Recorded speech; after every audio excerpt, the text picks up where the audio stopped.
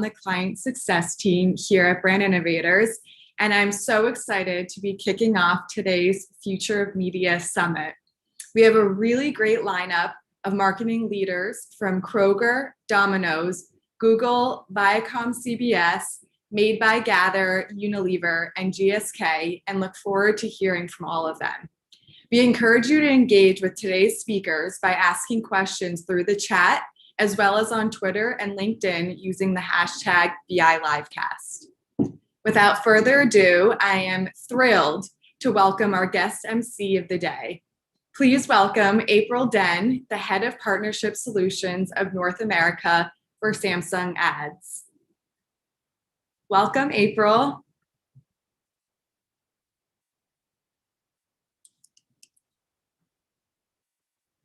Just be sure to turn on your camera and your sound, and we should be good to go. Sorry about that, guys. Can you hear me now? Yeah, we can. Here we are. Thank you, Izzy. I am so excited to be here and welcome everyone to the Future of Media with Brand Innovators. If you aren't familiar with Samsung Ads, we are the media division of Samsung Electronics.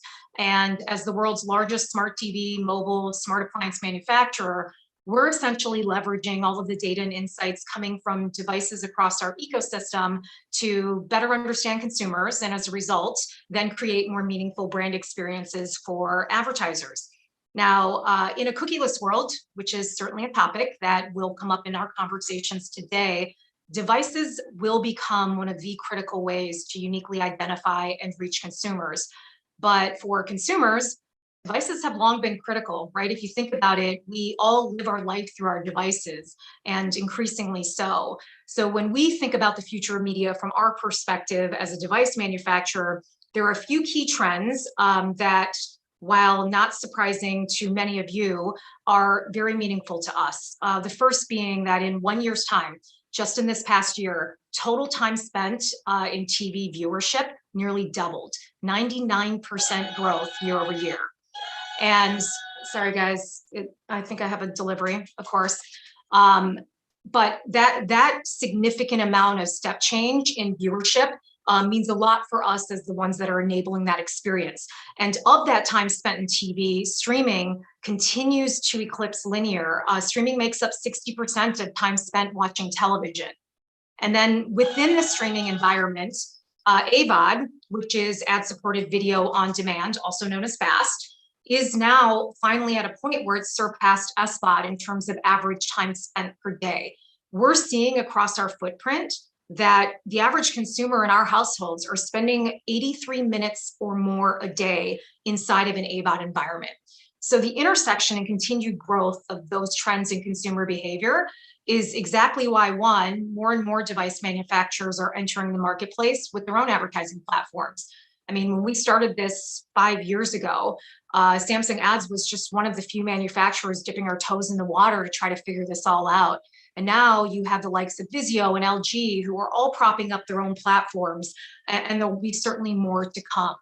The second thing I'll say is device manufacturers, we're looking to own more of that time spent streaming, which means expanding that role from manufacturer also to publisher and creating our own streaming and content distribution channels. Our own Samsung TV Plus, which is our streaming service, has now become the second most used AVOD app on our operating systems. And that means it's a very real opportunity for us as a brand to not just enable that consumer experience from a device perspective, but to create those experiences in those environments as well. And the final thing I'll say is that data will continue to be the currency, but in a cookieless world, there will be a shrinking opportunity in terms of supply. And there will be a shift from quantity to a focus on quality. And device manufacturers are really going to double down here because they have a very unique position to leverage data, not just from televisions, but to also layer that with data coming from mobile devices, data coming from smart appliances, and really being able to take their insights and connect the dots and fill in the gaps that cookies are leaving behind. So you can expect device manufacturers to lean in here, not just on targeting, but to start to make some serious investments on measurement as well, whether it's through building their own solutions or through developing new and unique marketplace partnerships. So today, you're going to get a lot of other perspective on trends, on insights, outcomes, predictions from marketers and media experts across a number of industries, including retail, CPG, QSR, technology, and pharma. Each discussion is going to include a Q&A session at the end, so you can feel free to submit your questions along the way. All you have to do is click on that Q&A button at the bottom of your screen, and then they'll get to those questions at the end. And with that, I am thrilled to welcome our first speakers of the day. We are joined by Kay Vizin, the Director of Media for Kroger. Moderator for this session is going to be Lauren Lee, who is the Head of Product Marketing for Watson Advertising at IBM. And they'll be discussing how advanced technology like artificial intelligence will impact the future of media and marketing, both creating efficiencies to scale and driving a measurable business impact. So please join me in welcoming to the stage Kay and Lauren. Welcome, ladies. And Lauren, I will turn it over to you, and then I'll join you guys at the end.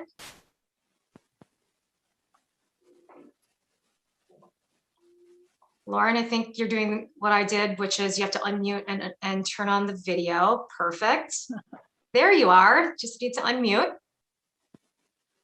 Gotta love the wheel of death, right? As you're trying to log on. We're just living our best lives. Thanks, ladies. Hi, good morning, everyone. How are you? Good. Thank you. Nice to see you both.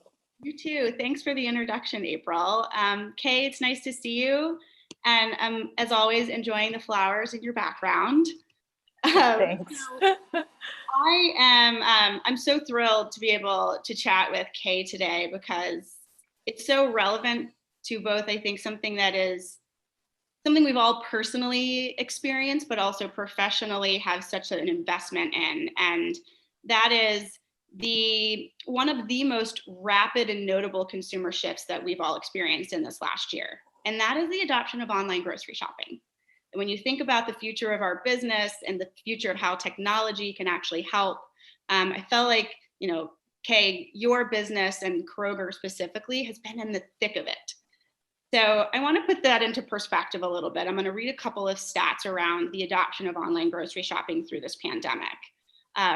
So it's been said that 79% of consumers have bought groceries online, which is a jump from just 19% a year ago. 36% of consumers have said that they've changed who the primary grocery shopper is in their household because of COVID. US online grocery sales have increased from $1.2 billion in August of 2019 to almost $7.2 billion in June of 2020. That is a tremendous growth. And then according to a Business Insider Intelligence report, it's projected that as this pandemic begins to take its course, that online grocery shopping adoption will reach roughly 55% of US consumers by the end of 2024. So that's why I think it's something that we've all personally experienced. And that's why I'm just so excited to chat with you today, Kay, because you, like I said, have been at the front lines of this rapid transformation. And so a few public stats about just Kroger's results from 2020 to put this into further context. So they saw digital sales grew into Q4 that outpaced their full growth in that segment. So total digital sales and e-commerce growth of about 116% increase in 2020. That is outstanding. Kroger CEO Rodney McMullen recently shared on an earnings call that delivery sales increased 249% in Q4 alone, that pickup services expanded to more than 2,000 stores nationwide, and almost 2,000 delivery locations. And they're soon activating their Kroger delivery network that's going to be powered by Ocado. And lastly, their digital sales and e-commerce business in 2020 surpassed $10 billion. So you can see just how much of an impact that a business like Kroger has had both on us as a consumer, but when you think about the future of our business, how quickly you've had to change and pivot your media strategies to keep up with that real-time change of consumers. You can see why you've probably been incredibly busy this last year. So, Kay, before we jump into just what your team has learned through all of this transformation, and also just your point of view on the future of how our media business will impact you to do your own job and have an impact on your business. Can you first share a little bit about what's your role inside Kroger and how does your team kind of work together? Sure, happy to. And thanks so much for having me here today, Lauren. As you were rattling off those stats, it was giving me kind of like goosebumps, just because we would never have expected. Those were the kind of numbers that we would have seen in 2020.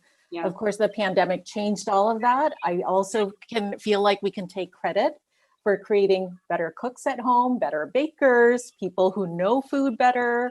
So I think that was also a good thing to come out of it. But as for my role, so I lead Kroger's integrated media team. We're part of Kroger's larger marketing team, but my team is responsible specifically for integrated media strategy, media partnerships, sponsorship strategy and activations, media management, and our performance activation teams. And over the last year, what we've been doing is making intentional shifts towards what we call people-based media planning and buying. And we've really accelerated our focus on outcome-based media activation. So what that means for us, it means reporting back to the organization what marketing's contribution is in driving incremental sales and trips versus the standard media metrics, where if we brought them in and shared them with our executives, the first question was always like, okay, but what does that mean for the business? So since we've been implementing these changes, we've now seen a 20% lift in our own ROI in terms of that. And then coupled with our master brand launch of Fresh for Everyone, we've also seen an 80% increase in overall ad effectiveness. So we're really happy about that as well. Those are impressive stats, especially coming off of the year that you guys have had. So I'm curious, we've all made, experience and have had some major learnings this year. What has been your team's biggest learning through all of this disruption? And how would you ultimately characterize Kroger's current position to effectively market and have that continued, impact and result to your business as you look to the future of how our business is evolving? Sure. We're really fortunate because we've just seen such an influx of new customers enter into our ecosystem, shopping with us because of the pandemic. So we really benefited. What's interesting is we started to see a direct correlation as cities went into lockdown. Our customers and new customers started shopping with us online. And then as restrictions started to open up, we saw shoppers and new customers come to us in store. And because we ground ourselves with the customer, they're the focus of everything that we do, and they guide everything that we do. We've had to be really, really nimble. We've had to shift our media approach on the fly as the world around us has changed, as our customers' behaviors have correspondingly changed, and having to be nimble, meeting them wherever they are, delivering the messages that matter to them in that moment and on whatever channel they're currently using. So in 2020, that was a really great training ground for us to do this. We did revise our media strategy early on to build in as much flexibility as possible to modify those plans and buys based on the signals we were getting back from our customers. So we adjusted our media mix. We shelved long plan messaging and shifted to messaging that was more relevant for the time. So that meant safety messaging, that it is safe to shop in our stores. Thank you messaging for our associates as well as our customers. And our associates in our stores truly are our frontline workers. And I just have the greatest respect and admiration for them and the work that they do. But when restrictions began to ease, like over the summer there for a little bit, our customers began shopping with us in store, but then circumstances were requiring them to stretch their dollars even more. So then we shifted to value messaging. And now vaccines are so top of mind for our customers. So now we're using our media to drive vaccinations. and happy to report that we've now administered over 2.3 million COVID vaccinations across our entire enterprise, and many more to come over the next few months. So we're carrying those learnings now into 2021. And so while we do leverage our first party data for targeting and measurement where we can, we're also implementing a very robust learning framework, getting comfortable working with cohort audiences, getting ourselves ready to work in multiple clean room environments, and to learn our way through this constant state of disruption and set ourselves in a really good place for 2022. Yeah. And what I'm super excited about is this is the first year where we are fully jointly planning with our partners in loyalty, performance, lifecycle marketing. So it really is a holistic, full funnel, customer-centric plan to ensure we're delivering the best experience for our customers and across every marketing activation. Yeah, being a part of a marketing organization myself, I can imagine the hurdles and just the amount of work it takes to align all of those different teams against common goals and using the same technology to really, create that holistic full funnel approach that's rooted in data, that is going to drive that ROI, that when you guys sit down at the table with your executive team, that you guys can, talk that language and really prove that value. And I should add thank you to Kroger, because as of Monday, I am fully vaccinated thanks to Awesome. Thanks to your operation. So it's very exciting to get back into life, hopefully soon. Yes. So it's very clear then that you guys are operating as a very data-driven marketing organization. You are in likely an enviable position to many marketers, given your robust first-party data. I am curious though, through all this rapid pivot and change from the consumer behavior side and how you guys have been able to adapt to that, when you think about the future of our business and you think specifically about the loss of traditional identifiers, cookies and IDFA, and the immense impact, the impending immense impact that will have on all of us, how are you guys thinking about that impact to you and your first party data and your ability to use it not only within your own walls, but then as you look to expand further outside? Yeah, so you had to go there, didn't you, Lauren? I had to. And rightly so. It is just so top of mind, I know, for us and probably for a bunch of other marketers out there. And so this is where I feel like Kroger, we're coming from a really solid foundation, even before the pandemic, even before all of the traditional identifiers conversations and changes have been happening. So we built our first party customer base, and we've been building it for decades and working it for decades now. And it has significant scale. It's really high quality just by virtue of our customers, and they shop with us weekly, sometimes twice, sometimes 3 times weekly. So it's just really such great quality data. And so, but with that said, we still focus a portion of our marketing spend to continually welcome new customers into Kroger and grow our first party contactable customer base. So that's really important for us, and that is foundational for us. And so it's within our own walls.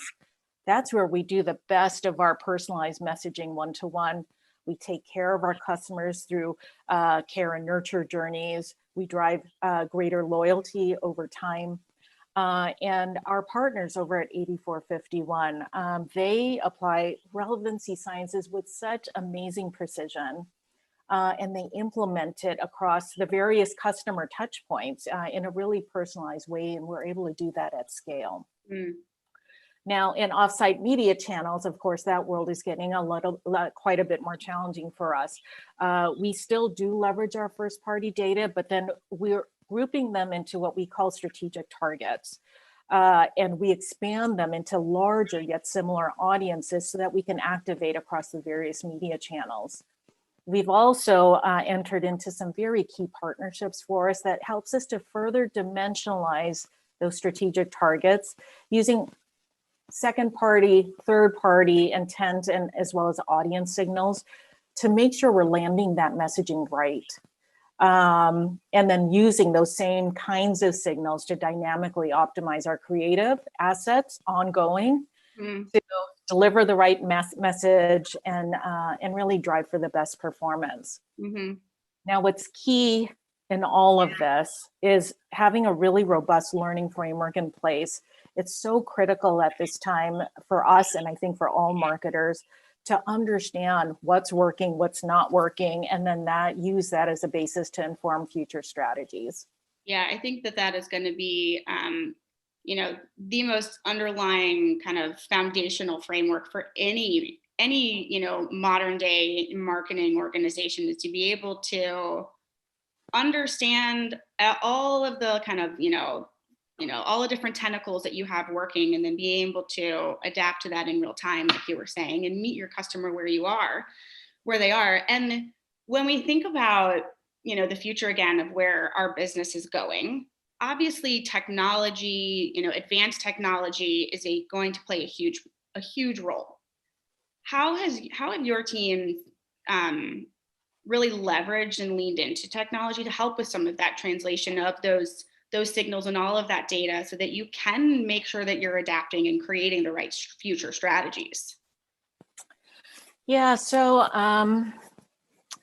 as I was saying earlier, we do have a robust and proprietary CRM program in place already. And over the years, we have steadily developed our marketing tech stack. And now it is at a place, and I'm super excited about it, where we can now action off of those customer data signals and insights. Because customer first is just part of our DNA. It guides everything that we do. So we use that to develop our overall marketing objectives, to arrive at what are our goals, our media strategies, identifying our strategic targets, and then being able to activate on-prem as well as in our offsite channels. Mm-hmm. And because of that internally built relevancy science that truly personalizes those experiences to customers when they're logged into our owned and operated channels, we're now able to explore applying that relevancy science at the strategic target level and leveraging it across all of our offsite media channels. Mm. There is technology that underpins all of this, and it took us a long time to get there. It was not easy. It required making a lot of business cases to the C-suite to make that happen. Yeah. But bit by bit, we got there. And so pretty excited for where we're headed now. Yeah, that digital transformation can be a long and winding road for a lot of people. Mm-hmm. So, of course, being Watson Advertising, a part of IBM, we are true believers in advanced technology like artificial intelligence. And as you mentioned with your first party data set, that you guys have been building that for decades. IBM has similarly been building artificial intelligence technology for the equal part of decades. And we kind of understand the potential it might have to shape the future of our business, to create this open web and ecosystem that I know we all want, both as consumers, but also as professional marketers. I would love to hear your perspective and Kroger's views of artificial intelligence, if you've been using it in certain use cases in your business, and what your experience with it has been. Yeah, so this is an area that our company has been really interested in on multiple fronts. And one example that I'll give you, and it's a big one for us, is our partnership with Ocado. And Ocado is really a leader in grocery e-commerce, and they're quite well known, more in the UK and doing very well there. But that partnership has introduced to the United States via Kroger proprietary technology that leverages artificial intelligence, advanced robotics, as well as automation. And it's done in just the most incredibly seamless and efficient way, from a fulfillment perspective, from picking and delivery capabilities, even with fresh products. It's just amazing how the robotics can actually pick really fresh. Yes, and not bruise, and do it in such a gentle way. But really, it just enables a more efficient, more streamlined way to get our customers the groceries that they want, as well as general merchandise. Mm. So we're starting to roll that out now with plans for expansion throughout the country and even beyond our existing store footprint. So that's number one. So that's at the big enterprise level. Yeah. Now, specifically within marketing and media, what we're excited about is leveraging AI in the area of content and creative. So, for example, the way we used to version our ads, we go by different names throughout the country. Mm. And so just versioning for us is just a part of what we have to do. But it was a very manual, very labor intensive, time intensive process for our teams. And so now we are exploring ways, implementing AI in the creation of copy and imaging versioning. It's using visual intelligence. We're integrating it into our systems. And this is now automatically producing thousands of versions for us in like hardly any time at all. And then with the ability to optimize those versions based on performance readouts that are coming back, within our ecosystem. Now, we do leverage AI in aspects of dynamic audience creation. So that's going to be a nice marry to that in real time. And that's based off of our on-site user behaviors, as well as optimizations towards certain KPIs. And we're just expecting that it's the kind of AI that learns over time, and then it's just going to become more advanced. And I did want to call it one super fun way that we're leveraging AI, and that's with our launch of ChefBot. So ChefBot is an app. It's on mobile, so you can download it. And what it does is it uses image AI. It recognizes food items in your pantry, in your refrigerator, and it suggests recipes and directs you to Kroger.com. And it's awesome because it gets better at recognizing food items the more images are kind of loaded into the system, and then it personalizes the recipes to that user too. So that's really fun. And we're seeing some nice awards from that as well. But with all of this, AI, even with AI, there are costs associated with that, right? So we do need to keep a close eye on the return of those investments, because even AI, and in implementing it, it is expected, the expectation is it needs to drive a higher ROI, because we don't want it to cannibalize our media spend. Yeah. And I think, one of the value that I've personally seen of with AI, just having been ingrained in it for the last 5 or 6 years, is that it can help, marketing teams like yourself really focus and kind of take some of that manual effort, like you described, and allow your teams to just focus on more of the high value, so that you can better, report out and drive those higher ROIs. Mm-hmm. I think even just creating some of those efficiencies will dramatically transform marketers' impact to the bottom line. I know that just over the last 5 years, like I said, I know many marketers who understand and see the value of artificial intelligence, but are still struggling with finding like the right use cases and the right best practices to learn from, so that they can apply it to their business.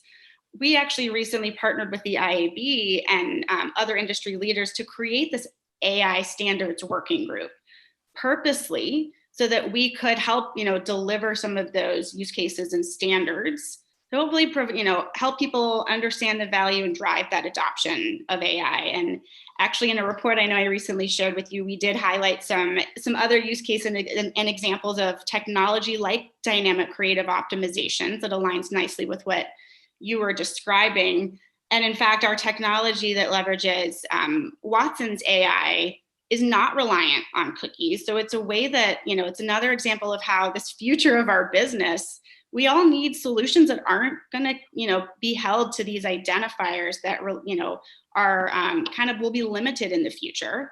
And, I also think when it comes to, dynamic messaging, like you were mentioning, I think AI will also help you kind of not necessarily only focus on the contextual relevancy of your message, but instead amass lots of different data signals from consumer behavior to the device that they're on or something, so that you can then predict and dynamically assemble those messages in real time based off of campaign performance KPIs versus only contextual relevancy. And I know in April's Open, she was even mentioning the advancements of streaming and how another shift in consumer trend, that's where everyone's headed.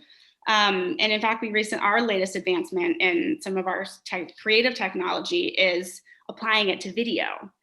That is such an area too, where I know marketers are resource constrained, they're ineffective optimizations, or they're really facing this need to drive that personalized, like one-to-one messaging through video onto channels like CTV or OTT, but it's kind of difficult to actually do that now and drive that measurable result that marketing organizations really need to prove. And I'm hopeful that as we see all of those types of AI technology that you described, both from the consumer value of being able to put a recipe better together based off of what I've got on my fridge, down to allowing marketers to create those efficiencies like you mentioned, and really drive that higher value for their organizations, I just think is so optimistic, and I'm excited to see that continue to grow. So to that end, and I'm curious, Kay, like I'm a glass half full kind of person, typically, maybe not in the last year, but I'm curious, when you think about the future, what is it about just, your business or just our ecosystem and our media business in general? What gives you the most anxiety? But also simultaneously, like, what are you optimistic about? What do you think we've got like in store for us? Yeah, I feel like nowadays that's really a double-sided coin. Yeah. So what gives me the most anxiety about the media future is it's this constant state of disruption. It is a constant state of worry. It almost feels like it's always just sitting right there, just under the surface, and you're always having and it's always like, saying, hey, remember, you gotta solve for this. But truly, any major announcement, any new regulation, right now we're seeing it on a state-by-state basis, it can have such a major impact on our plans as well as our go-to-market strategies. Sometimes it requires major modifications or overhauls even to our ad tech infrastructure, because there's new requirements and whatever else. And they can often be costly to do that because you need engineers. You need analysts on board, you need data scientists on board. And it's just getting so much harder to rationalize because you can't keep going back and asking for more capital. And often there's not enough time, because when you've put in your plans to prove out the case of what you presented before, then all of a sudden this new change comes in, and you've not even proved out the first, iteration. Yeah.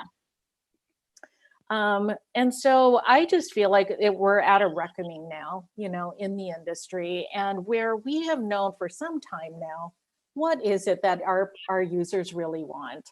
And so we know where it's headed, and we know it's giving users full transparency and control over how their data is being used. So you know what? Let's embrace it. Let's get on board and let's make it better. So I'm of the mind now that I just much rather let's build now for that future rather than continuing to spend so much time and energy and resources in developing these interim workarounds. And there's so many of them, just in attempt to hang on as long as possible to the old ways that we were able to do stuff. Yeah. And so, so with that, the other side of the coin is that does make me really optimistic for the future, because once you can get yourself there, it just means that, our customers are going to get what they've been asking for: greater control, full transparency, and then operating in an industry that really is fast tracking learning for that future state, understanding what it takes to deliver truly great customer experiences and value for customers, driving long-term growth, not just for us, but for all companies as well as the industry at large. I think it's going to be a really great thing for customers in the end. Yeah, I couldn't agree more. And honestly, I don't know if I could have summarized my own sentiment about the future on both sides of the coin better. Um, Especially, I'm just optimistic thanks to just that we live in a world where technology is at its point where I can get a vaccine from Kroger to support the future of my Right. own personal life. Like, yay, advancements in health technology, but also just, AI technology to help us as in our professional lives to support that, the control and the transparency and this open web that you've described. And let's build for the future. And I think we can, and I'm optimistic that collectively we can get there. So Clay, it's been such a pleasure. I know Here, what fun. like learning just about your business and your people-based approach and how you just watching Kroger having to adapt so quickly. And I'm genuinely actually excited to observe your work from afar. So thank you. Yeah, thank you for that. April, I think that is it. And if there are any questions that were shared, we'd be happy to answer any.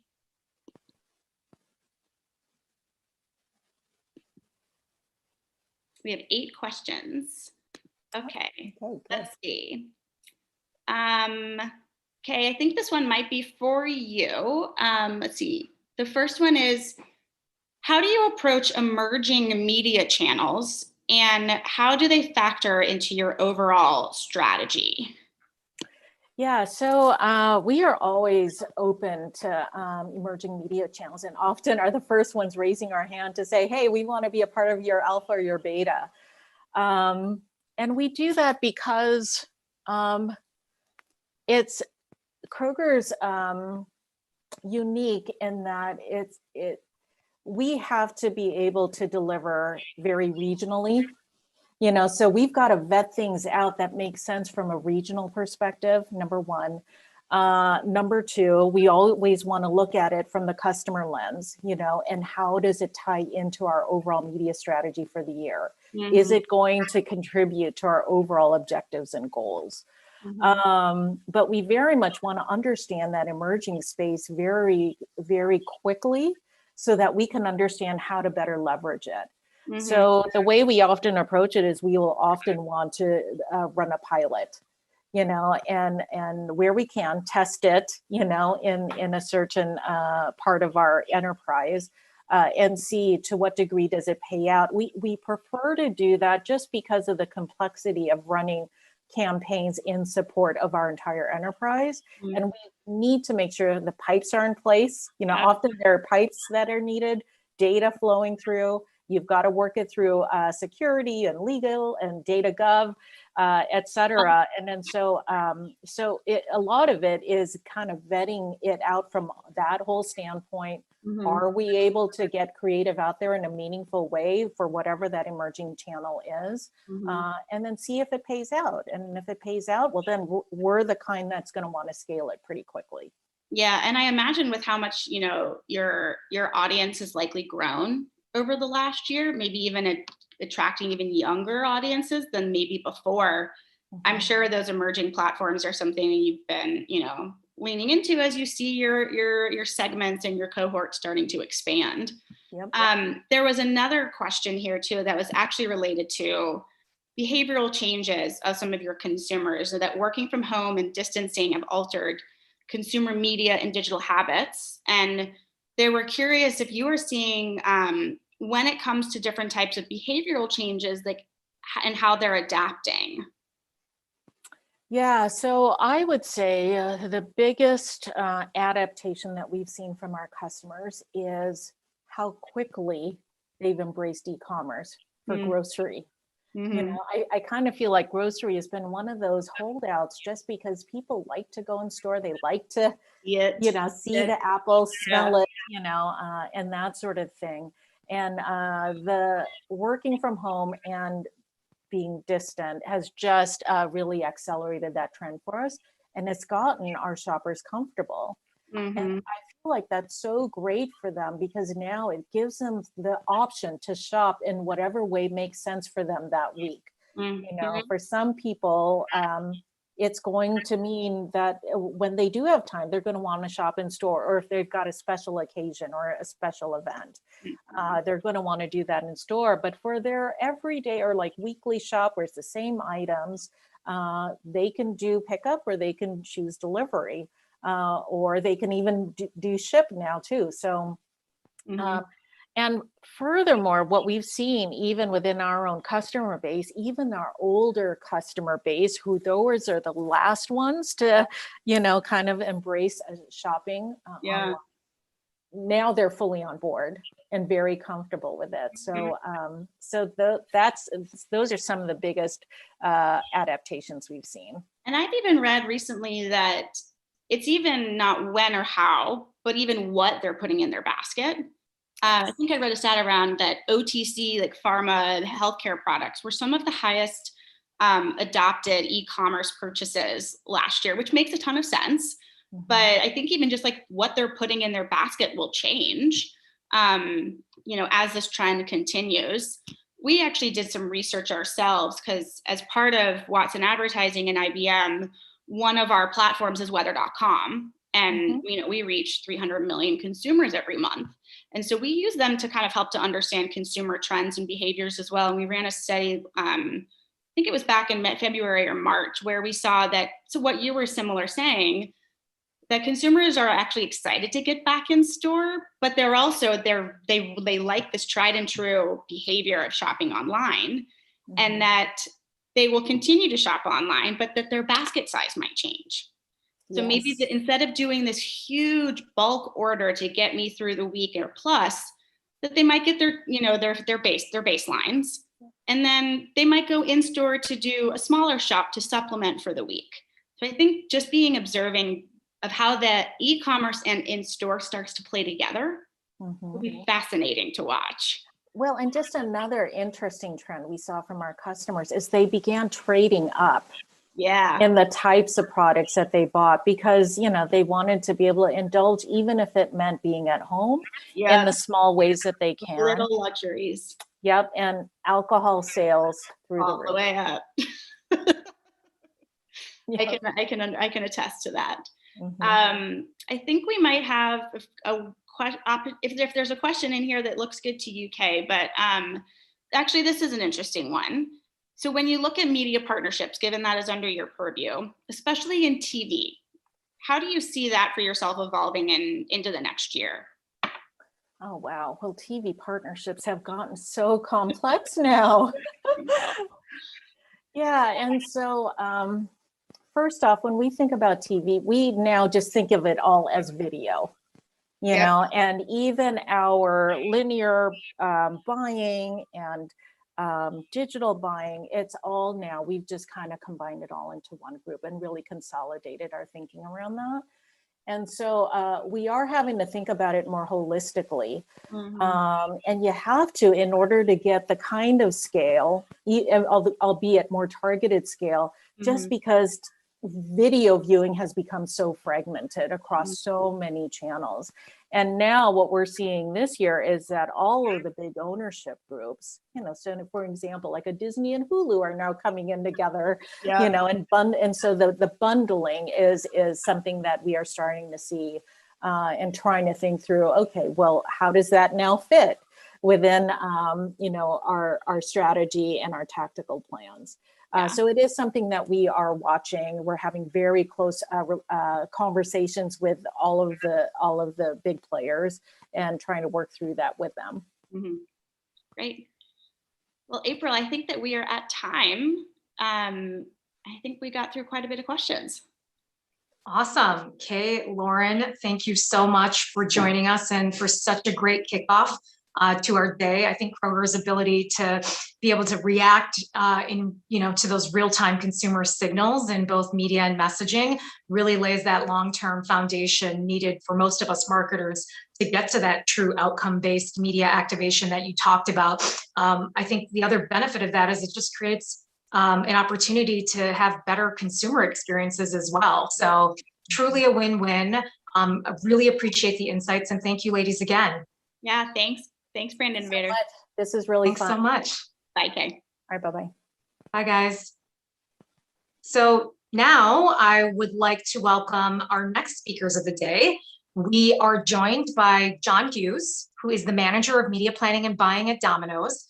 And this session will be moderated by Fred Pericini, who is the client lead at Mindshare, and we'll be getting a little more insight into Domino's well-known spirit of innovation and what they've learned along the way. So without further ado, I would love to welcome to the stage John and Fred. And Fred, I will turn things over to you. Great. Thank you very much, April. I appreciate it. Hey, everybody. We're going to talk with John today about the Domino's business. And of course, what's been a very, very interesting year for all the brands, not even just ours, but also learn a little bit more about their spirit of innovation, and then even how the past year has challenged them and how they've risen to that occasion in some ways. But before we get into that, John, why don't you tell everybody a little bit about yourself, your path to Domino's, and then what you've done there since you've gotten there in your role today. Yeah, thanks for having me here, Fred.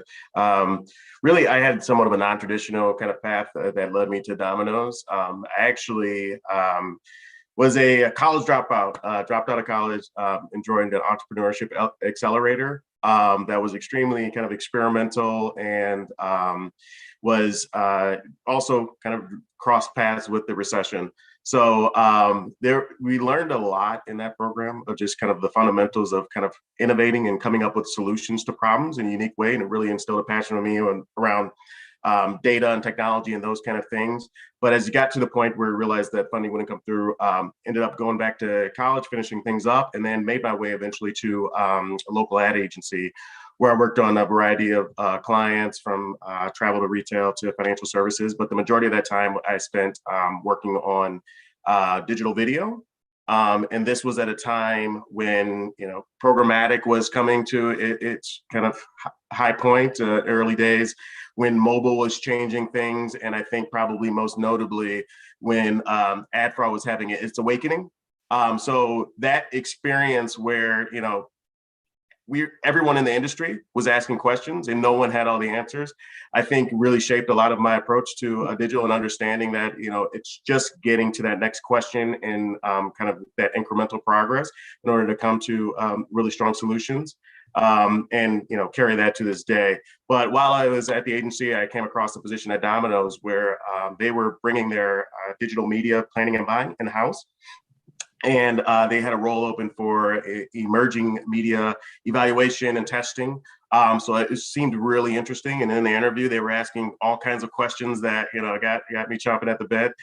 So I was able to take that job, stayed in that role for about 6 months, and then went over to manage the entirety of the media planning and buying on the digital side of the house. So did that for a couple of years. And then for the past year and a half, I've been more focused on the television side of things, where I get to work with the great folks at Mindshare on figuring out the future of Domino's video and television strategy. Yeah, no, that's awesome. And, it's one of the things in the brief time I've worked on the business with you and the company is that spirit of innovation. And it's interesting how you even said how you're able to merge those two passions together from the time you were in school and then to seemingly finding a perfect position with Domino's and what they were looking for. That's it's one of my passions as well, is the innovation in media that we see. And I'm not going to say how long I've been doing this because I don't want to date myself, but it's incredible, the growth and the change that I've seen in the industry and the way we interact and do things now. I just couldn't imagine that when I was an assistant planner. And I love bringing that to my clients and to your business as well, but also with the mentality of it needs to make sense for us. One of the things I did notice that, Domino's has an excellent history of just some innovation. Their app, in my opinion, is best in class in use and accuracy. Things like the DXP pizza delivery video, which I told you the other day, I didn't even think was real until I saw one a couple of days ago. And I was like, oh my God, they are real. But even like how you guys found those moments-based innovations with the pothole fixing thing, which, at a glance could have seemed like a gimmick, but it wasn't, because it was actually the way it had so many key touch points to your consumers. I thought was so cool in that it met a need coming out of the winter when potholes are all over the place. And you're able to marry it to how it could affect pizza delivery. So it's something that could have seemed far off came nicely together. But and even just now, I know was the launch of the automated Noro car test in Houston. But could you just give me a little insight, like when you guys come up with innovations or drive for innovations, what is it you're looking to do or learn from those? Yeah, that's a really good question because we have a set of kind of core values that we try to live by. And one of the kind of key ones is championing our customer. And what that really means is we approach kind of our customer relationship and knowing that every interaction that we have with our customer is a chance to deepen that relationship. And on the flip, that means it's an opportunity to potentially damage that relationship. So we take that with a high bar of what we need to do. So really a lot of what we're focused on is removing friction from the process. It's kind of like the old adage of, if you're planning a wedding or something like that, make sure you have name placements across, because there's this moment where people walk into the room and they're just kind of confused. They feel like they're in middle school and at the cafeteria, like, where do I sit? And we want to kind of avoid those kind of situations. So from our app to the online experiences, we're really always kind of focused on removing that friction and making it easier for the customer to place their order and have an enjoyable experience. Because one of the big innovations that we've had that was small, but I think one of the things that when you talk about working at Domino's, a lot of people always go to is the pizza tracker. Really, that was a customer insight of knowing that there was this kind of arc that happened where people would order a pizza, they're excited, and then they wait. But there was this point of like, all right, is the pizza close? Is it in the oven? Or did they forget about me?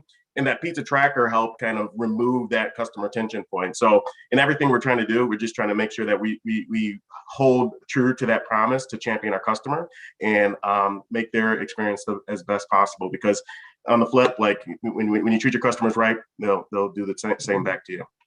Oh yeah, and I will certainly admit I'm guilty.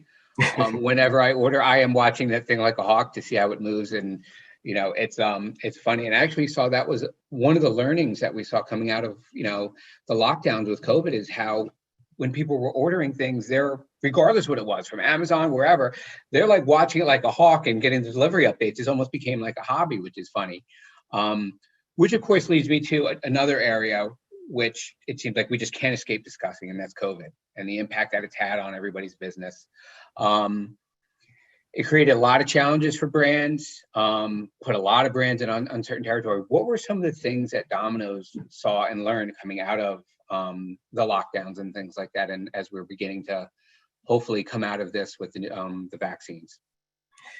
Yeah, I mean, clearly we had to deal with, the same problems that everyone had to deal with people working from home and how do you, get Skype to work and all those kind of things. But I would say a lot of our issues that we had to overcome quickly was understanding how do you best serve the customer. We already had a very strong focus on food safety and those kind of areas of the business. We clearly had a path for electronic ordering. We clearly had a delivery service, which put us in a better position than a lot of companies going into the pandemic. But when we kind of operationally dealt with things, we had to kind of observe and understand what people felt comfortable with, how to create situations where, again, that friction's removed. So one of the early innovations that we came up with was the pizza pedestal. It was basically just a piece of cardboard to sit the pizza on, so you didn't have to have contact with the delivery driver, and everyone felt safe. Typically an operational change like that, could take months or years, and that happened pretty quickly. And I think the biggest thing that we learned, even through having to change our spots on TV and having to create new spots and having to do those virtually, is we realized that we can move at a pace faster than we thought was possible. And I think ingrained in how we think, we understand that if you're able to iterate, if you're able to iterate faster than the competition, chances are you're going to win. If you can make 10 iterations in the course that someone else makes 5, it's pretty clear kind of who can get to the impact. Every iteration doesn't need to be perfect, but every iteration gets you closer to perfection. Yeah, and I think also when we were chatting the other day, you had mentioned what seemed somewhat perfect in timing was how we're starting to push more towards car-side delivery, which is inherently not something people think of when it comes to Domino's. You think it's the car coming to you, but was there an innovation, a thought process that got you to, hey, we should kind of push for carside delivery even before COVID happened? Absolutely. It's strange kind of how the timing happened around there, because this was years in the work. I mean, we understood that there was a pain point for customers. We understand that there's some people who prefer delivery. There's some people who prefer carryout.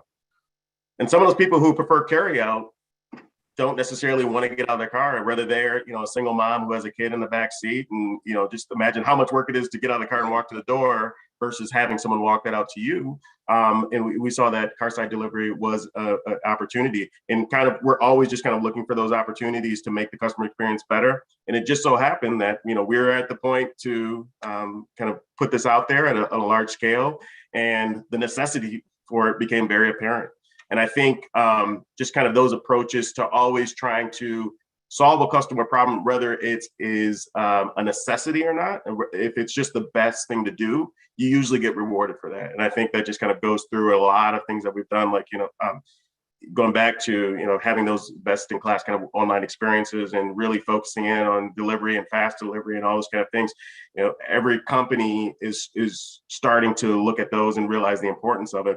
But it's just kind of staying ahead of that, because if you're a company who's just kind of looking at carside delivery now, you're a few steps behind, but it's still the right thing to do. So any of those other things that you can see kind of in the future that customers are going to need or want, it gets you in a better place. And it goes back to kind of what you were saying about Nuro. It's the same thing. I think everyone sees a future where autonomous vehicles have a place.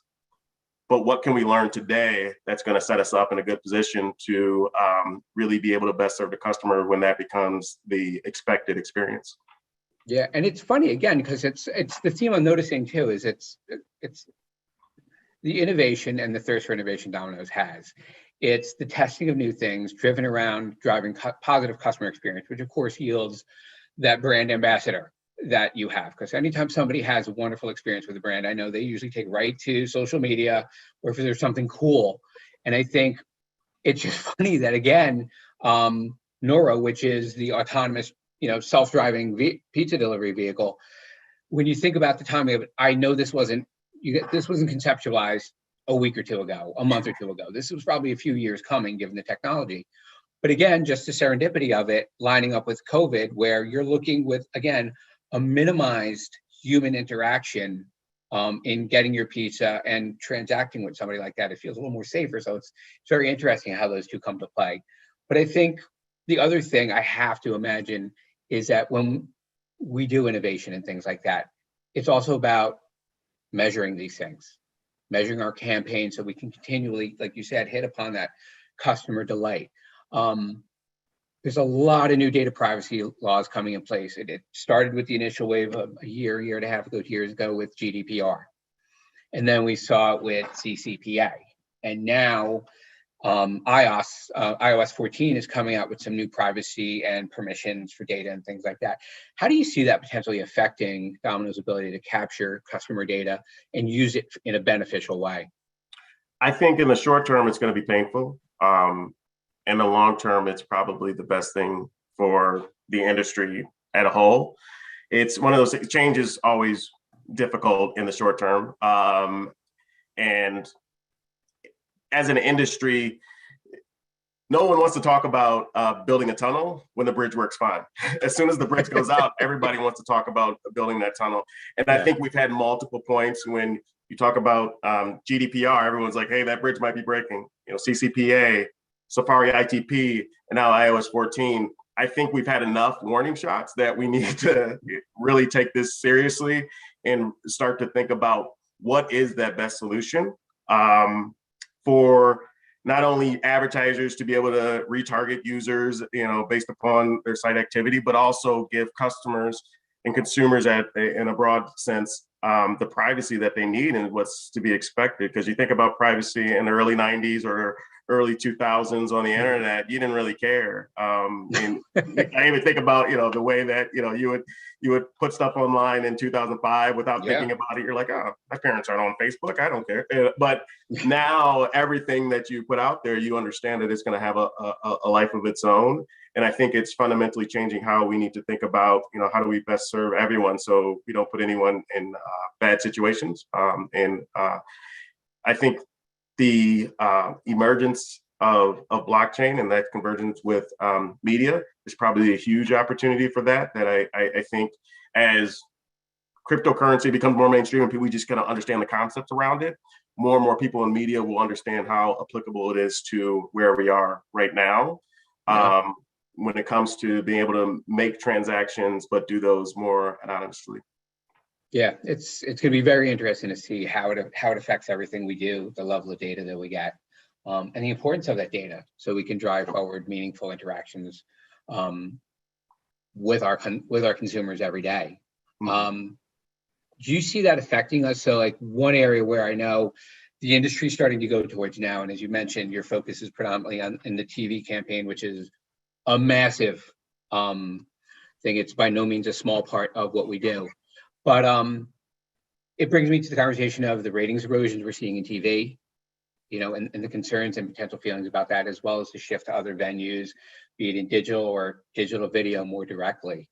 How do you feel that the changes in these data policies might affect moving to something like a heavier video or digital campaigns? I think, again, it's one of those things where we all need to very seriously kind of start having conversations about pushing everyone outside of their comfort zone, whether that's brands or measurement partners or publishers themselves, and agencies, everyone in the ecosystem, because there's organizations like SIMS who are really focused on figuring out ways to do a centralized measurement and things like that. I think that's what we're going to need, is some sort of ability to measure things centrally, because as long as there's this confusion point between a television impression and a digital impression, whether that's video or whatever it might be, I think it's just opportunity for people to buy things that they don't necessarily want or understand the difference. Because I would say, I always talk to people when we talk about digital versus TV. And TV, you put one spot out there, 1 million people see it. Digital, you put one spot out there, one person sees it. The inherent value of those are very different, and we need to be able to account for those in similar ways. Yeah, it's going to be a very, very interesting landscape moving forward. And then just real quickly before we head over to the Q&A, because I see we have about 6 questions teed up here. What media trends excite you the most coming into 2021? And as we are already beginning to talk about 2022, crazily enough.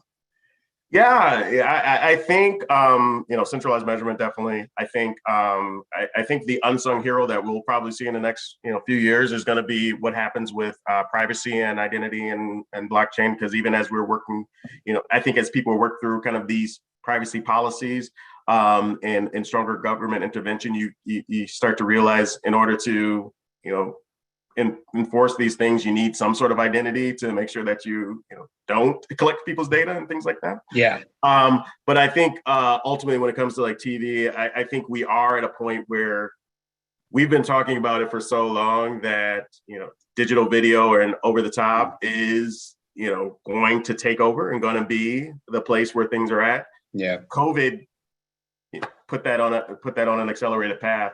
So I think we're at a point where it's becoming a reality of the importance of digital video in everyone's media plans. Yeah, it's really interesting to see how the pandemic accelerated that, almost put afterburners on that. To me, one of the cooler things coming out of that was something that I don't think a lot of people expected, was how the 50+ audience, their use of it almost doubled. The way they adapted to it very, very quickly has been nothing short of incredible, and I think has helped speed that along. But thank you. This was a great conversation. I want to get over to some of the questions that we have. Great.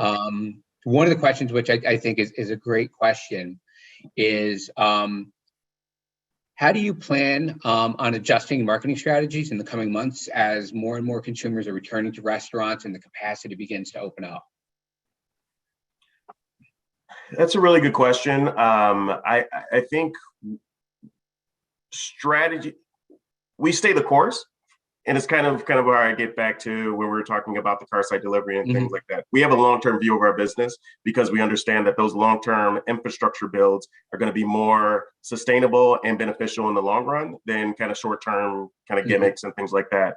I think the interesting thing to that point is none of us know at this point how long the COVID hangover is going to last. I think there's a lot of people who didn't order delivery before or didn't order, most of their food delivered or would go out, who might prefer it now. And there's a lot of people who used to go to the movies who bought a 70-inch TV and prefer to watch movies at home now. And how long, yeah, I have very little interest in going to movie theaters at this point. Yeah. I'm not sure how long that's going to be that way. And maybe it changes over time, but I think there's going to be some fundamental changes in consumer behavior that we don't see for some time now, that it might be biased towards staying at home. Okay, no, that's so true. I think it's going to be very interesting to see, not just within eating, but just in general, sporting events, concerts, putting your hand in a bowling ball that you don't own anymore, like all these things you never thought about, that could change the way that works. Yeah. Also have another question. What is Domino's approach to partnerships with influencer publishing or other companies? So for example, Epics. Typically, what are the objectives that are looking to be fulfilled here versus other partnerships? Yeah, I mean, I hate to oversimplify it, but it's the truest sense of it. Since we are a franchisee organization, the dollars that we spend are those franchisees' dollars to help drive sales. It's to help put their kids through college, to help pay their mortgage. So we are really focused on driving a measurable return on our investment for everything that we do from a marketing standpoint. So we need to be able to measure things, and we need to be able to show that it's actually providing tangible benefit to a franchisee in order for us to approach it. And that goes from spots and dots to any kind of partnerships we do. Cool. Looks like we have time probably for a couple more. Here's more of a general one. In what ways is Domino's looking to stand out in the eye of consumers? Wow, that's a really good question. How do we want to stand out in the eye of consumers? I think, really we want to be, transparency is a big piece for us, because going back to that pizza turnaround and really being transparent to consumers. I think that may be the biggest one, of really being transparent and making sure that we keep the customer's best interest as a primary. Yep. And then somebody else had asked, which I think is interesting too. It's so working from home and distancing have altered consumer media and digital habits in many, many ways. What are you seeing when it comes to those types of behavioral changes, and how do we feel that people are adapting, or consumers are adapting? So how are consumers adapting to the change in the routines from working from home and distancing, and how it's changed, the consumer media as well as their digital habits in so many ways? Yeah, I think overall there's a stronger comfort for things that we're already in the works. I think a lot of the behaviors that we have right now, I mean, when we talk about, watching digital video from home, ordering delivery, all of these things were already in the works of, and we could tell that they were scaling. I think COVID just expedited their scale and may have solidified it a little bit more than a world without COVID. Cool. I think those were most of the questions that we had. So I just have a couple of others for you. One, which of course, in any topic, in any conversation about pizza, the question that must be asked is, are you okay with pineapple on pizza, or is that a no for you? I am absolutely no. Like I understand some people enjoy pineapple on pizza. I just don't understand why. Yeah, I'm right there with you. I understand the potential to savory and sweet, but I guess I'm a traditional pizza guy. It's the cheese, the sauce, and your traditional meat toppings, but that's just me. So same thing. Yeah. Nope, I think we just got another question in. Let's see. This is an interesting one. We can't have a conversation like this, discuss innovation without covering Gen Z. What could heritage brands learn from newer digital first brands when it comes to authentically marketing to Gen Z? That's a really good question. I think the heritage brands need to pay attention and make sure that I think really it's the listening. It's the same values that you have for any other demographic. I remember the millennial conversation, that was happening, 10 years ago. And I think it's the same thing of just really paying attention, having a pulse, and not trying to force your will on your customers. It's really understanding where you can help them. And I think the brands that continue to kind of listen and sometimes follow the lead of people who are more attuned to Gen Z will be successful. Okay, and then I have one last question for you, which does go back to the trends in consumer behavior that we're seeing and the shift in what we've seen. Of those trends that we've seen, be it the shift to heavier video consumption, digital interaction, and things like that, which ones of those trends do you think will be the most important for Domino's in moving forward in 21 and 22 and beyond? So when it comes to 2021, I think definitely kind of video trends are going to be there. And I think really, I don't think anyone can avoid the iOS 14 conversation. I think for every brand, that's probably going to be one of the biggest ones, because whether it has an immediate strong impact or it's going to have a strong impact in the coming years, it's stuff that you have to plan for and have to start getting solutions for. And like I was saying before, I just hope that as an industry, we can start to work more together and figure out solutions rather than everyone kind of being every man for himself when it comes to finding solutions to some of these problems. Because especially we're at a point where Facebook is out there asking for government regulation. There's going to be some probably regulation that happens with Google and Amazon and all these other folks that are out there, and the question is, do we want someone in Washington who has to ask the question, how do you make money when you don't sell a product? Or do we think that folks who work in this every day in and day out may have some better solutions? And I think it's the latter. It's just whose hand's going to be forced, and if we don't act, it's going to be government's hands. Yeah, I think it's going to be very interesting to see how that develops moving forward. And I was even reading an article where it's not just how it affects brands from our perspective, but it also brands in terms of our partners' perspectives. And their ability to capture data and work with us on that. So it's going to be very interesting to see how that affects us all moving forward. Yeah, I couldn't agree more. It's all the stakeholders have something that they need to bring to the table. Yep. Thank you, gentlemen. I actually would love to chime in with one question of my own. I'm just going to be selfish because we have a couple of minutes. But John, so you talked about this idea of removing friction to provide the best consumer experience possible. And then you also talked a little bit about this idea of needing sort of standardized, centralized measurement. To me, that's friction in the industry for us, right? We all have different ways of measuring. There's different standards just based on who's doing what or who owns what. So I would love to hear just a little bit more about how you guys approach measurement and understanding how to tie all of the things that you do to streamline your own efforts and understanding what the business impact is of all of kind of your efforts. Yeah, I would say one of our biggest pieces to get holistic measurement is a media mix modeling and understanding kind of the time series impact of our media. So I think that's kind of how we get that holistic. But I think I'm a strong believer personally, and I try to kind of preach internally and to folks externally, is that media in a lot of ways just still comes down to reach, frequency, and spend.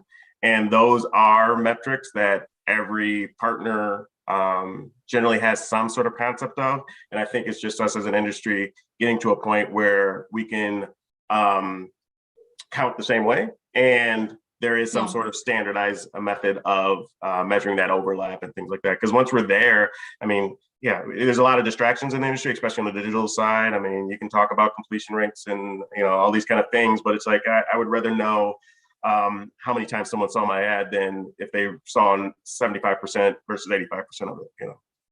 Yeah, I completely agree. So given just kind of everything that's happened over the last year, what do you think will be the biggest changes in your media strategy for next year? That's a really good question. One of the things that just organizationally, we've had some restructuring over the past year, or maybe a year and a half at this point, where both our digital and our television lead up through the same org. They used to be kind of in separate orgs. One was more of a marketing org, one was more of a digital org. I think that's probably one of the biggest things that we're going to continue to double down on is these worlds are converging. Like, what's that middle ground and how do we connect these dots? It's the same kind of conversation of how do you get that better measurement, is how do we get that better measurement internally, and then have conversations with our partners on helping us improve that as well. Yeah, I mean, to me, that's almost like a challenge that's experienced on both the brand and the agency side. Is just the working in silos means, you're not really leveraging the synergies of all of the work together because they're not all really speaking together or connected in a way for you to be able to do it, even if you wanted to do it. So I think that's super important to start figuring out. The other thing I was curious about, because you are well known for sort of being an innovator and really a tech company for everything that you do. Do you, in terms of teams, speaking of silos, but also speaking of just like empowering innovation within sort of the fabric of everything you do, is there a team that sits at Domino's that solely focuses on innovation and where we're going next?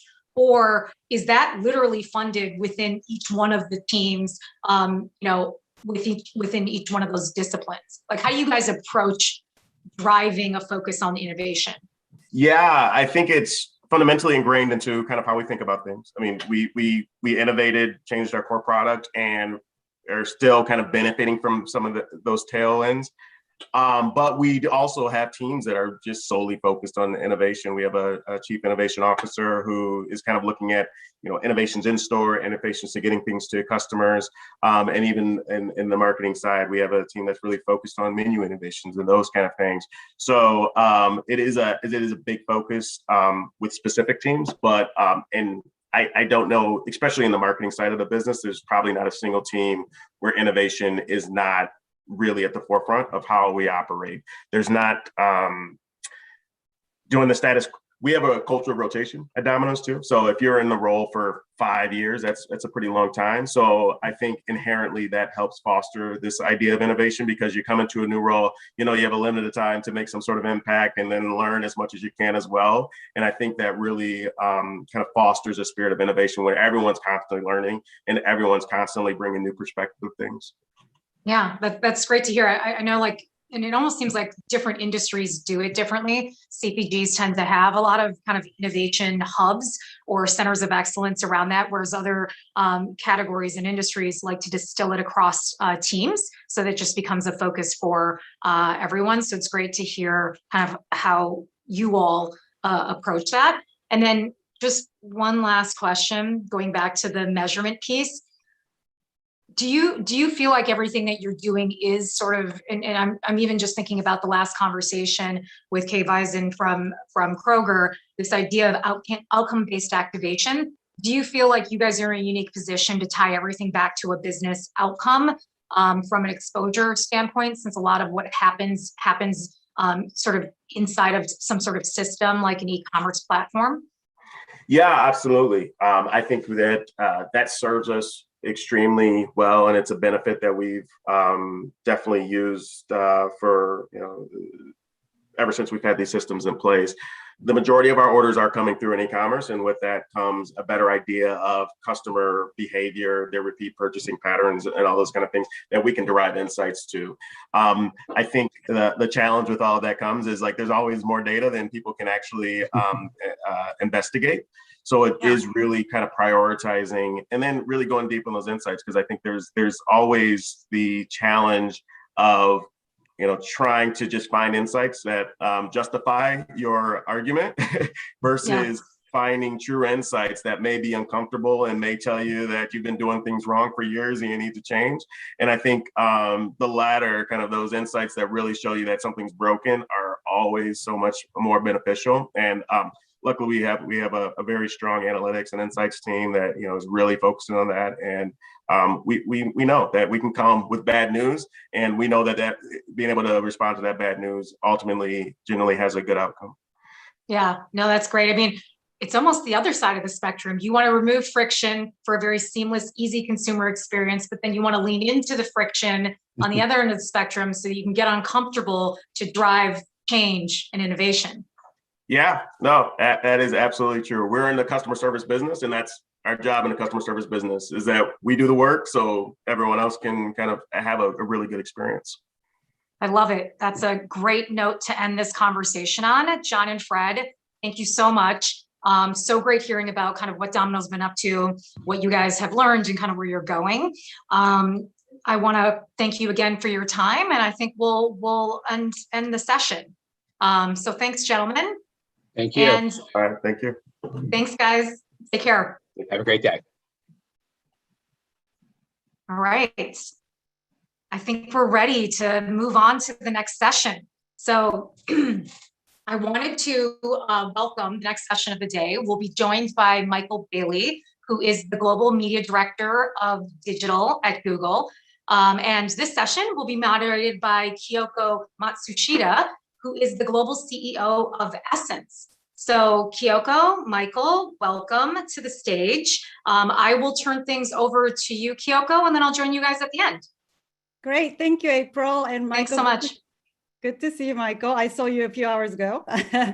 I'm really excited to have this session and conversation today. And I know that the audiences are very much looking forward to hearing your thoughts and point of views on the future of our industry. I mean, we are in charge of media, but it's not limited to the area of media, right? Creative and advertising and marketing overall. So I want to make sure that we leave some time to answer the questions from the audience.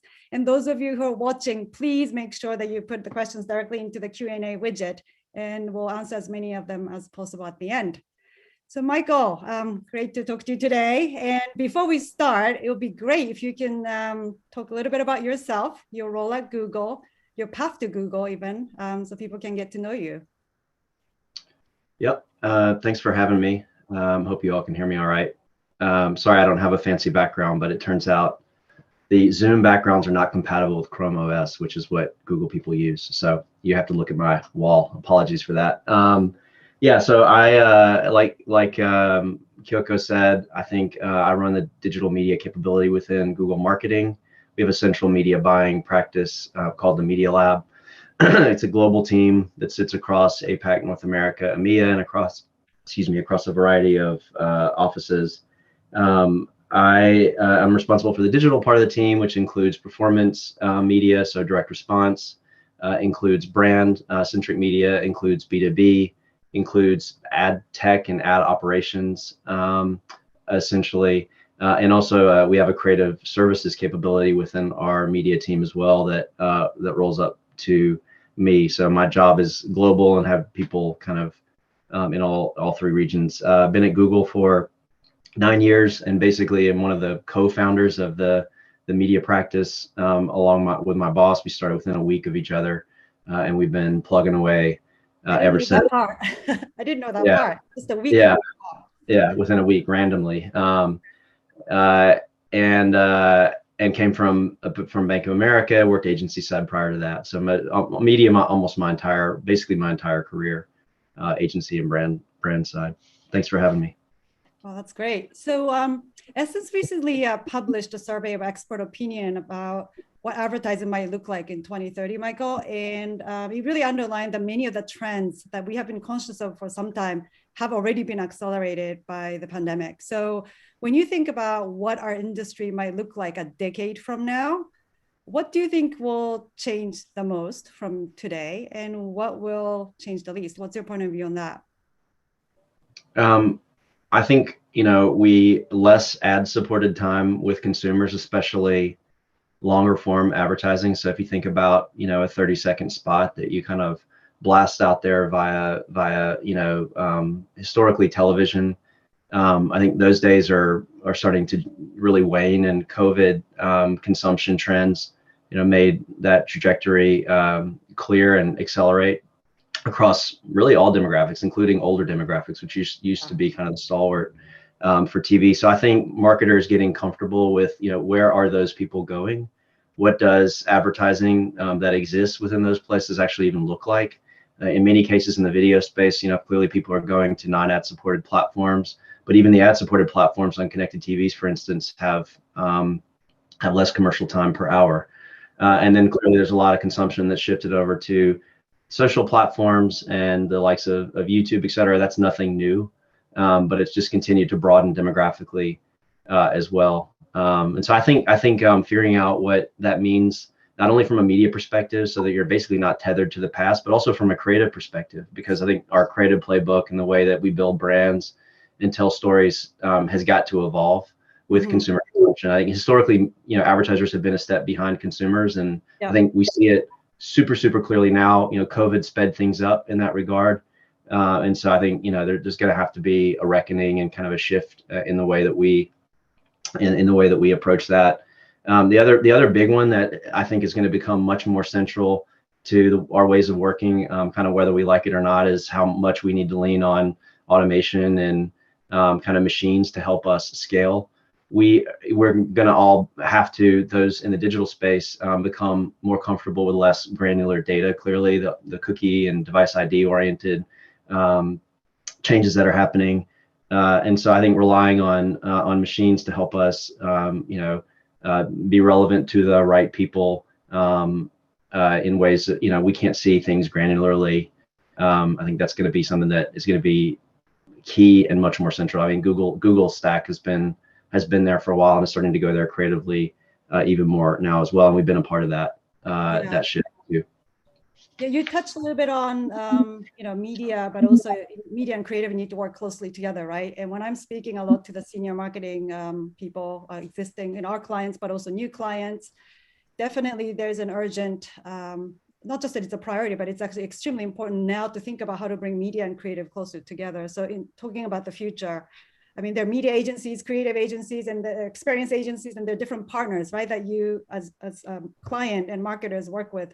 What do you think is critical as a person who's actually on the brand side, but you also, have the responsibility to, of course, bring all these pieces together? How do the teams work together today, and what are the things that we can do more of together, in the future?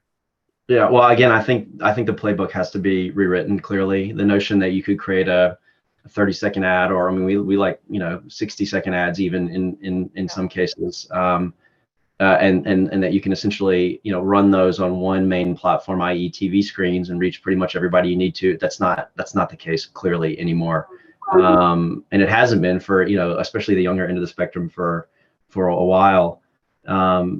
So I think first, understanding kind of platform requirements and nuances creatively. How are you relevant given individual platform nuances?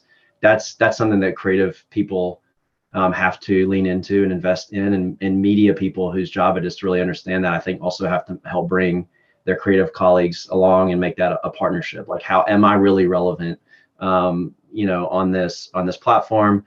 I think the other thing that's key is understanding consumers, being strongly rooted in insights.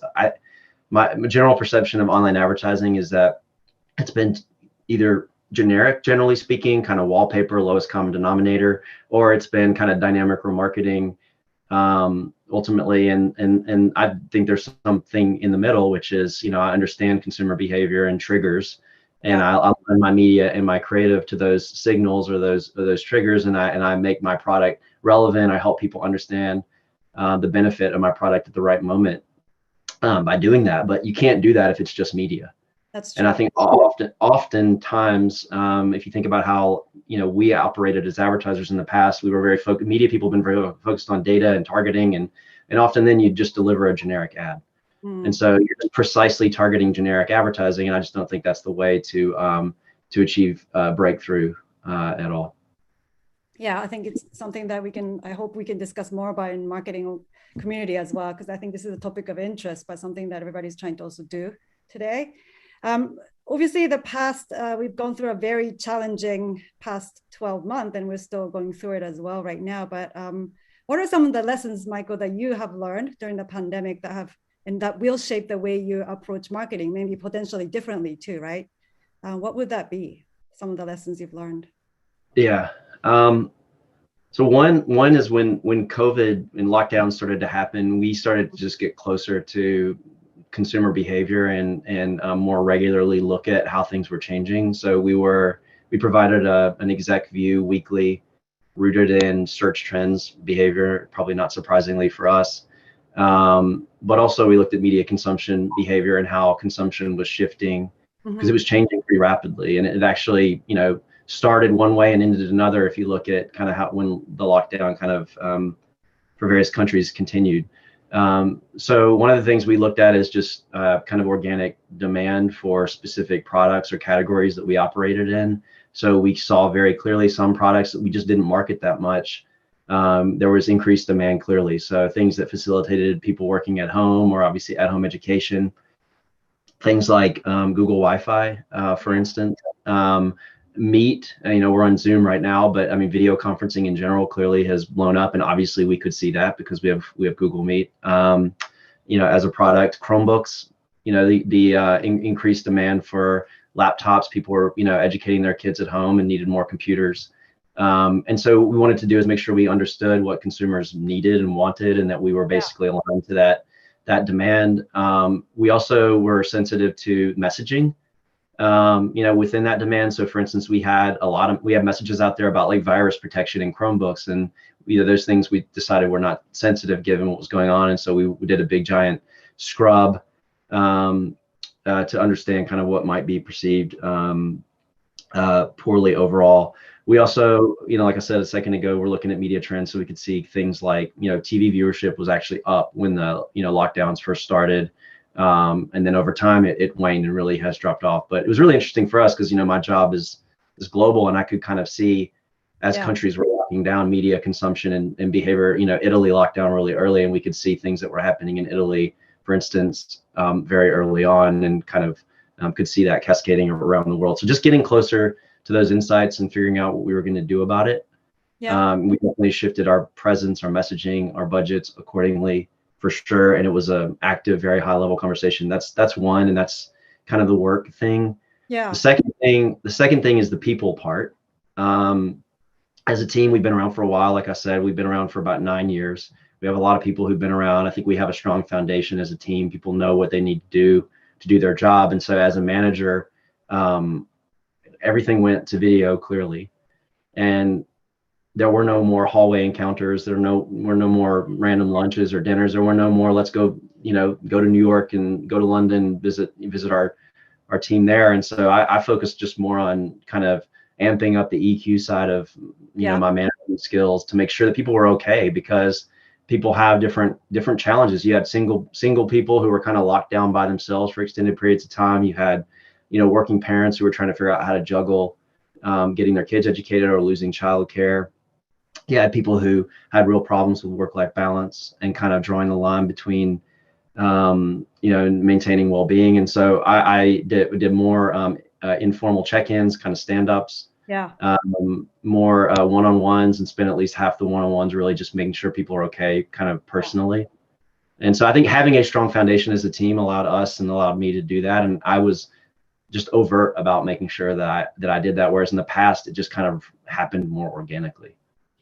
Yeah, that's true. And the kind of conversation that when we were in office, you didn't have it as much, when you were like on Hangout or different kind of chats, kind of conversation, to kind of technology, using technology. But now I think it's just important to check in first, before we talk about any project, and just, Totally. we spend half of the time really checking on each other, right? And looking after each other. Yeah, and if it's very easy to get into transaction mode. We have meetings and you go from meeting to meeting to meeting. You don't have to get up out of your chair. You don't have to change rooms. You never see anyone in the hall. You don't sit down with anyone else to eat lunch. It's super easy to get into transaction mode if you let yourself. And I purpose, and we talk about this a lot at Google, focus on well-being and stuff like that. But I also was like, I need to make sure, and I could see some people, were struggling, having health issues, family with health issues, et cetera. And it's a tough time for a lot of people. Yeah, and you're definitely in charge of the global, kind of digital marketing organization too. And every market, every region, it's so different, as you said, and it was in phases. And so you got to understand what they're really going through in their cultural context too, was so important. So I had a lot of the similar learnings as well. as I managed the agency, and it's different. You can't talk about one thing in the same way, to people in different parts of the world. Yep. Now, so Google, just a little bit changing to kind of some of the things around, how you manage data. You're really good at managing real-time data, like what's spiking in search, right? To, make your advertising more relevant. Could you talk a little bit about role of relevance in creativity and how you see that evolving in the future, Michael? That would be great to hear from you. Yeah. Well, I mentioned earlier some of the Google ad stack shifts, and clearly, I mean, no surprise, we don't just advertise on Google, but clearly we do advertise on Google a lot and use most of our stack, hopefully to its fullest. And one of the things that became prominent, Google's been focused on kind of automation in media, bid management, for instance, for a really long time. One of the things that's become more prominent over the last year and a half is that in creative.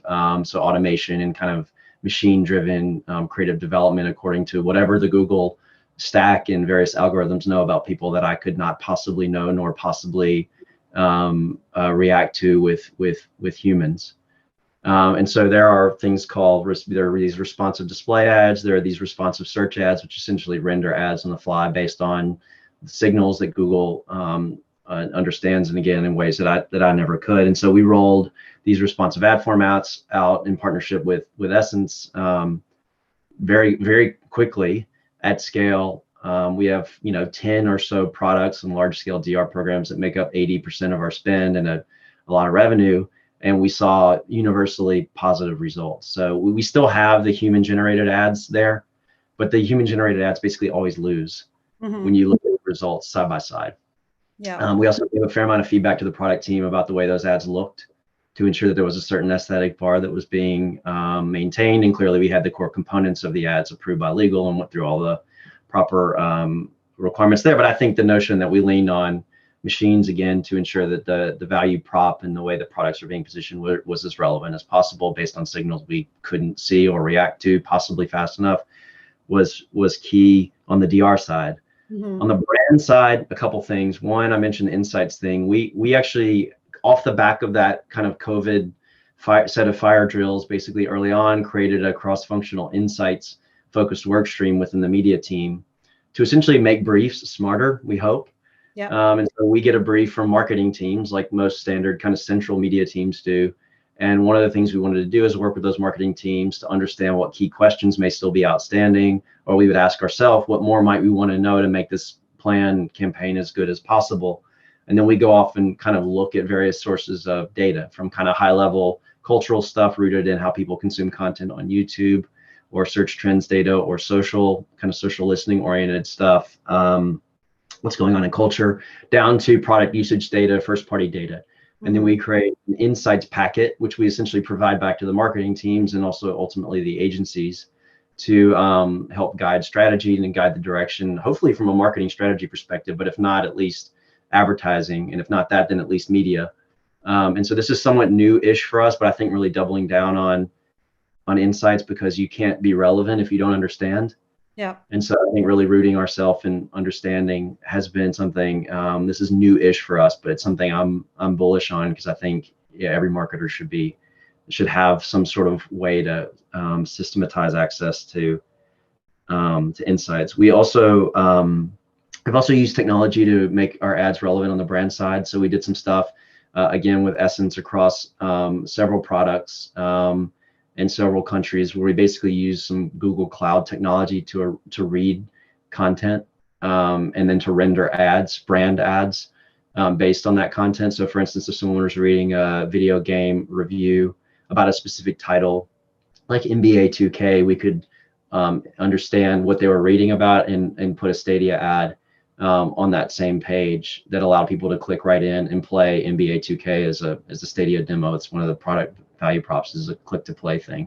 So we were able to do that at scale across all the different titles that they had. We did it for Nest, tied to specific locations that you could ask your Nest to help you, how long would it take me to get to X, Y, or Z?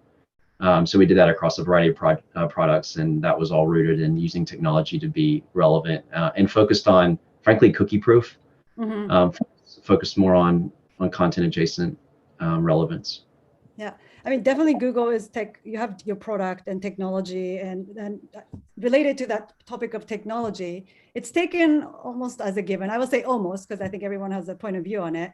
That in the future, all companies, regardless of which industry the business is in, will need to become tech companies in one way or another. And this morning's conversation, I think, from Kate from Kroger and Lauren from IBM, I found it really interesting because they were talking about how they struggled internally, but got there to integrate, some of the technologies to do what they need to do and what they want to do. Do you agree with that sentiment that all companies will need to be tech companies in one way or another? And more broadly, how should marketers, what would your advice be leveraging technology going forward in the future? And how should marketers be thinking about the way they set up operationally, given that there's technology out there? And we might not have to have people in one office anymore. We can actually do things very differently, right? And still deliver the same outcome. So what's your view on that, Michael? Well, I mean, I think, the prior two speakers from Domino's and Kroger show clearly that, technology is traditionally kind of brick and mortar centric companies. Technology is hugely important. I can't think of an industry where it would not be.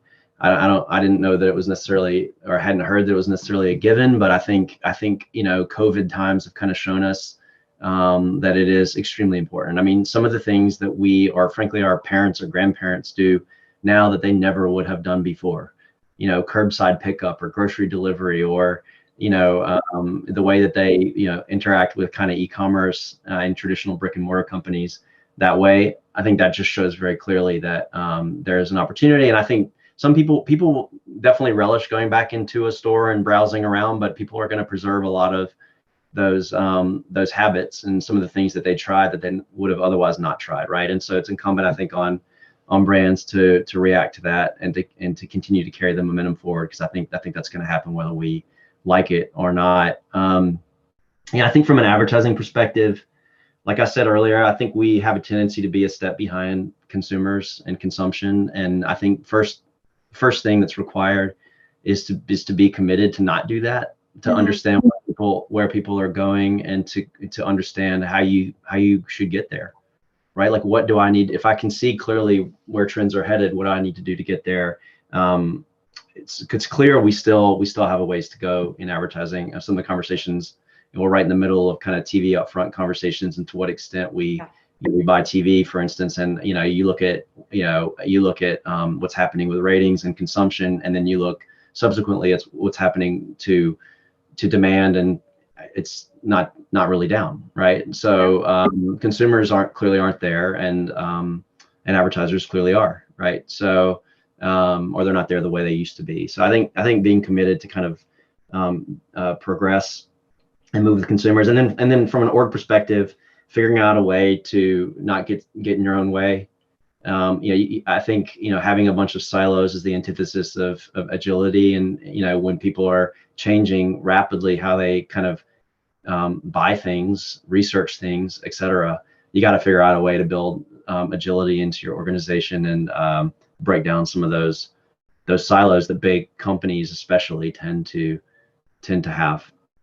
Yeah, I mean, you have a big digital marketing team, right, globally, Michael, and you built it didn't happen overnight, and you have a really robust best practices and processes put in place using technology as well. But I mean, what were some of the challenges, as you built that over the last 9 years? I think I know you for 7 years of that 9 years, but I know that at the time I started to work with you, there was nothing in place yet, for example, in APAC. And I think remember both internally working with you, but also with like publishers and vendors like in Asia Pac, in Japan and Korea, we really had to go and communicate to them about what best digital media practice is like, right? So what are some of the highlights for you to build what you have built today?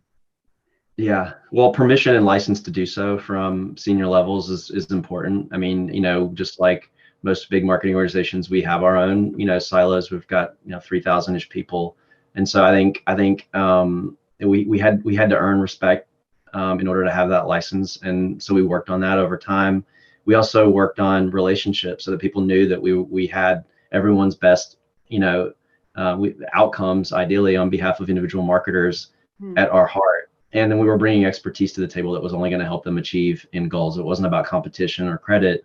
It was about like, let's work together to be as good as we possibly can to deliver the best results we possibly can. And I think when people get to know you and they know that's what you're about, and then you bring strong experts to the table who make the work better, then people, and you have license from above, then people usually are okay.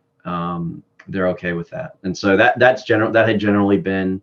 It took some time to get there. It doesn't happen overnight. You don't just randomly show up. No one knows who you are, and they hand the keys over. But I think we've kind of built up over time. I think just trying to be helpful. Like if you see that there are gaps, you see that there are opportunities for you to help other people in your organization, and you figure out ways to try to solve problems. People like that and respect that. So I think that's kind of the ethos that we try to put forward as a team, and it's helped us. It's helped us kind of scale the practice even in places where it's harder to do so, like Japan, like you mentioned a second ago. Yeah, I mentioned Japan because I'm originally from that market, although I grew up in the US. And I still remember you were so passionate to explain it in English, and they couldn't really understand English, but they somehow understood you through your body language. And that was like a moment where I felt like, okay, that's beyond the cultural. I should have learned Japanese. Sorry. Yeah, you should actually. It's about time. So one of the biggest trends that I think we've been seeing over the past several years has been that there's an increasing, and I think it's been talked about a little bit today in the other panels, but increasing complexity and fragmentation, right, across marketing channels and audiences. So do you think this fragmentation trend would continue, Michael? And also, how should marketers be thinking about how best to reach people in the future? Yeah. Well, fragmentation in media and new platforms that have substantial scale is not anything new. Clearly, I think the stakes are just higher now, because it's less a nice to have and more a need to have. I need to figure this out because this is where consumers are, and they're just not other places to the extent that they used to be. So I think clearly that story is obvious. If you look at social platform usage, I think YouTube's got a really strong story in regard to that as well. Clearly, I'm focused on it because of Google. It's a primary channel for us overall. And I think, like I said a couple of times, the creative skills required to commit to where consumers are, they're a little bit different. Yeah. And if you don't figure out how to build a brand or how to be relevant in those spaces where you just have less time with people, your ads are quicker. They have to be quicker hit. They're shorter form. They have to really align with the content and feel a little bit more native. If you look at like how advertising on TikTok occurs, for instance, right? It's quicker hit. It has to kind of align with the content in order for you to not stick out in a bad way. And so I think the imperative on us to figure out how to build brands and be relevant is extremely high. But I don't think the fragmentation is new. I just think the stakes are higher. Higher, basically. Yeah, it's true. I mean, we've always had different platforms where we need to also choose, but it's more about how we tell the story, isn't it? And in the older like earlier days, it was easier to think about TV first and then make a cut down versions or shorter versions of it, and kind of disseminate it across digital space. But it doesn't work anymore. Yeah. Look, the whole like the derivative angle. Here's my TV spot and let me, figure out how to cut it down or whatever. It was never ideal. But it's even worse. You're like missing huge chunks of the population. You're looking completely out of touch. And you can't deliver scale, over there anymore the way that you used to be able to. So you have almost no choice. So yeah, it's become very apparent. I mean, again, I think the COVID trends and kind of what that's accelerated has made it much more apparent and urgent to me. Okay. Well, I have a bit more personal question that I wanted to ask. That is when you're looking for inspiration and insight, right, to form and shape your thoughts about the future, just business in general, what kind of books or publications or podcasts do you find helpful, and can you make some recommendations to the audience? I focus more on education than I do inspiration. Maybe when I consume content, So I'm not a big business book guy. I do like podcasts. I like, I've been listening to Land of Giants, which is interesting because it's about my own company and I lived through chunks of it, but didn't have the same perspective. You know, they talked about, the Google Glass stuff, skydiving down to announce the product. And I remember that, but I just didn't kind of appreciate it at the time. So that's been kind of interesting. I think it's a Vox podcast. Pivot I listen to, which is the Kara Swisher, Scott Galloway stuff. Yeah. I try to I try to get out of my bubble. Google's a big bubble and I want to make sure that I'm relevant broadly. And so I do consume content to kind of help me do that and just to inform myself. I watched the WeWork documentary last night, which was interesting. Again, as someone who works at a tech company, I definitely recommend that. And then I actually kind of oddly for a digital guy, I subscribe to the print newspaper. And so I read a lot of news on apps, New York Times, Washington Post, and then I subscribe to the Chronicle here in the Bay Area, and I read that kind of oddly, fairly religiously. That's kind of a connection to my dad and granddad who read newspapers. Wow. So you're carrying that tradition of your...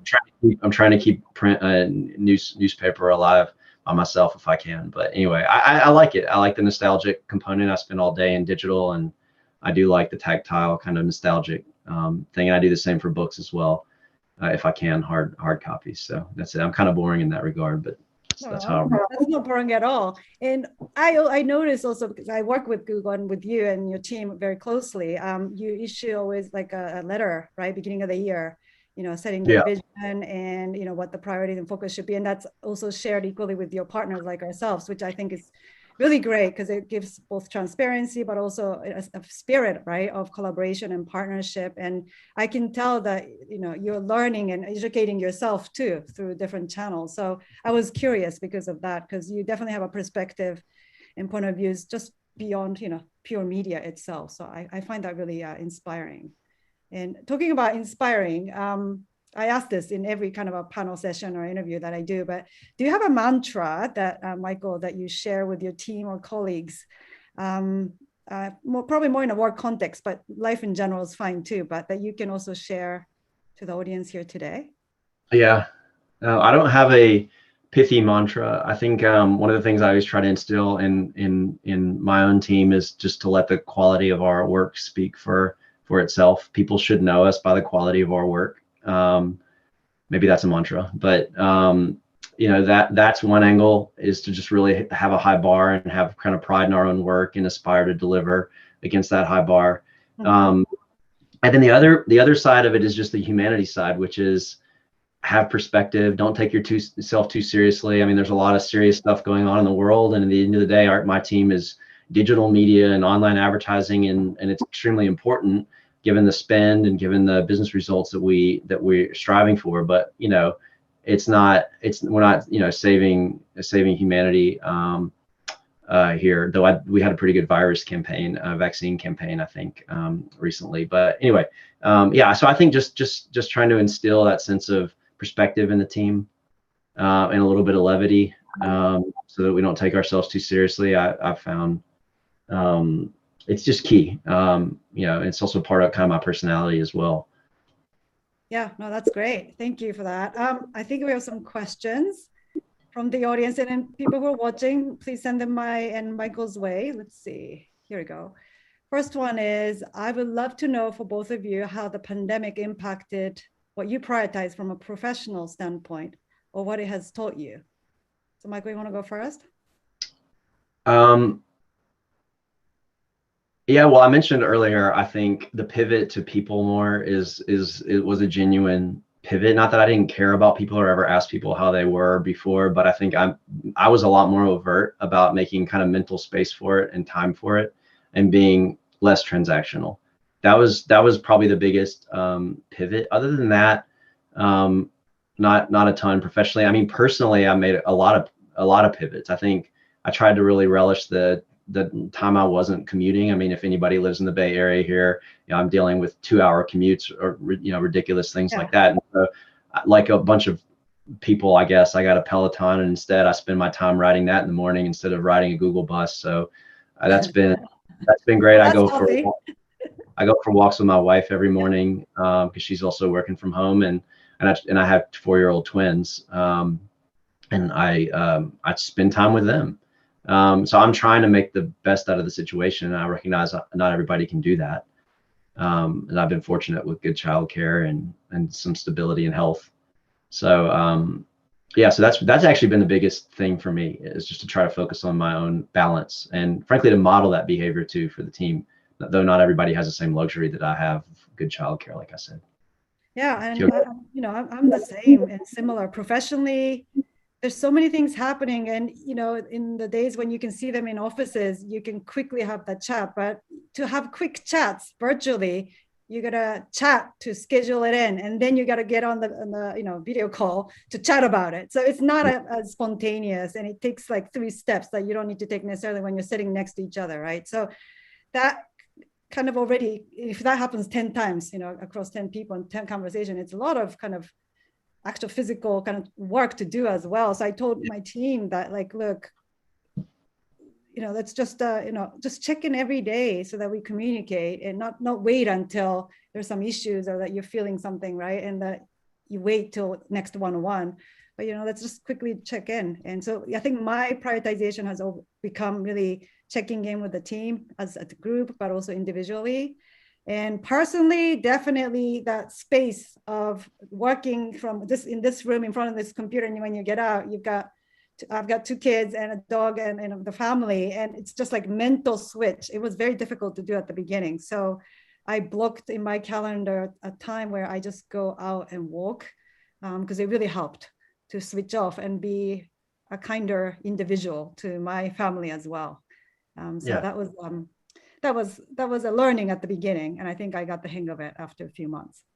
I mean, the one thing, I think I mentioned this earlier, is I've started to do stand-ups. Yeah. No documentation. Literally, we just kind of have subgroup check-ins, which tend to be 5-6 people, and that's a good way for me to take samples, I guess, from people, just to see how everybody's doing, kind of in a productive way. Because like you said, yeah, you have to schedule a meeting to check in with somebody versus stop by their desk or see if they want to get lunch. And so it's different. So I have to just try to create more of those encounters purposefully and regularly. Yep. So there's another one. One of the things that I worry about with the potential longer term focus on remote working, which we are doing now, is how we get exposure for younger, more junior employees, and probably even the ones we are recruiting, right, from out of college. Is that something you have thought around? Is Google doing anything to ensure new employees get to experience the culture? I mean, Google's very, distinct culture that you have. Like, you have campuses, you have all that, onboarding program as well, right? I'm sure, for newcomers, not just the graduates, but newcomers. Yeah, it's an excellent question. I think it's actually one of the biggest downsides of all the talk about people going fully remote out of the gate. That's easy. I mean, we've both been working for a while, right? And so we know how to continue to do our jobs. And if we have to do it via video conference versus in a conference room, it's not the end of the world. We still know what we need to do, right? But there are a lot of people, and Google has a entry-level marketer program, associate product marketing managers, and they're right out of school. They've not worked in corporate environments, and so I think it's hard to take them under your wing if they're on a video chat. It's hard for them to get a sense for corporate culture, no doubt. We haven't announced, like other tech companies have, that we're going fully remote. We are not, I don't believe. Mm-hmm. And so I actually think Google kind of recognizes a little bit what the person who asked the question is saying, which is the value of that in-person interaction. So I suspect we'll end up in kind of hub offices where we're getting together on specific days. Yeah. So I think there'll be enough human connection to hopefully help people along who are new or maybe younger. Yeah. That's my hope, but it's something that I would certainly be attuned to, and therefore would definitely want to prioritize kind of in-person encounters partially for that reason. Yeah, I think this one is really hard to replace. I think in-person communication, introduction, onboarding, I think would, of course, be the best, and hopefully it will come back gradually. I'm also doing at Essence like an immersion program. So that's not just about the people who are going to join Essence, but actually an opportunity, right? If in a virtual environment, to talk more about the industry and what we do in the space of advertising, and get them interested and learn about what's going on, even when they're still in college or universities, right? So I think we have a role to play as marketers and also people in this industry to reach out and not wait, till they graduate and come into our industry. But I think we can, seize this opportunity to go and communicate, introduce, and get people interested and find out what advertising is all about or marketing is all about.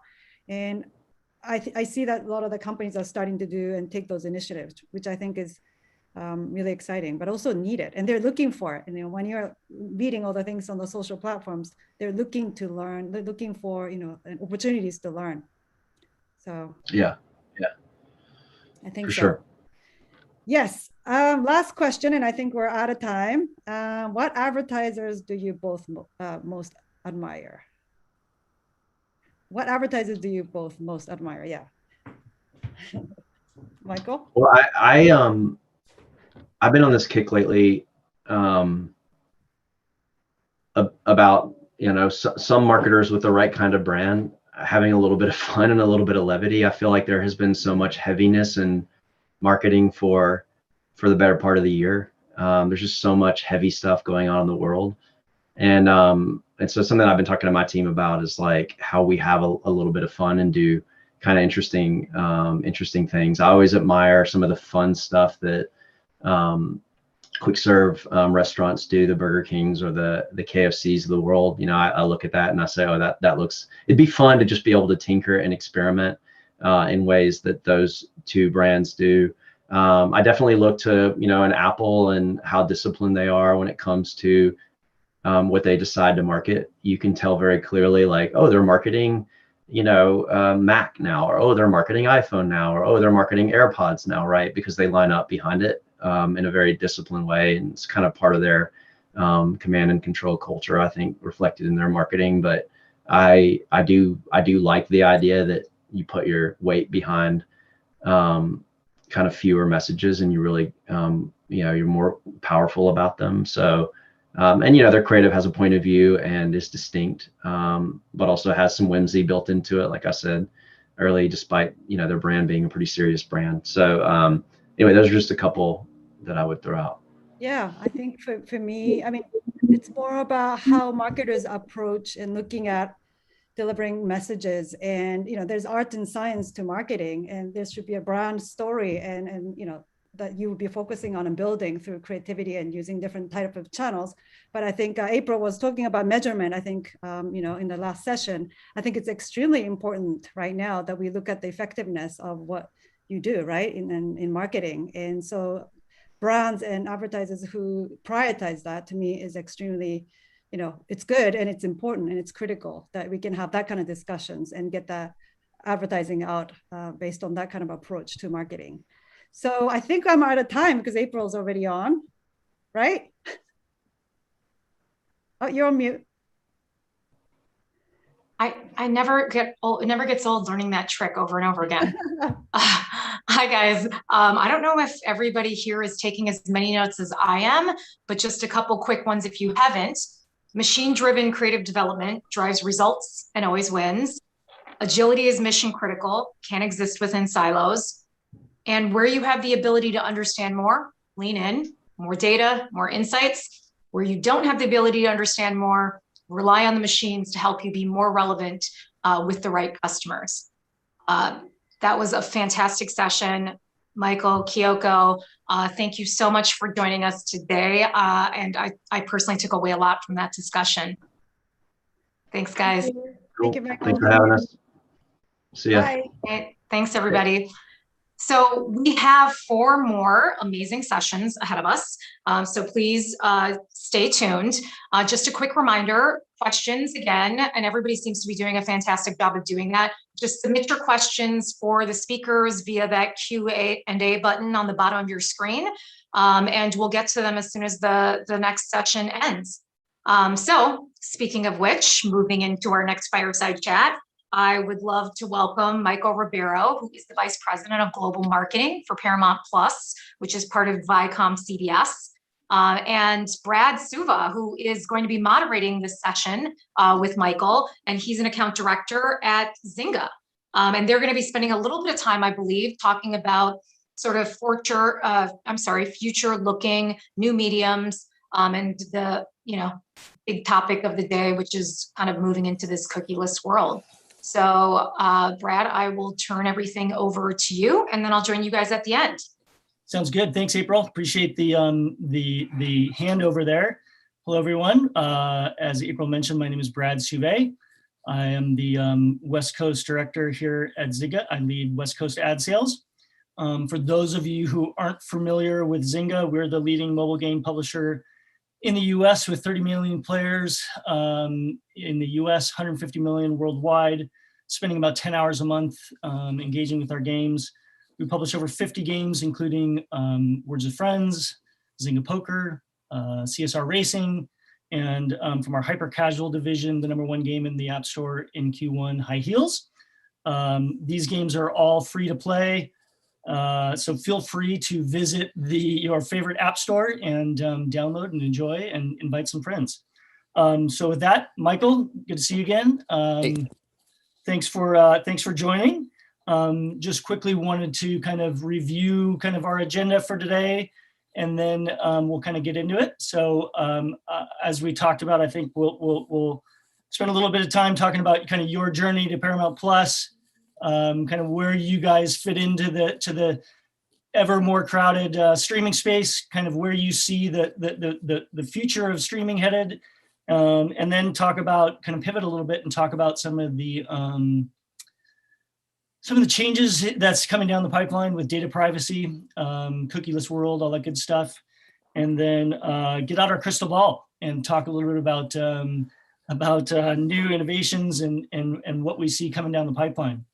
So with that, would love it if you could just introduce yourself, give us a little bit of background, and what led you to Paramount Plus. Yeah. Hey, everyone. Hope everyone's digging SpongeBob here. I know I was supposed to put a different background on, but I had to represent the content and IP portfolio over at Viacom CBS. So Mike Ribeiro, VP of Global Marketing for Paramount Plus. How did I get to Paramount Plus? I think it's a great question. I wish I was one of these people that like had a plan. I basically didn't say no to really good opportunities. There was no rhyme or reason, and it sort of worked out that way. But I think, thematically, at least what I tell people, looking in hindsight, is I've kind of always been on the edge of helping established enterprises think about the next phase of growth. So at Visa with digital wallets, at Dish with Sling TV, the first live OTT provider, and now at Paramount Plus, so it's Viacom CBS's first direct-to-consumer, main direct-to-consumer offering. Wow. It's interesting. So yeah, I mean, you got an interesting background, certainly coming from more of, like the tech facilitators to a giant content publisher, right? I mean, Paramount Plus, looks like you guys launched just over a month ago now. March 4th was the launch in US, Canada, several Latin American countries. I mean, I love that sitting on the mount of content, right? 30,000 TV episodes, including live sports and news, a giant library of movies, 2,500 movies, and several subscription tiers. How did you take your experiences from the kind of the tech enablers like Sling and the digital wallet, and then come to apply that for a giant content publisher? Yeah. I think, really in three main ways. So the first is really thinking about moving, from a messaging perspective, moving from what to why. So I think a lot of times tech companies want to just be like, hey, we're the coolest new thing. We have check out all these, different features. I sort of looked at Apple in the way that they did, the iPod. I know it's an overused example, but they essentially sort of focused on the benefit instead of just what it was. And so I've learned the hard way. We did it at Sling. We sort of said we were, just over the top television, and people should just come, running to us. It didn't turn out that way. I think we, tweaked the message, and, towards the end of my stint there, we're able to find a groove. I think sort of in that same phase with Paramount Plus, we've launched, seeing good awareness and understanding, but now, we have to answer the question for consumers, why do you need another streaming service? A lot of people have 1, 2, 3, 4 streaming services. And so it's going to be a focus you're going to see on us that we do in the future.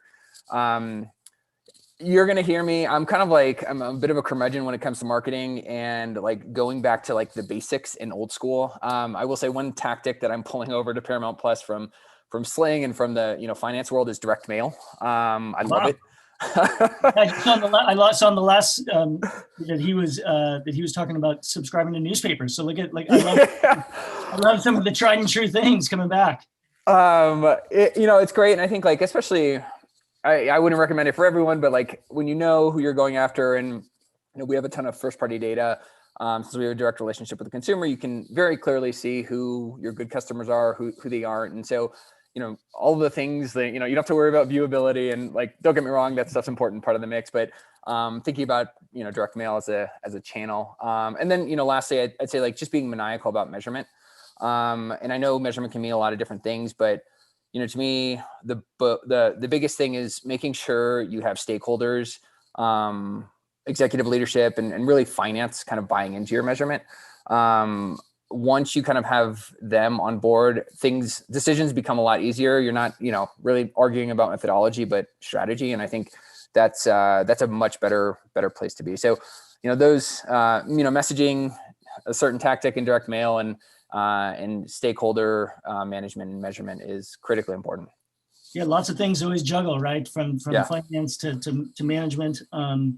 I know you guys are obviously new to the market, 30 days in, and one of the kind of key kind of pillars you guys have is the different subscription tiers. Yeah, it's like there's a limited commercial and a commercial free. Can you share a little bit about how you guys landed on that and what you're seeing about how it's working so far? Yeah, absolutely. So Paramount Plus, we're part of a broader streaming ecosystem that. Within Viacom CBS. And so I think, the strategy is pretty clear, kind of like good, better, best type of approach. So on the, we have Pluto is a sister company. And so, they are a fast service or AVOD, but essentially offering the service completely for free. Paramount Plus is kind of that like mass product. And we have two different tiers within Paramount Plus, a lower price tier and a higher price tier. Really thinking about mass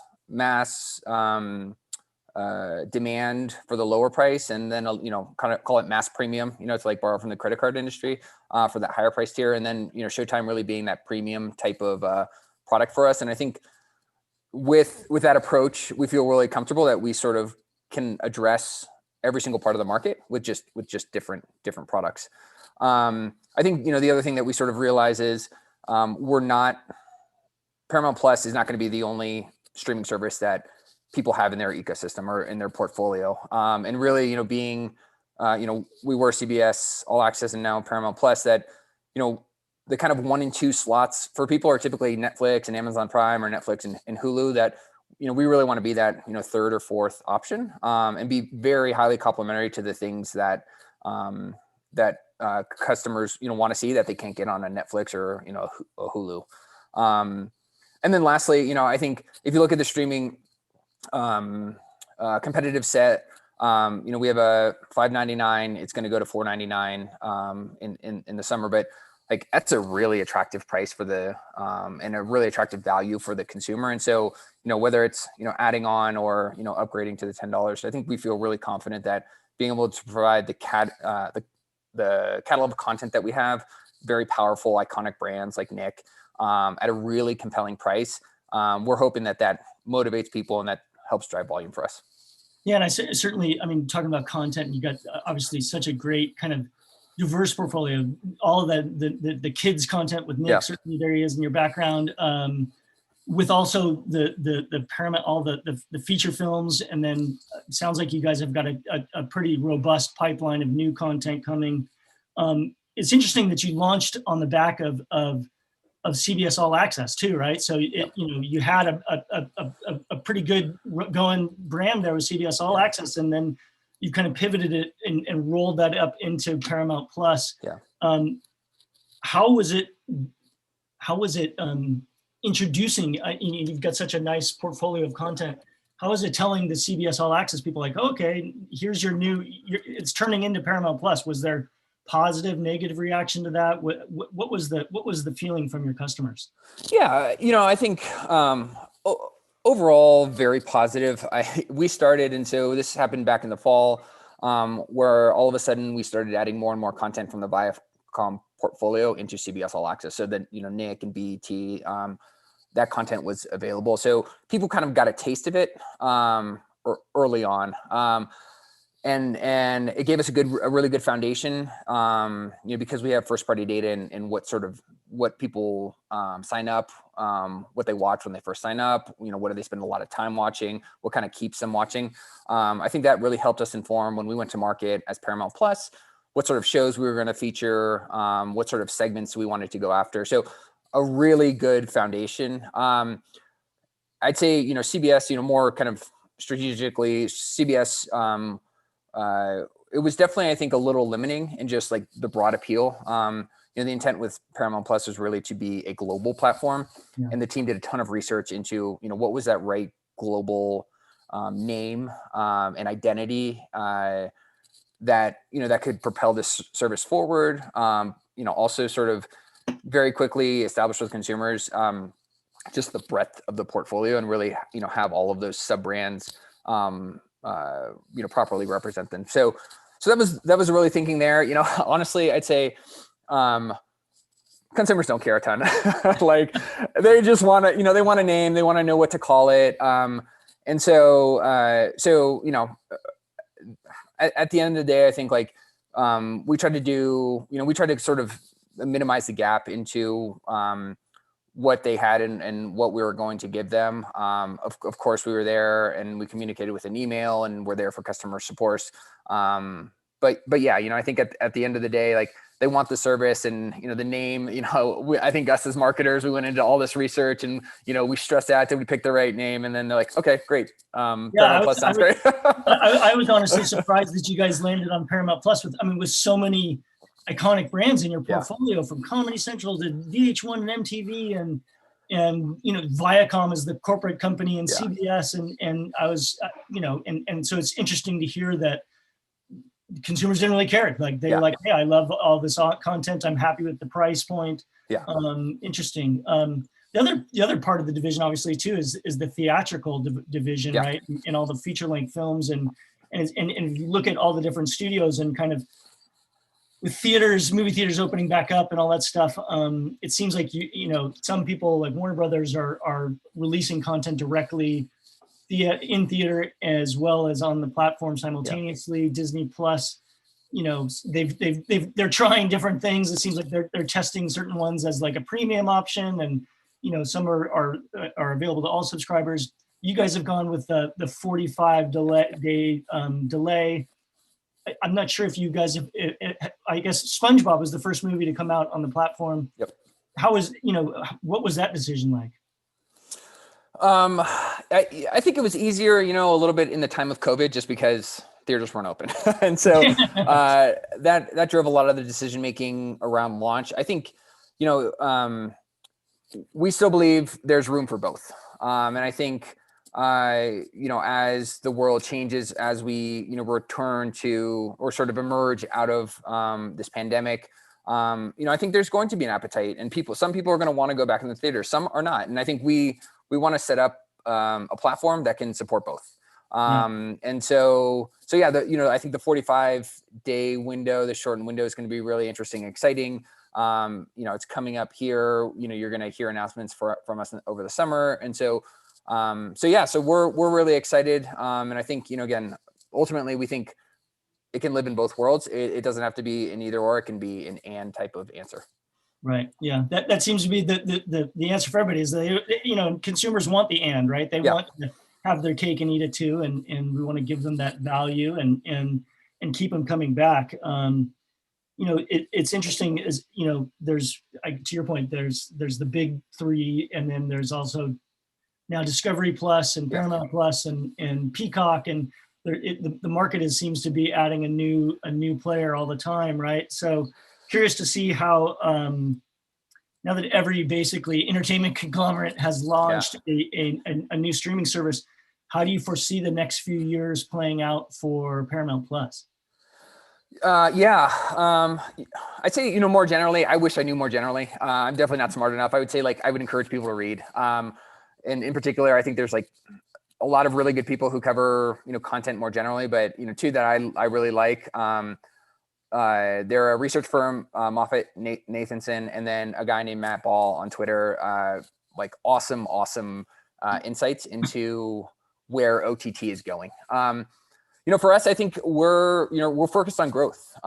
We really want to be that, viable option that's going to supplement, again, I don't think anyone is going to displace Netflix anytime soon. But we think we can be a really nice complement in terms of, being able to offer live, whether it's soccer or the NFL or your local news station. It's something Netflix doesn't have, and we can do so at a very competitive price. So I think, scaling in the US is priority A, and then continuing to expand, globally, as you mentioned. So in LATAM, Canada, and Australia right now, but more geographies are coming. And I think, we're going to see a lot of focus in the out years of making sure we can grow internationally. Again, not terribly unlike the path that Netflix has already walked. Yeah, and obviously you've got this whole linear side of your business too, which you've got to kind of keep an eye out. But you mentioned some of the live stuff. I watched the Masters this weekend on Paramount, right? And it was kind of cool because there's different. You weren't just watching the leaders. You were watching. You had the option of camping out on a certain hole, like you're sitting at the Masters, right? Here's Amen Corner or whatever. And so I thought that was a really nice experience, and I love the fact that you're able to get into, the local news and all that good stuff. I think, that's definitely, I'm glad you highlighted it. I think it's interesting. I don't know if you saw the AFC Championship game that with Nick did. But they essentially, they had when someone went into the end zone, all this goo fell on them. Oh yeah. So it's just, I think it's cool, and it, gives us another platform to start, to push the boundaries on the broadcast. And I think that's really exciting, especially, as how do you get a younger demo interested in golf? Maybe we're going to be willing to take some of those risks. Maybe not. Maybe golf's not the right sport. Yes, football. Yeah, that'll be an interesting tie-up. That's funny.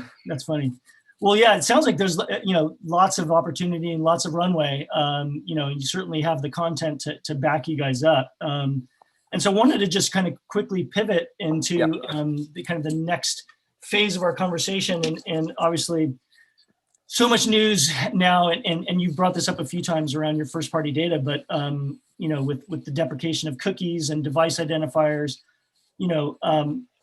obviously you're talking about scale, and as a VP of marketing, your job is to attract new users at the end of the day, new subscribers. So wondering how this, these changes iOS 14.5 is coming down any minute now, imminently, right? And obviously cookies are a little bit further out, but how is all of these changes impacting your guys' ability to find the audience that you want to find and grow and scale your business? Yeah. So I'll tell you, and this goes back to me mentioning I'm a bit of a curmudgeon here. I love it. I think, too often, I think it's going to force marketing and media people to be more thoughtful. And I'm really excited about that. I believe in formal training and education and understanding all the marketing frameworks. I know some people think they're out of date, but to me, getting back to the basics of segmentation, targeting, positioning, where do you hit someone, I think is really exciting. I'd say I'm also excited just because, in some of the places I've been, it feels like complexity and maybe kind of complexity tied to, hey, we're doing this really complex bidding, and the Wall Street traders do this sort of mass effectiveness. And I know in some of the experiments we've run and we've tried to scale, programmatic, it hasn't scaled in the way that I think I would have liked to see, add in some of the fraud issues and all that. So I'm excited about it because I think good publishers, we've talked to New York Times, we're really excited about being able to do things with really good publishers, invest, knowing that, they have kind of their own first party data and we're going to get quality outcomes from them. Yeah. I guess the only, Go for it. Oh, sorry, I was just going to say, it really is so important. This first party data and having the publisher and the advertiser become closer together in this chain. And there's so much middlemen. Just is this impacting your guys? It sounds like you have this first a ton of data, right? Yeah. And sometimes data is good and it's overwhelming if you don't have the right teams, but are these changes impacting your guys's, your analytics or your measurement or your attribution, or how is that impacting these changes, and how are you preparing for these changes?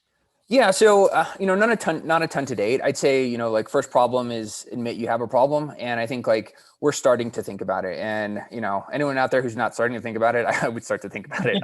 Yeah, I would say it's helping. We're at a place where I'd say new brand just launching. Main goal is really driving awareness and consideration. Yes, of course we want starts, but or people signing up for the service, but absent kind of awareness and consideration, we're probably going to be nowhere. So, we haven't sort of fought that issue yet, but I know we're going to. I'd say, things that at least I'm personally thinking about, one, I'm going to go back to the direct mail. We're working with a company now called Posty, but it's essentially providing on-demand direct mail. And, we have a lot of people who've done programmatic and done social and sort of get that. And so they provide us essentially that sort of interface, but then we can, the product is a physical mailing versus a digital ad. And I think that sort of bringing the new to the old is really interesting to me. Yeah. The second is essentially finding new companies and different ways to obtain data.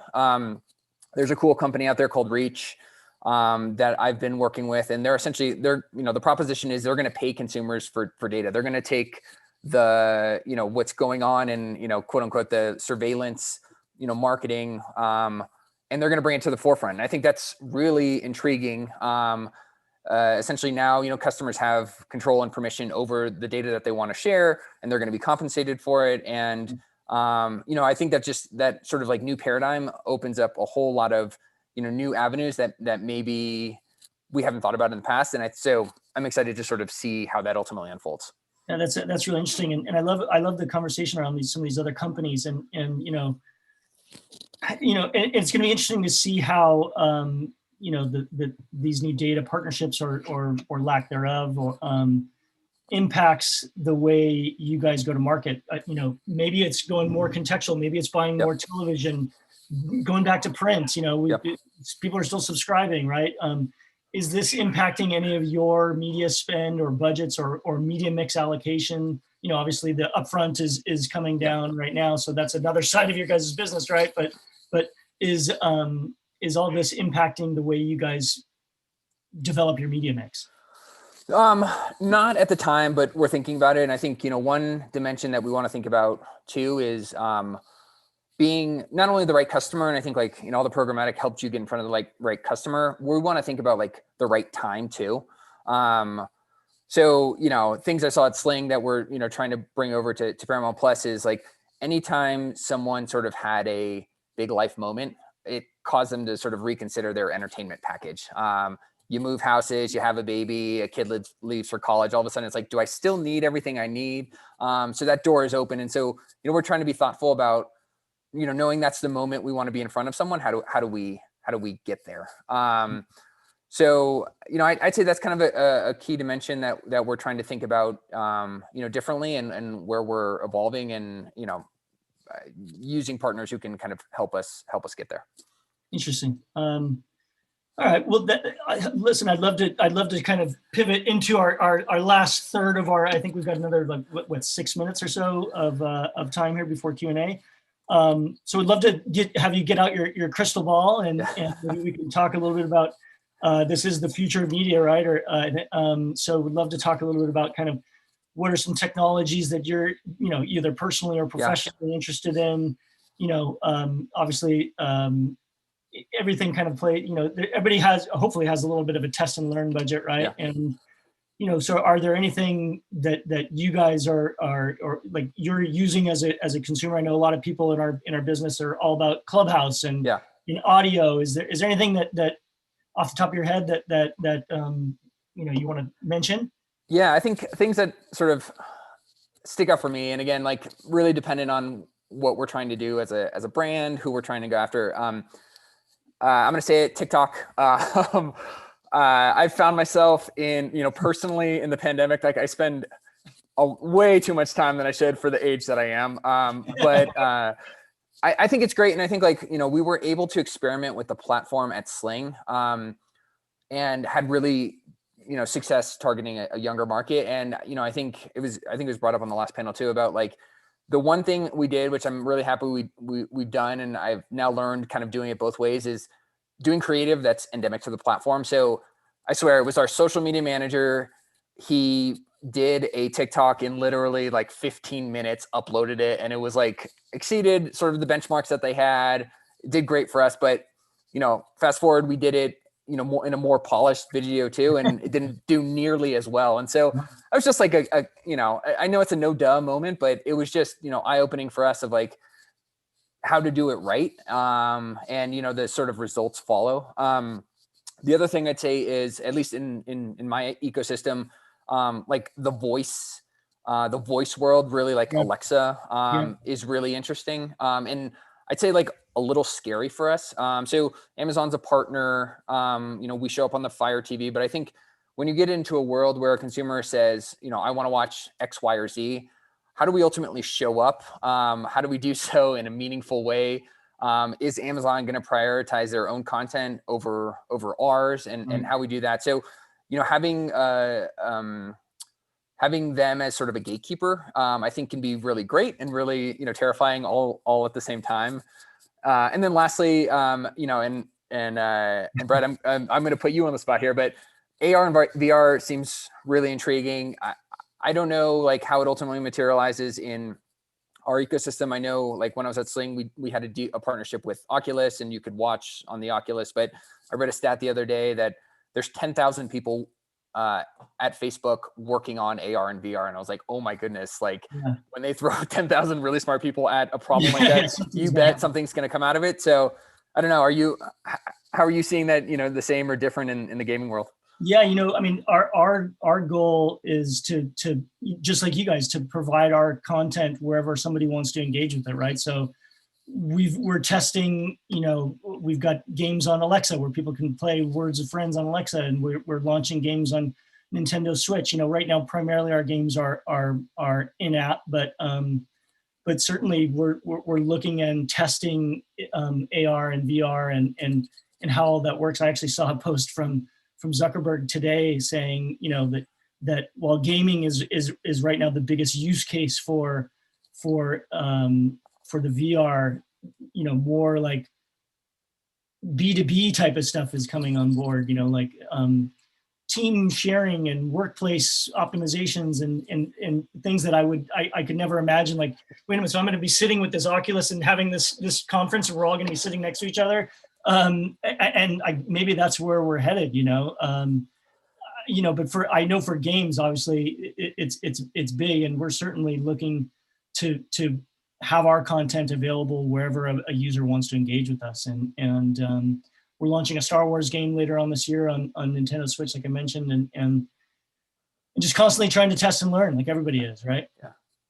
So I think that's certainly one, obviously the other big buzz right now is all the NFTs, right? Certainly I think that's big in the gaming world. I can't say that I don't know if we've tested an NFT yet, or if our content is, has that kind of right demand for an NFT, I guess. I don't know. It seems like it's a lot of like athletes and celebrities and stuff like that. Is that something you guys have kicked around at all yet? No, not at all. I don't, I can't even begin that I fully understand. Like I get it, but I don't get it. So, yeah, it's Bitcoin. Like, hey, can you pay for your subscription with Bitcoin? I'm like, I don't think so. I think something that came up in one of our all hands, and somebody said, "Oh, can people buy coins in games and do in-app purchases through Bitcoin?" And we're not quite there yet. Exactly. I guess that the big challenge, right, will be with all these new technologies and it's kind of linking it back to the kind of the second pillar of our conversation is privacy, right? I guess Bitcoin is at its core meant to be more private. It'll be interesting to see, is that something that people are more concerned about, or have you guys thought about, like, when you test and learn new things, is that something that comes up? I'd say not, it's not always top. I think it's kind of especially with our legal teams, something in the back, we don't want to release any sort of PII. But yeah, I do, like I mentioned, I do think customers kind of taking back control of their data could be a really interesting avenue, sort of empowering them and compensating them, almost like, the kind of NCAA athlete thing that we went through a couple of years ago. Like, maybe it's time for that sort of conversation. And so yeah, I'm interested and excited. Yeah. And obviously the last piece of any new kind of test and learn strategy is the measurement strategy too. And that seems to always be the biggest challenge, right? Is like, okay, great, let's test this, but how are we gonna measure success of this new test? How do you guys evaluate? Is there certain KPIs that maybe it's like, hey, we're testing this new voice thing. Is it social buzz? Is it brand lift? Is it, is there certain measurements that you guys put in place when you're testing new things? Yeah, I'm going to give you the terrible answer of it depends. So I will say, like, I think at the heart of it, if we can answer the question, is it the right consumer or is it hitting a user at the right moment, the appetite gets a lot more versus, hey, it's a new thing, like, go do it.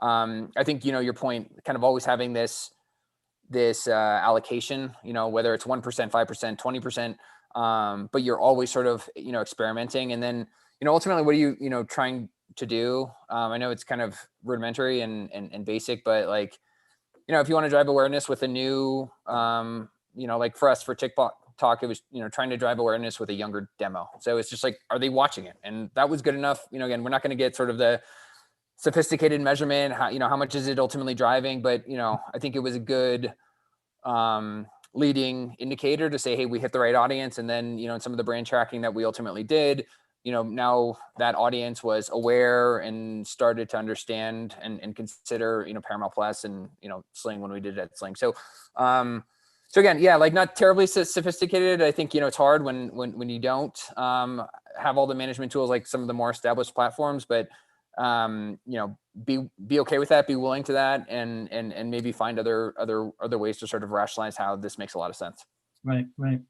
All right, well, let's. Looks like there's a few questions up here. I think we kind of covered on some of these, but the first one is, has the crisis forced modifications to short-term, long-term goals, and how do you measure success? We just talked about measurement success, but I guess, you guys launched at a pretty interesting time in the world, right? So I'm assuming as you were planning, and you just came on board fairly recently. So, how do you, like, launching an all new service in the middle of a global pandemic? Now, certainly streaming, you're not talking about like a widget, right, where somebody goes out and buys it. So streaming was well positioned when you launched. So, I mean, I'm sure there's lots of conversations of like, do we go now? Do we wait till later? Or how did the crisis play into your rollout plans? Yeah, I'd be lying if I said like we planned it that way. We've been in definite tailwinds, and I think towards the as time has transpired, I think like what you ultimately saw, or the data that we saw, was people were spending a ton of time in consuming content, and I've seen jokes of like, there must be someone out there who's reached the end of Netflix, like, if that's even possible. I think I've got a teenage daughter. I think she's getting close. I feel like she's getting close. I think it was, we sort of lucked out in that sense. It was a good time. Like, people probably consumed a lot of the content that they were most familiar with, and now they were looking for other things. I think, as we added more to the platform, I really like a lot of the category stuff, and it's just like feel good TV where, there's enough stuff and bad stuff going on in the world where if people wanted to escape, like, you could go through 200 plus episodes of Ink Masters or like NCIS, where like you always catch the killer, and like it's very like predictable and I think like safe and like comforting. And so I think we were lucky in that sense. Maybe it was better to be lucky than good at that time, but it's definitely I think as we're going to continue to lean into, as people have fatigue in other streaming services, having new different content. You thankfully you mentioned we have a new slate of new original content coming out too. So so we're excited because we think like that's a tailwind for us, and that's and hopefully we can turn that into growth and additional viewership. Yeah, and obviously with people we're kind of facing a similar challenge where gaming saw huge spikes. Sure. And people locked in the house and they're like, okay, all of our games are free to play too. So that certainly helped, bring back people that are lapsed players and help new players, and all of our games are social. So, it was kind of a weird space where, you see a lot of colleagues and friends who are like, oh my God, my business is really suffering because of COVID. And the gaming business was like having this kind of like breakout shiny moment. You're like, oh my God. You almost feel bad at a point, but you got to head down and like, let's take this opportunity and run with it. Right. And absolutely and invest in the brand and build it. And for when people come out of COVID and they're like, okay, yeah, and so I guess that's a similar challenge, right? Is like, do we think that now that people are coming out of quarantine and things are opening up again and people are dying to get out of their house and to travel and experience things in IRL, right? I mean, the challenge now is keeping those customers that we acquired, and so I got to imagine that the retention plans, I subscribed to Paramount Plus, and so now it's like it's keeping me in, and it sounds like the new content strategy. So, what are some of the new shows that you're most excited about as to keep those new customers coming in? Yeah, I'm going to embarrass myself here, and maybe a lesser known show, but Younger season 7 is coming up. My wife and I just got through binging season 1 through 6. And if you don't know, it's about a woman who steps away from her career and then comes back pretending to be like half her age, and sort of grows this career in the publishing industry. Hilary Duff's in it. So, kind of like, again, just like easy. Thank you, Sarah, for the great show. Like very easy, makes it easy to go to bed at night versus, I know a lot of people are like digging the crime drama, right. Like serial killer. We tried to do that. There's I need that light entertainment. I'm like, exactly right. Like it messes with your sleep. So there's enough bad stuff going on in the world. I don't need to see another crime mystery show. Yeah, I mean, and I saw obviously you've got a lot of leaning into the unscripted, obviously as well, right? You brought back the MTV The Challenge. Yes. So that's a fun show, and and obviously all the CBS stuff that's coming out too. I just saw they renewed. Oh, I can't remember what the show was, but so much content. Let me look back at the some of these questions here. We talked about kind of the media mix. We talked about innovations. One question was, how do you see media partners, especially in TV, evolving over the years, over the 21? I guess this upfront is what they're referring to. So is media partners like other networks, or is it? I don't know. I think like they're specifically asking about TV. Obviously with ratings declining and more streaming coming on. How is TV going to continue to lean in? It's such a mass market medium and endemic for you guys, obviously. Of course, and I think both at Viacom CBS and at Dish, I don't think it's going to be maybe a zero-sum game like some people think. I think linear TV, and you see it in Pluto too, who's done sort of gangbusters. Like people like the idea of just like turning on the TV and it's on, and like I don't have to think about it. And we sort of joke, and in some of the focus groups and research that we've done, it's people spend 20-30 minutes on Netflix looking for a show and then wind up watching just The Office all over again. And so I turn it off and turn on the news. I can't decide. Yeah, right. I can't do it anymore. So I think like. I know people say like linear is dying, and it's probably never going to be as big as it once was, 100 million households, but I think there's definitely spots where it's gonna go. Again, I think Pluto has proved that out, and you're probably gonna see some product developments where we borrow some of those learnings from Pluto and incorporate them in Paramount Plus. Awesome. Well, I see April has returned, so it sounds like we're at time. I'm assuming, and you're on mute. You're on mute, April. She's like, Guys, I'm gonna next session, maybe. It'll all sink in by then. Anyways, I at the beginning of the session, I talked about how time spent in TV viewing has gone up 99% year over year. I think for me right now, 50% of that time is spent just flipping channels, trying and looking for new shows to watch. So maybe the most valuable thing I got out of this is I need to add Younger to my list. yeah. So I can watch it. Yeah, but Michael, I'm going to put it on you if I don't like the show, because if Oh, there's then no I not spend like another yeah, 30 minutes. yeah. You have my email address. You can come find me, but I guarantee you're gonna love the show. So. Nice.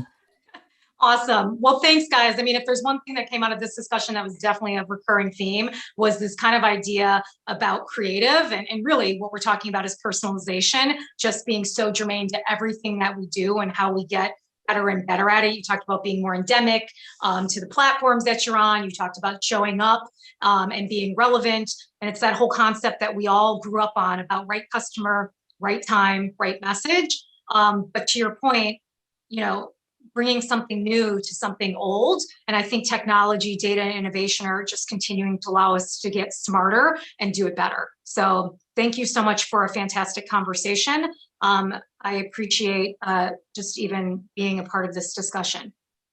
Thank you, April. Appreciate you helping intro and outro. Thank you. No problem. That's what I'm here for. Thanks, guys. All right. Take care. Thanks, Michael. All right. Bye. Okay. We have our next session coming up. And that session will be joined by Rachel McLaughlin, who is the head of brand marketing at Made by Gather. And joining Rachel will be Tiffany Pettit, who is moderating the session, and she's the director of strategic partnerships at Influential. So please join me in welcoming Rachel and Tiffany to the stage.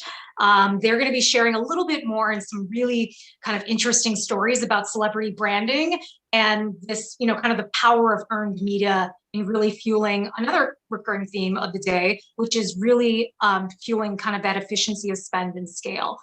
So I will turn it over to you, Tiffany, and I'll see you guys in a little while. Thanks, April.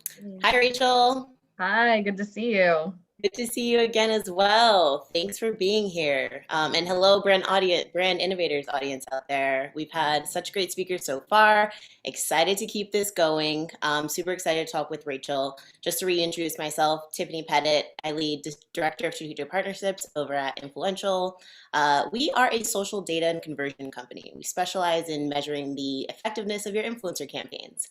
And here with Rachel, she's had quite the career trajectory already, and she's here to talk to us more about Made by Gather. Do you want to give us an intro on your role at the company and some of the things that you're touching right now?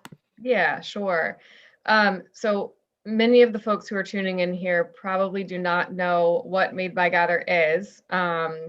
We have actually been in business since 2003, and we started off by being a private label manufacturing partner for small kitchen appliance brands that were sold into retail. So JCPenney, Macy's were some of our first big accounts. And I joined the company a couple years ago, so still very new. And it was at a very fun, kind of interesting point of transition where everything that was happening in omni-channel retail, which has been going on for a long time, like that whole kind of sector had been very disrupted, had implications for our category. And then there was this, millennial life stage and growing Gen Z life stage who were starting to really think about kitchenwares in a really interesting way. And we were, kind of connecting with those consumers by way of our channel partners, but not being very direct about how we were connecting with the end consumer. And part of what we embarked on a few years ago was really thinking about, okay, how are we positioned in in the category? How are we positioned to end consumers? And then how are we connecting beyond product?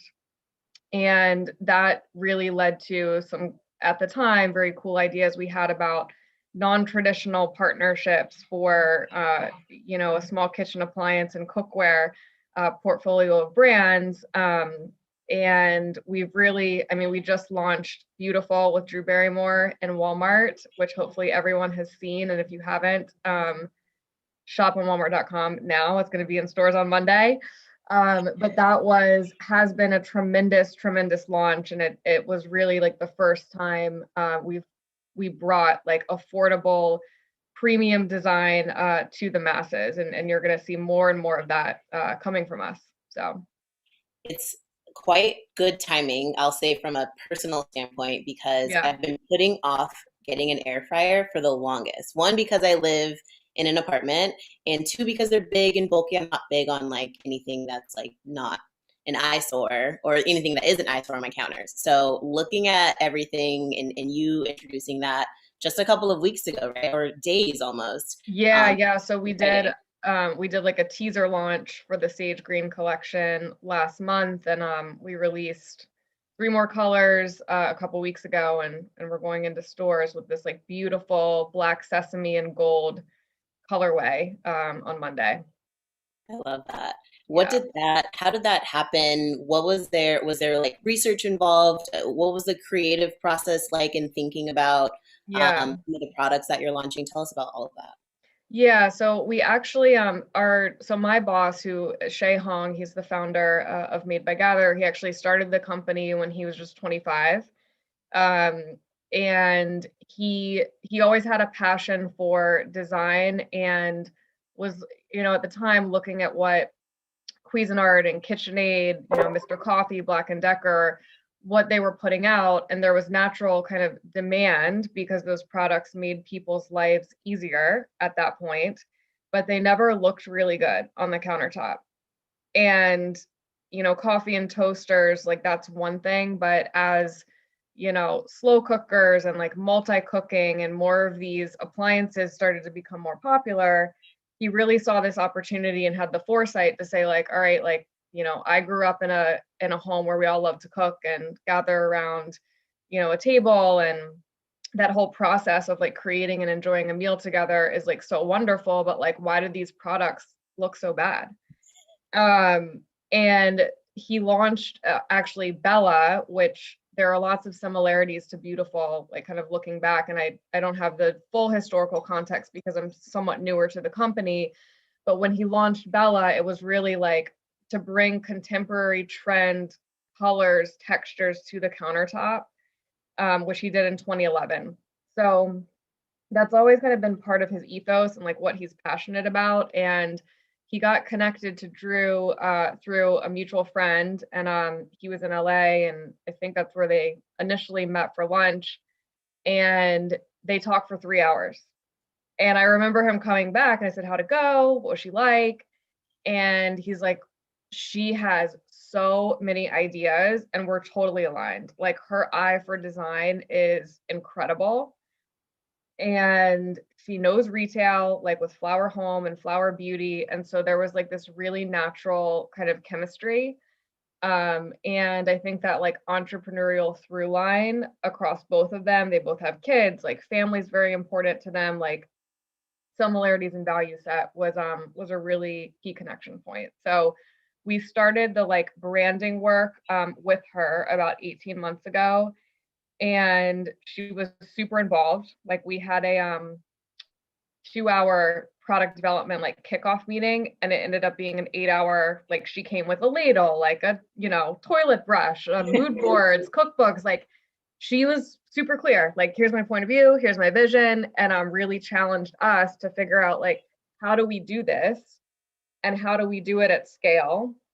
How do we bring like a ghost panel, which is like a touch screen control panel, to our appliances? Like, how do we create something that's very premium and expensive, but do it for a Walmart customer? So it was really fun. And she continues to be very involved. She is the creative director. So kind of think of her as part of our org chart. And she has equity in the brand as well. So it's been awesome. Seems like a great match. Those are always the partnerships, at least I know, particularly from a consumer standpoint, but even working in this influencer ambassador, celebrity ambassador world, it's always so helpful if the person on the other end has a stake in the company, a true like authenticity and willingness to work and be creative. And I mean, that's insane that it's been so successful thus far, at least in you guys having that synergy. What is the process? And okay, so now that everything's launched, what does that marketing sort of media mix look like for you guys? And what are you prioritizing right now? Yeah, it's a great question. And like, it's, I don't have a background in media, and I've never managed large media budgets. And what's interesting about our business model is like, we're still B2B. So the way that the economics work for us is, part of what we build into our cost structure is a customer program amount. And then, if it's Walmart, if it's Target, like our customers will then deploy part of that like funding for various tactics, like some of which we do have transparency into, and some say, and like, how much goes to Pinterest versus, on-site sponsored ads versus off-site display. But a lot of that is, depending on the type of relationship and the type of exclusivity, like sometimes it tends to be a black box, which for marketers is really, really tough. Really tough. We want to control and see everything. And after all the money we spend on content, like we love to know what works and what doesn't. So for this, Walmart, Target, I think a lot of retailers have moved over the past few years to like a very, an approach similar to like what Amazon has done with AMS, Amazon Marketing Services, where there is a self-service media buying platform for pay-per-click. And then in the case of like Walmart, Walmart Media Group, I think it's now called Walmart Connect, that's almost like a captive in-house agency that we work with to say, okay, here are our goals. Here's the marketing plan. Here's what earned media is going to hit and when, and then how do we architect a strategy that like makes sense for, A, driving the business, and B, continuing to amplify top of funnel. So we do have as we're going into stores next week, end caps are setting, products are going to be in line. We have a fairly sizable media buy that is going to be executed by Walmart. Across Pinterest, across display, and then sponsored ads. It's going to start firing next week.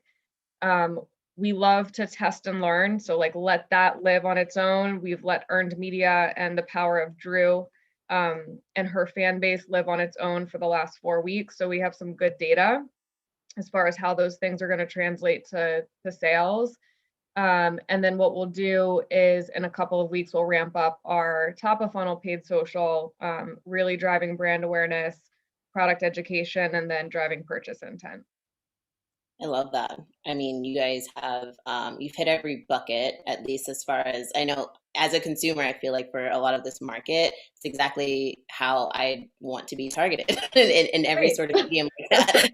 I heard Pinterest in there, and huge for home, no brainer for anything that's cookware. Have you explored TikTok? Just curious. Knowing oh my God, such a timely question. I was on a call this morning with someone. I'm trying to figure out how we can, there's a lot of good members on my team who are like immersed in TikTok, and I'm like a creepy TikTok mom and like just stalk all the crazy stuff that's happening, but like I don't like add any value. But anyway, we're seeing a lot of stuff happening just organically with our category on TikTok. And we are talking about piloting for one of our other brands, Crux, a Crux Creators program where we would, we look a lot to amazing, content platforms like Food 52. What they've done with the residency program is so genius. We're thinking about how can we pilot something like that for one of our brands that does have an audience that skews a bit younger. So haven't quite figured that out, but the right conversations are happening right now, for sure. I mean, TikTok, talk about a black hole in general. And then in the food category, it's just, oh my God, so much potential. That's where virality is happening. Yeah. I like got served, I don't know if it was an official ad, but a TikTok note. If you've been on it for too long, it like scrolls up and it'll say, you've been on here for quite a bit. It's time Really? to go to bed. Yeah. I'm like, okay, you're right. They're like, I That's know. so funny. It's so fun and hilarious to see. Tell Yeah. me a little bit more about so how you're treating each brand. So I love the 3 brands that you guys have underneath. I feel like some of them definitely overlap as far as an audience, probably that you're seeing on the consumer side, but even looking in, I have like personas for each. And I feel like I even fit in a couple of different ones, probably more so on the Crux brand. Are you Yeah. treating social media experience, like content creation, the same across each? Are you like continuing to market each in the same capacity? How does that look like for you? Yeah, it's a great question. And like, we're not, this is both a good and bad thing, but like, we're not super structured in the way that we think about like, Bella is like this type of, here's the demographic range, here are the attitudes and behaviors. Like, we generally know what that looks like, but we have the added complication a little bit of like, a lot of that's is a function of our distribution plan. So if we sell into like, a Target, or if we sell into like a Macy's, like that, and for Bella, which is our largest brand, the customers who are shopping those stores, like that's who that's who our customer is. But we do, from kind of a creative perspective, we do make sure each brand has an identity, like even if it may overlap, like for example, Bella, it looks and feels sometimes like Beautiful, but Beautiful is like the somewhat more affluent, like older sister, right? And then Bella is, she's out of college, she like just moved to New York, she's got a small apartment, and she wants some like cute kitchen flair on her countertop. So we think about like who those people are, what their mindset is, what other brand affinities they have, and we try to differentiate on tone of voice, on art direction, on creators, so influencer partners, and even platforms. Like for Bella, Pinterest and at the time Vine was like those were huge channels for us when we launched. Now that's looking very much like Instagram and Facebook Facebook actually is, I would say, a very undertapped and like underutilized channel for our brand right now.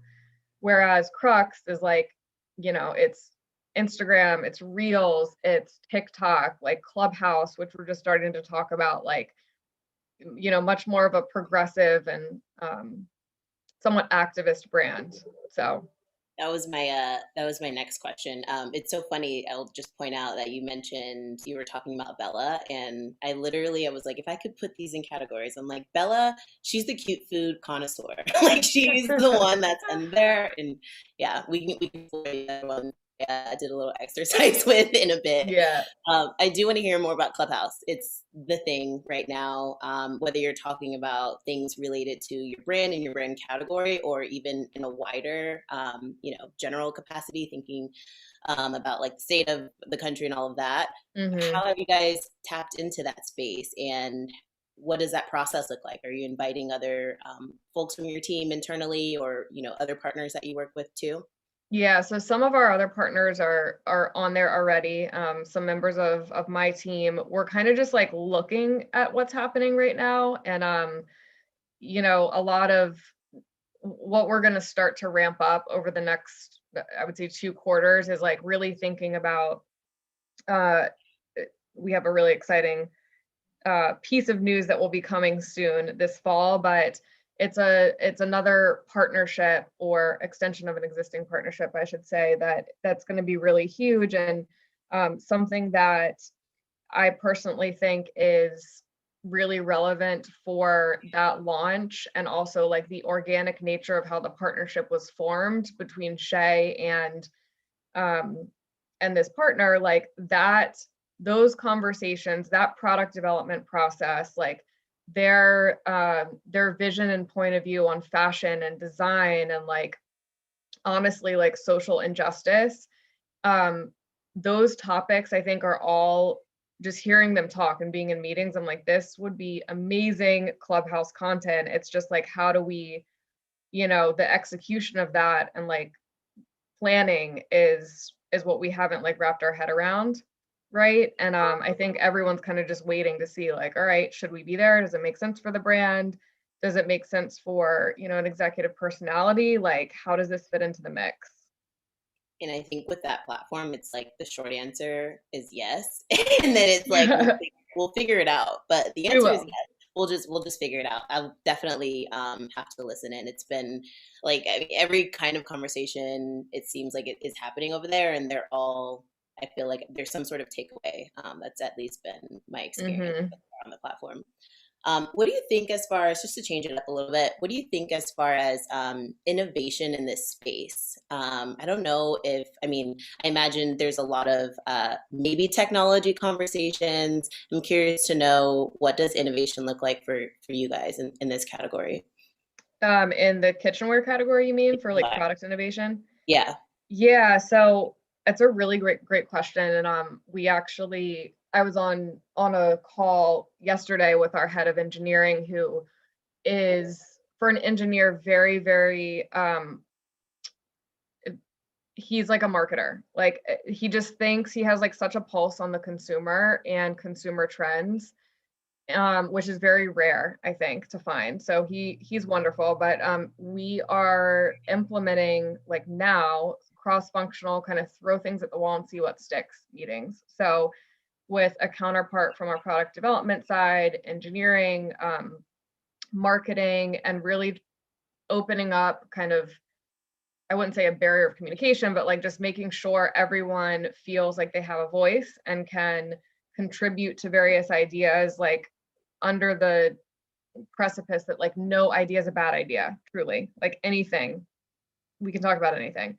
So we're always looking at competitor trends, what others are doing in the space, not just in kind of omni-channel retail, but in direct to consumer, like what's happening with smart home, what's happening with these like precision ovens, like June and others. And for us, it's like we have a pulse on all of that. So there's almost like this, large pipeline. How do we then fit that into our strategic initiatives so that we're not doing everything at once, even though we sometimes want to do that?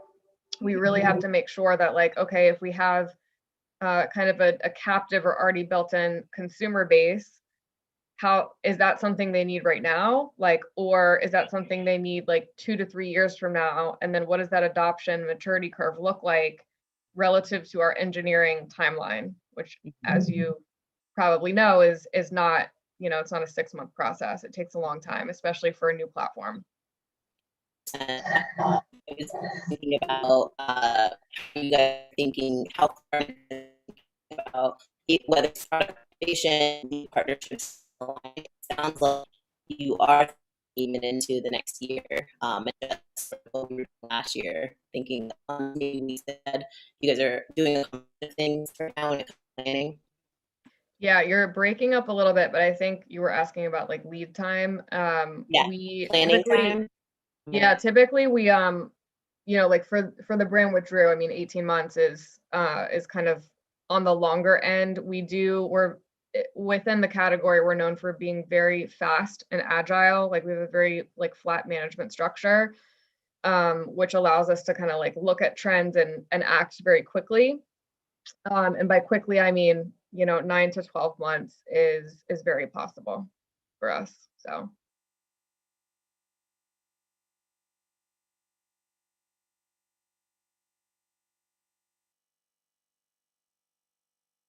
Hey.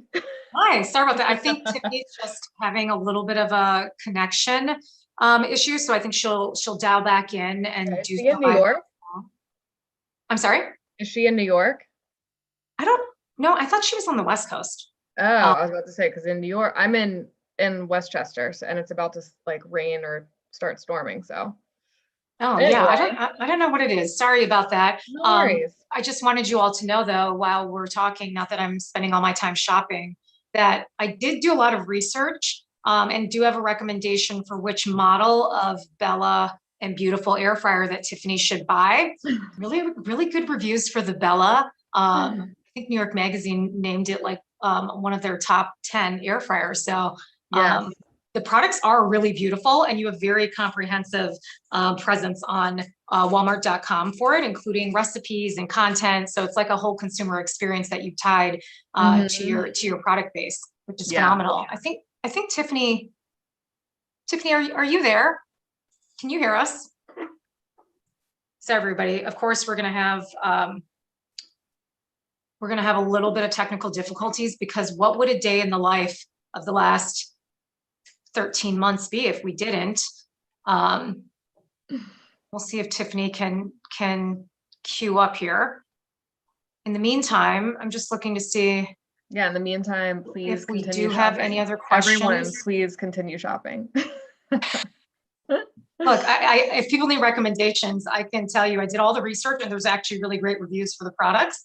So I also don't have an air fryer for the same reasons.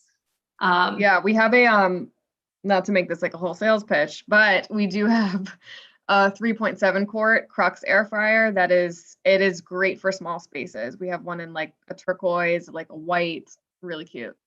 I think my big problem with appliances is they are ugly. And so I look for them to be as small. And I think if you live in the city, they always have to be small. But now we want them to actually look good in the small spaces that we have them in. Yeah. Let's see here. Oh, it looks like her signal is having some issues, but let's see here. I'm trying to see. Oh, there are a number of actual audience questions. So Rachel, if you don't mind, if we pivot and we do some kind of off the fly questions here. One of the questions is, what ways is your brand working to stand out in the eye of the consumer? I think you've kind of talked a little bit about that, and probably it resonates in a number of ways.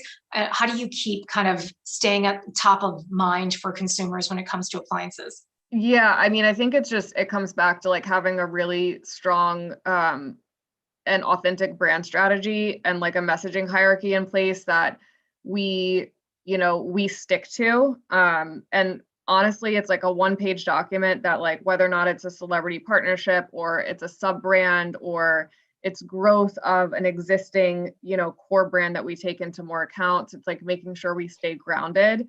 And in terms of relevancy, it's like when you're grounded and you have that framework, it makes it really easy to like stick to a point of view and a tone of voice that is inherently natural, and create content around that it may not resonate or appeal to everyone, but that's okay.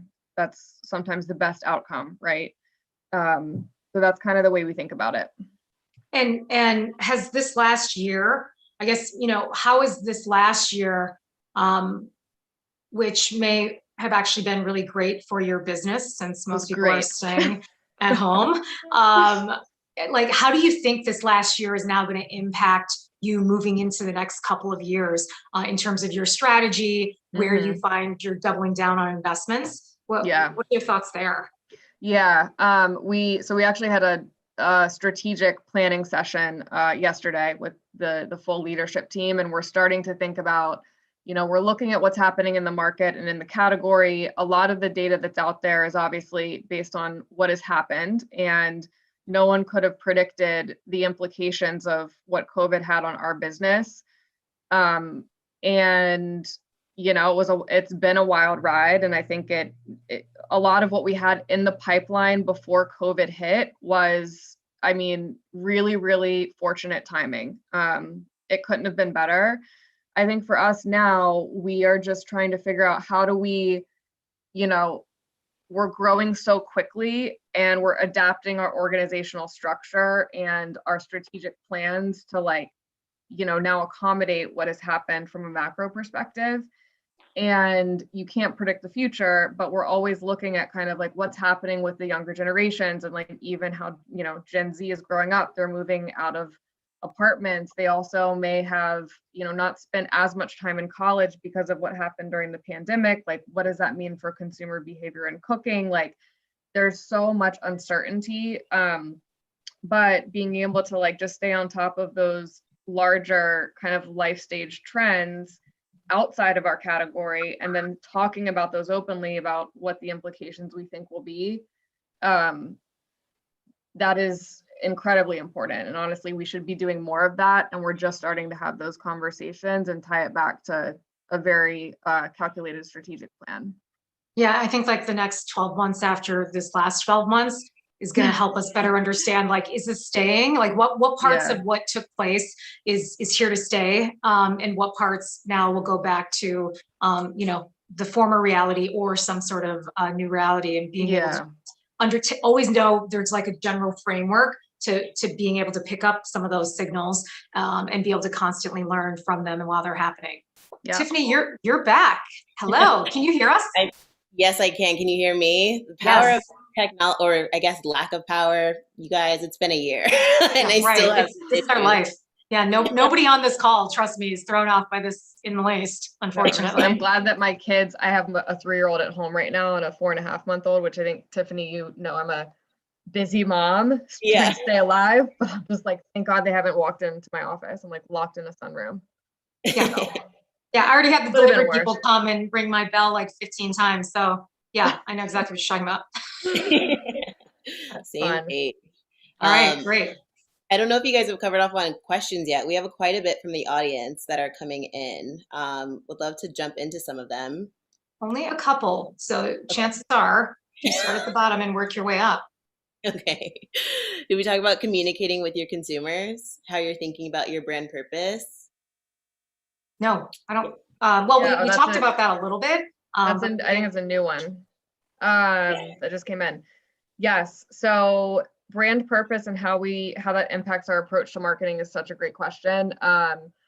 So brand purpose, we talk a lot about that with our Crux brand, which is kind of born and bred in New York City, and Shay created the brand, very, very much based around kind of the grit and the multicultural melting pot that like is America, and like New York is certainly like the epitome of that, right? We about 1.5 years ago we started to talk about how can we think about where we want to take these brands and do good by what we're selling. So some of the things that you're going to see more from us are around give backs and how we uplift communities, not just in New York City, but beyond. That's not something that's going to make sense for every one of our brands, but from, a Crux perspective, and you saw, or some of you hopefully have seen what we did with Ghetto Gastro, as we continue to expand that Crux halo, like really making sure everything that we do ties back to a purpose that is rooted in something authentic to our brand and our brand partners. So, for Crux and Ghetto Gastro, as an example, it was around food insecurity and access in the New York City area, specifically the Bronx borough, where there is a food desert. And I would say we kind of dipped our toe in the water with various partnerships and give back initiatives tied to that launch. It was almost like a rotating collective of Know Your Rights and Rethink and Project Eats. But as we grow that brand, making sure we're bringing our retail partners along with that strategy and that message, and thinking about a partnership approach that allows us to like do more good and do it at scale.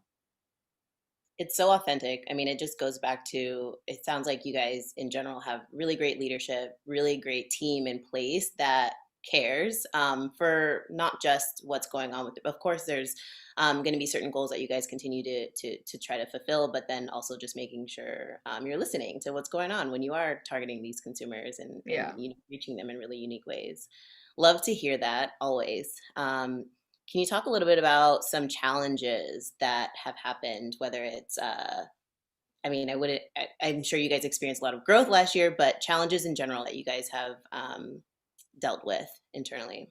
Yeah, so I think like the uncertainty that I was mentioning earlier, like that's always a challenge. Like we don't have a crystal ball in front of us. And I think when COVID hit, everyone was scared. We were like, what does this even mean? Like, I think a lot of companies, and I hate to be like a total pessimist, which I'm not.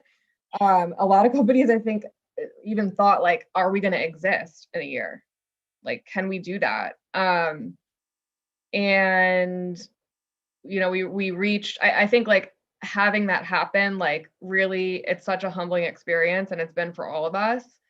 So that was certainly a challenge. I think and I am not going to do this justice when I try to speak as if I know the implications of currency fluctuations and logistics and supply chain, but you know, everything going on in China and our ability to really like tightly and in an organized fashion make sure that like our marketing activations and timing and media spend, all of that aligned with what was happening with product coming overseas, like containers getting lost, like delays at the port. That I think has been our biggest challenge. I think everyone, you know, who's in retail at scale is going through this and has gone through this. So it's tough, but Yeah.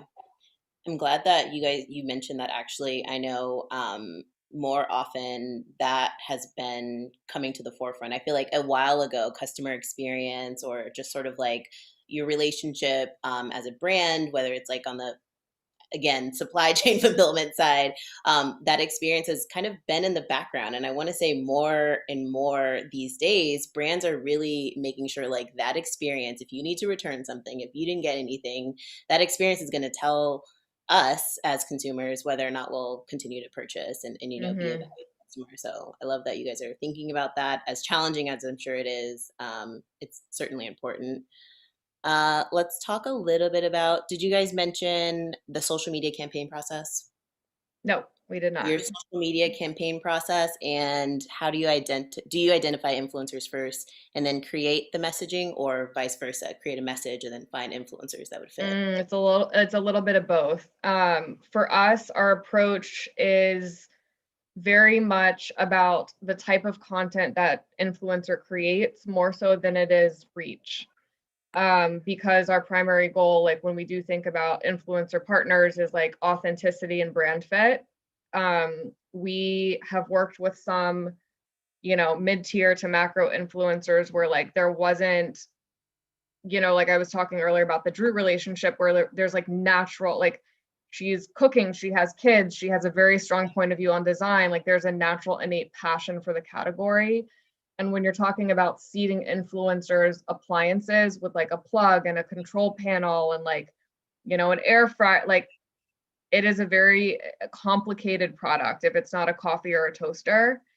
So it's really important for us to like balance, okay, who's gonna like get it, even if we do have a very tight creative brief, and align with our marketing goals, and then who's gonna create that content that ideally is not gonna take us 2, 3, 4 rounds of approval to like get it right where we can repurpose it. Great. So it's a delicate art, and I would say we haven't mastered it. We've like tested various scenarios, some have worked, some have not, but in general, it's a push and pull. Yeah, I 1000% agree with you. It's always dependent upon the process, the brand, the actual product, and ultimately goal too. Like what is the success that's going to be measured at the end of this? How can you best approach it in that way? I do want to talk a little bit about, the question is, what advice would you give brands looking to balance innovation and strategy moving into this next decade? It kind of leans, and you can consider brands within this category or brands as a whole, but I'm curious to know what advice you'd give to them looking to balance both innovation and strategy. This is a tough question. What should they be paying attention to? I mean, I really think it's like just having a pulse on consumer trends, which I think the ways that like marketers have done that, I honestly think are like not super effective, because I think they're always kind of backward looking and like the ability to predict like what's happening before it becomes like a social movement, right? Or, you know, a cultural conversation, like those things happen rapidly and almost overnight. And like us as marketers, like what we saw with COVID, like we got to pivot.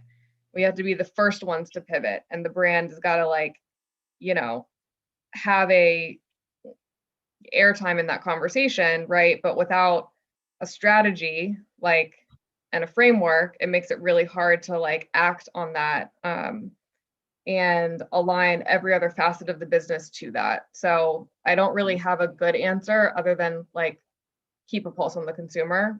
We all know that, but I guess it's like how that's done, whether or not that's surveys, whether or not that's like a, you know, hiring a 21, 22-year-old kid to just like live in TikTok and like feed insights to you. Like I mean, I think all of us are trying to figure that out, but that's All the advice I important. would give.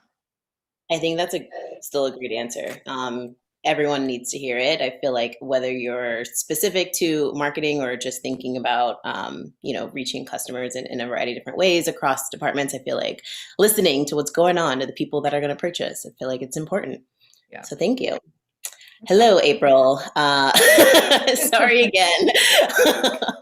No worries. Don't worry. We found you an air fryer, Tiffany, that would work really well for what your challenges are while you were gone. So we were really productive, and Yeah, I'll so send you the link. send me your address. Yes, cannot wait. Oh, thanks so much, ladies. This conversation, I think, is actually so relevant now, more so than ever. This idea of celebrity branding, of influencer marketing. And while those things oftentimes feel so organic, they do actually take foresight, strategy, framework, and being able to really not just throw stuff out there, but actually then create a feedback loop so you're constantly learning and iterating. So it's just been great to hear what your approach has been there. So thank you both, and have a wonderful rest of the afternoon. You too. Yeah, Thanks for having me. Rachel. Bye. Bye, Rachel. Bye, Tiffany. All right, guys, we have 2 amazing sessions left for today. Next up, we're actually going to share one of our favorite sessions from our most recent Future of Media Day. So this session, it is pre-recorded. It came from the last Future of Media Day, is with Erin Goldson, who's the brand manager from Dove at Unilever. This session was moderated by Adam Cadet, who's the director of private programmatic ad sales at Zynga. And we're just going to cue this up and play it for you, since some of you may have missed it. And we hope you enjoy it, and I'll see you guys shortly.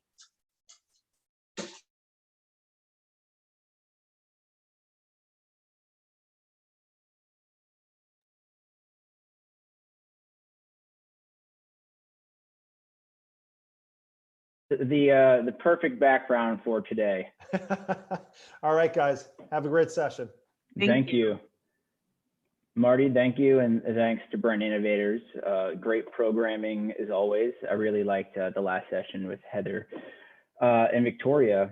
Erin, great to see you today. Our topic of discussion is the future of media, emerging media channels. Before we do that, could you tell us a little more about the specifics of your role? Because I think that'll set the scene very well for our listeners today. Absolutely. Thank you again for having me. So I am Erin Goldson. I'm a brand manager working on Dove, which is one of the many brands under the Unilever umbrellas. We have Dove, Shea Moisture, Tresemme. So I have the privilege of working on Dove, and I'm in a hybrid role. So one half of my role is really focused on the purpose work that is really the growth engine of Dove. So anytime there's a campaign that isn't specific to a product and more around kind of our point of view on beauty, we believe that beauty inclusivity, showing different versions of beauty, is very important. So that's what I work on the purpose side.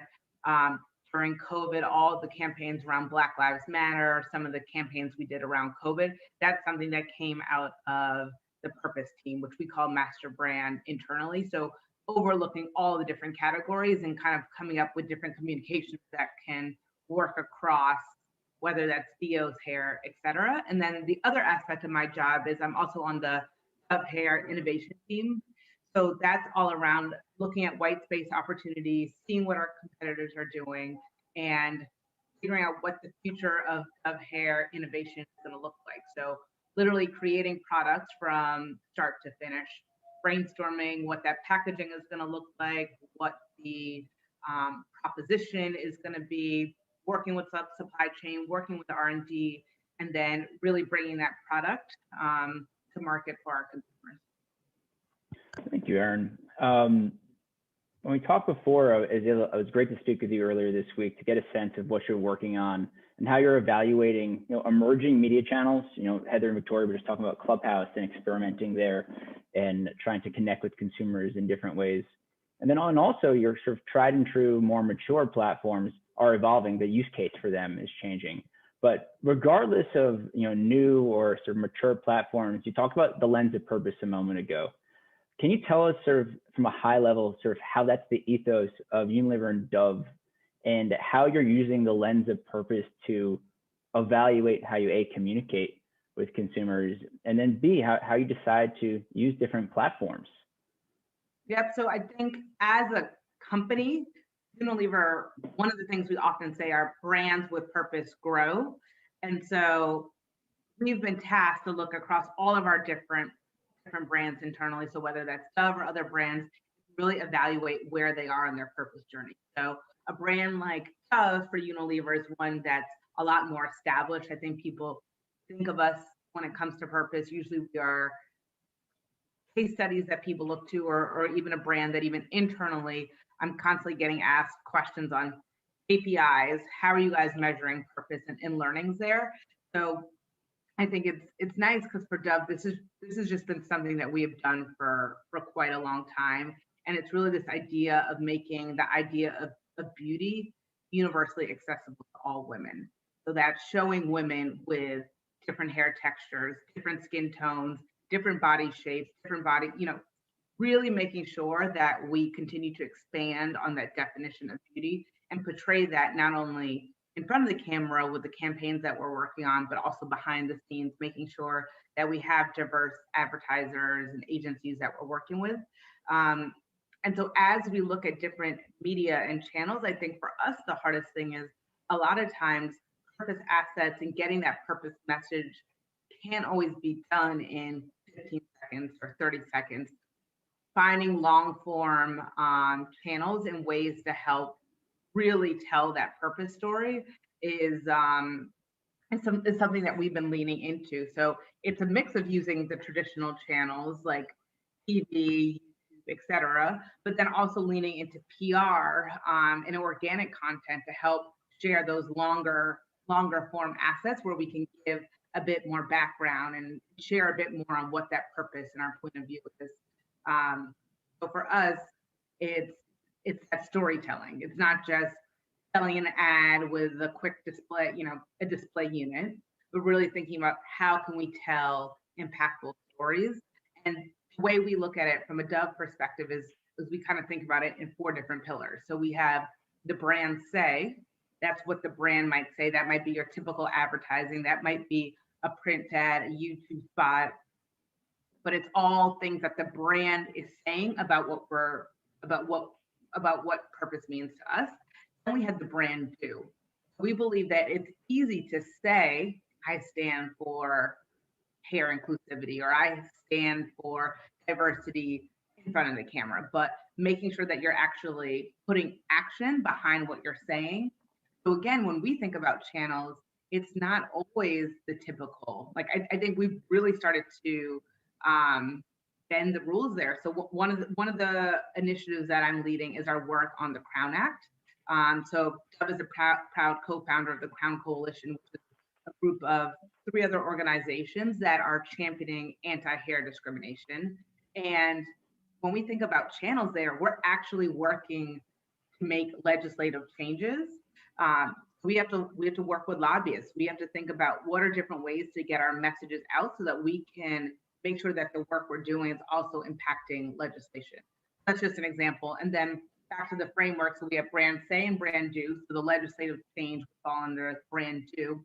And then we have what's called others say and others do. How can we use the voices of others to help get the mission and purpose of Dove out? So an influencer or a partner might be an example of an other say. How do we use their equity to drive that brand that brand purpose along? So you mentioned obviously purpose is the core of everything you do. Has that ethos evolved over the past year, or sort of going back to your pillars on the how, when you're trying to activate your influencers or your larger Dove community, is that constantly changing these days? Yeah, I think we're constantly trying to push ourselves further when we talk about purpose and what that looks like. And one of the things we talk about is this idea of being an actionist brand. And so if you look at how our purpose has evolved, again, it's always been the core of the brand, but I think this whole pillar of brand do and others do is more critical, more than ever for Dove. So I think at one point we were more of just saying, like I think one of the iconic campaigns is our Real Beauty campaign that was in Times Square, where we showed women of all shapes and sizes. There wasn't necessarily a do associated with that. If that were to come out now, we'd probably be looking at, is there any legislation we can do, or is there any type of training and curriculums that we can do around body inclusivity, making sure that we actually have tangible actions beyond just the campaigns that we're running. So I think that is something that has been exciting to see, that like we are doing things like changing legislation. We talk internally a lot about how changing legislation, changing laws changes lives. And I think that's a space that we're leading into a lot more, is not just showing the campaigns on TV, but making sure that there's work behind the scenes that everyone might not even be aware of, but is critical to the work and the messages that we're doing. When you've been activating and seeing success with this sort of this actionist audience and consumer, are there newer platforms or partners you've been able to team up with to see any sort of success? And how are you measuring that? Is it signing petitions, having consumers take action? Are there any other, back end metrics or measurement you're also looking to here? Yep. So, for example, some of the work that we're doing around the legislative work, every year we track kind of what are the states where we want to see laws change. What are the states where we think we'll be able to have immediate success? What are the states that will kind of come at a later point? And we track that. We see how we're doing. If you go to thecrownact.com, and on the right-hand corner, you can find the petition. Right now we have a little over, I think it's 254,000 signatures. Our goal for this year is to get 500,000 signatures. So how do we get people to not just watch our ads, but when they see what we're putting out there, they're actually taking an action to help support us in the work that we're doing. And then on top of that, we also have a lot of brand metrics we're able to look at. So are people associating the work that we're doing with Dove? What is that association? And then there's a number of other metrics that we look at. So we actually have metrics where we can look at how is Dove's purpose evaluated against competitors. Are we growing in that space? And then we also can look at different audiences. So how are our messages resonating with maybe the general market consumer versus the Black consumer? We've noticed actually that with the A consumer, they really are the ones who over-index in believing in what Dove says when it comes to our purpose, when it comes to our communication. I think they are a consumer that has grown up on Dove, with Dove, and using that in their households. And I think we continue to build trust with that demographic. So with these actionist groups that you're building trust, are you finding they're able to also, they're sort of being their own micro influence and amplifying the work that you're doing, whether it's in their own household or their social groups? Yep, exactly. It's almost these mini micro influencers that we're not paying, but feel very strongly, feel passionate about the work, and they're sharing that. And that's also something we look at, is how do we actually get our Dove community to engage in what we're doing, share our messages, and get that word out within their own communities. Well, we already have some good Q&A I wanted to quickly touch on before we moved on. Someone asked, do you research the demographics of different media platforms outside of age, geography, race, religion, nationality, etc.? How does it inform the content that you're creating around these programs and then you go syndicate? We research, so looking at demographics beyond race. Yeah. I'm trying to think of, so maybe more of like psychographics. Yeah, that's what I think they're getting at. Yes, I mean, we have an incredible media team. We work very closely with Mindshare, and it's nice because they work across all of our brands. So we have lots of data on these platforms in terms of who is that consumer. We try to cut our data in terms of, like, we want to reach consumers who want to take action. We look for purpose seekers. We find a way to cut the data so that we are finding the platforms where we can reach this type of consumer. And then in addition to just the platforms, it's really the targeting within those platforms. Got it. Thank you. Something I want to sort of move ahead to, because I know this is going to have a lot of good questions. You mentioned launching brands from start to finish and everything in the middle, and you launched a new hair care brand in the middle of COVID, which has to be an immense challenge within itself. Can you walk us through sort of how you went from ideation to actual products on the shelves this year, and what were the successful platforms in order to, reach consumers and have them, buy a new product in the middle of a pandemic? Yep. So I led the creation. Let me move this Q&A section down. Lots of great questions. I led the launch of a range of products from Dove called Amplified Textures. So again, selfishly, as a Black woman with natural curly textured hair and a number of friends in the same group, I noticed that there was a white space opportunity. We didn't have, while our products, we have shampoos, we have conditioners that can be used with all hair types. I knew that, especially for the Black consumer, they want to make sure that products are created specifically for their hair type in mind, even though maybe our general market conditioner could work just as well. They want to understand that the product was created for them, for their hair texture, with that in mind. And so it was really exciting doing lots of different workshops, trying to get into the consumer mindset, taking myself out of it and really understanding what is it that they're looking for from a product standpoint, and what could Dove do to help close this gap. And I think what was interesting is when we look across all of our categories for Dove, as I mentioned, as a brand, there's a strong affinity with the A community. And we noticed across all of our categories, whether that's body, EOs, everything but hair, over-indexed with the Black consumer. And so that also helped validate that there was a need for more of a tailored solution to help capture the consumer as it relates to Dove hair. And so, like I said, we had a number of different workshops. We had ingredient workshops. We worked with real women, Black female editors, influencers to gain their input. And so I worked on everything from looking at the packaging, coming up with the names and the products of the SKU, what was on the front of pack, the back of pack, and even the commercial shoot. I think the sad thing with COVID was some of the assets in some of our media plan did have to cut. There was a number of media cuts happening across the organization, and I'm sure a number of other brands and organizations saw that same thing happening. But what was interesting was that during COVID, because of salons being closed, we actually found that this consumer was at home experimenting and trying new products more than ever. And so while we unfortunately couldn't have the full media plan that we had initially planned on, we did see an opportunity where consumers were just going in the store and trying new things on their own.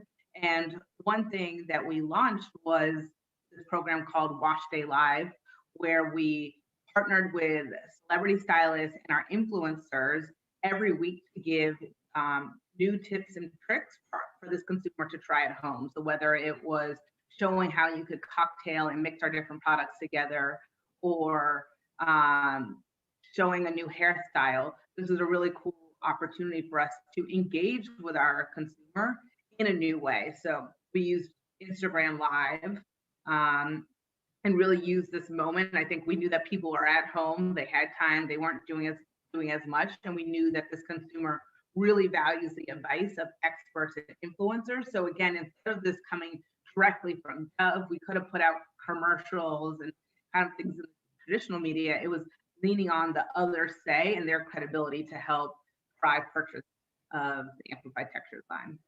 So it definitely seems like in order to, be authentic, there was the rigor in the creation of the product itself, and then also working with your influencer community and Instagram Live. With Instagram Live or anything you've done in the social channels in 2021, has there been a large e-com component to that as well? So in the virtual salon example, are there any opportunities for consumers to learn a new hairstyle or learn about a new product and also purchase as well?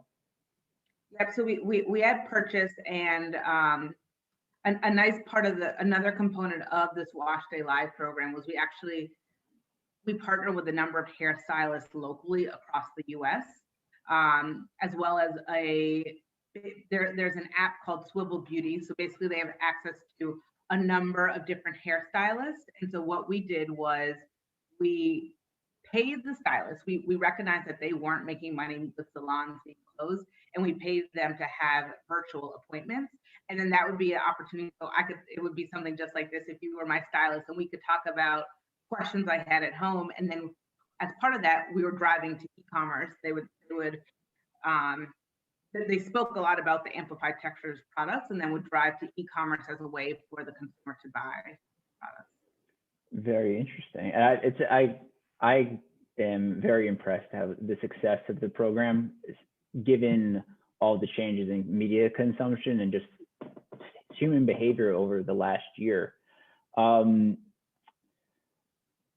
I want to talk about is the importance of retail partnerships, retail media, and even in store. And when we spoke before, you mentioned that, second to TV, in store is still to this day one of the key drivers of brand awareness. So when you're launching a new product, that is key. But then you also mentioned before, and we were able to catch up earlier this week, that the retail space and partnerships are also, it's almost like a 360 partnership. They help you push product, but also drive the purpose and actionist messaging home. Can you tell us a little bit about that? Yep. So again, as I mentioned, purpose is really the core of Unilever as a brand, and Dove as well. And so as we look at all of our channels, so whether it's social, whether it's TV, we did realize that TV after TV in store drives number 2 for awareness. And so now we've been looking at what more can we do in store to help bring to life our various purposes. We have a Dove self-esteem program that we partner with retailers to do in-store displays. The work that we're doing around the Pound Act, we're actually have a display at Walmart in June. So pretty big in-store unit, prominent space, and we're going to actually put QR codes on that display to ask consumers to go sign the petition. Again, spread the word on what I was doing. But when you think about all the traffic and the captive audience that you have in retail, it really has been a key awareness driver for us, especially because a lot of times those consumers are going there looking for specific Dove products. They're quite familiar. I think it's different when you're looking at social media and people are scrolling, but when you're in that in-store experience, a lot of times people will take that extra time, stop and look and read and look at the messaging. What is, I guess, from your personal perspective, what does the in-store experience look like moving forward? A lot of states are starting to open up. New York is opening up. I'm very happy about that. What is the in-store experience of the future? Is it the same as it previously was, or is it more of a hybrid, maybe a buy online, pick up in store? I actually think, but when I think of, so we work with a lot of the mass channels, so the Walmarts, the Walgreens, Target. I think when I think of a retailer who's really getting it right is Target. They're leaning more and more into the beauty and experiential space when it comes to in-store. And I don't think people are shying away from that with COVID and the world opening up. I think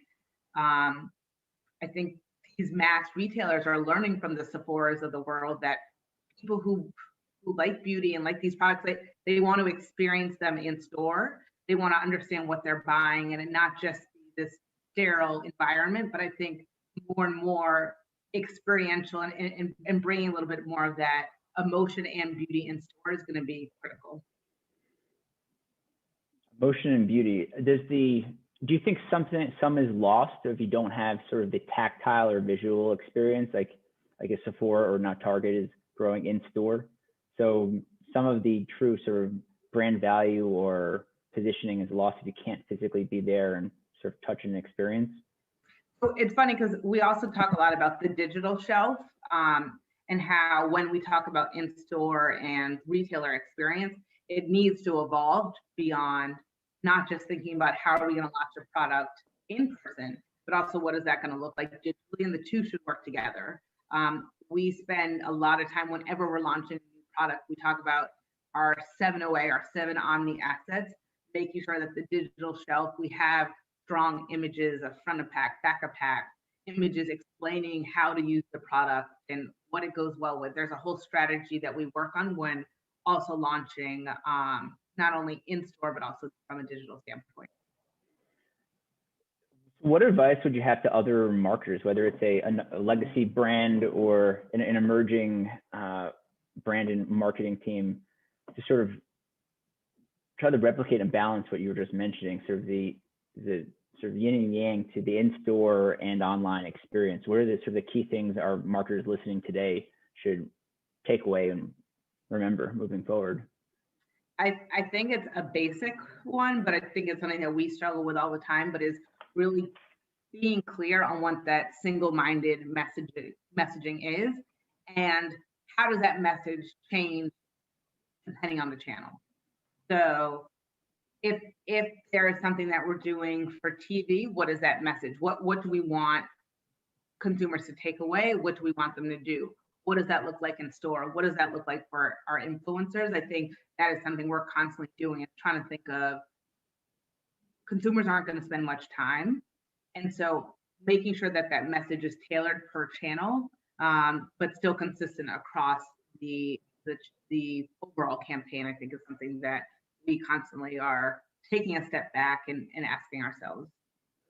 So as there's an explosion of new channels and different types, which Clubhouse is getting a lot of press these days, rightfully so. Are you evolving your sort of brand mission statement and sort of the idea of purpose continuously so that you could invest in reach consumers in new channels? Because I'm imagining that not in every case does the channel align directly with your overall messaging. Yeah, and again, like I was saying in the beginning, I think the struggle with purpose messaging is a lot of times when we look at, I mean, I've been having these conversations even yesterday with our media team, as we look to launch some of our new campaigns, we're talking, a lot of the inventory is around 15-second digital video buys, 6-second digital video buys, trying to consolidate a message that might take a minute to really tell the story and tell the power and tell the emotion. How do we get that to translate? And I think that's why some of these channels like a Clubhouse, I'm very, very interested to see what brand, I know brands have already started to do things there, but how do we find more of these avenues to have more conversations? So I think Clubhouse is interesting. We're currently working on a new podcast, a branded podcast with a prominent content creator. How do we look at different ways to get those long form messages out? But Clubhouse is one, and I think probably many have mentioned that today, is one that I'm quite excited to try. I've noticed, I think it was a couple weeks ago, they just hired 2 people, one on the media side and one on the marketing side. So I think they're starting to build out their team, and I'm really curious to see how they're going to start partnering with brands. But I would love Dove to be on that list, and hoping to pilot a couple ideas in the coming couple of months as well. I would love to see that. Earlier, I want to go back to something you just mentioned earlier. You talked about the importance of PR, and whether it's your purpose-driven marketing, your overall brand voice, the best way to get that across to your consumers is through longer form content. But not all of the media channels that consumers are spending all their time on today allow for that, which you just mentioned. So are you using channels like the Snapchats of the world or other social channels as like almost a trailer or teaser to then direct them to maybe a site or other property where you have all that long form content? It's funny you say that, because we have a partnership and some exciting work coming out soon. I can't give it all away, but basically we're partnering with a music label actually to create a music video. So it's an iconic song that's been out for some time, but the song came out before the time of music videos. And so it's funny when you said the trailer idea, because that's actually how they launched. That's part of their launch plan, is kind of launching a shorter form mini trailer. and then teasing people before the long form comes out. So we'll actually be taking that strategy that is typically seen in the music industry and maybe for TV shows and movies, and we're going to be applying that to Dove. But yes, we've used Snapchat, we've used some of the smaller form, and I think the nice thing about those channels, like the TikToks and the Snapchats, is the younger audiences are very, very action oriented. They're more diverse than ever. They care more than any of the other cohorts about these different diversity initiatives. And I even read, if you looked at TikTok users were more likely to join in a Black Lives Matter protest than anyone else. So I think when you think about who is on these different channels, we do notice that they very much are in line with what Dove as a brand stands for. So those actionists, those who want to take charge, make change. We're really seeing that from the Gen Z and the younger consumer, which has been great about engaging some of the other newer channels. So I'm glad you mentioned that about the TikTok audience. So when you're communicating with them and developing and building enthusiasm and passion for things like Black Lives Matter, is that conversation siloed within only TikTok, or are you able to bring them to some other channels, maybe some of your own content or own properties as well, or is it a lot of different siloed conversations? And to be completely honest, I think TikTok is a channel that we're just starting to dip our toes in. So we're even behind there. And last year when we launched, we had a response to what was happening with the Black Lives Matter protest and George Floyd. We had a whole campaign called America the Beautiful. And the idea was that America won't be beautiful until it's beautiful for everyone.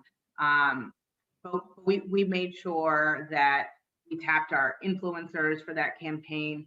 We did TV, we did, it was very much a 360 campaign versus just siloing and focusing on one channel. And that's typically our approach, is making sure that we're really surrounding our consumer across a number of different earned and owned channels. I like that concept of sort of surrounding the consumer and having a lot of sort of parallel or different conversations that are tailored to each sort of media channel that you're working with. We only have about 5-7 minutes left. So if any listeners have any other questions, please input them to the Q&A function.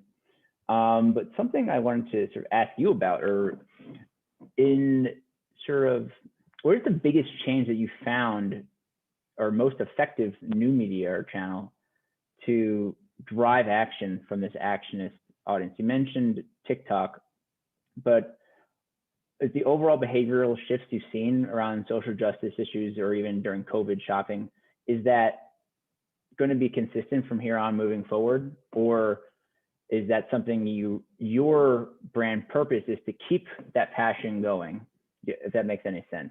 Mm-hmm. Is that something you guys have to work to keep momentum on, or do you see the momentum here to stay?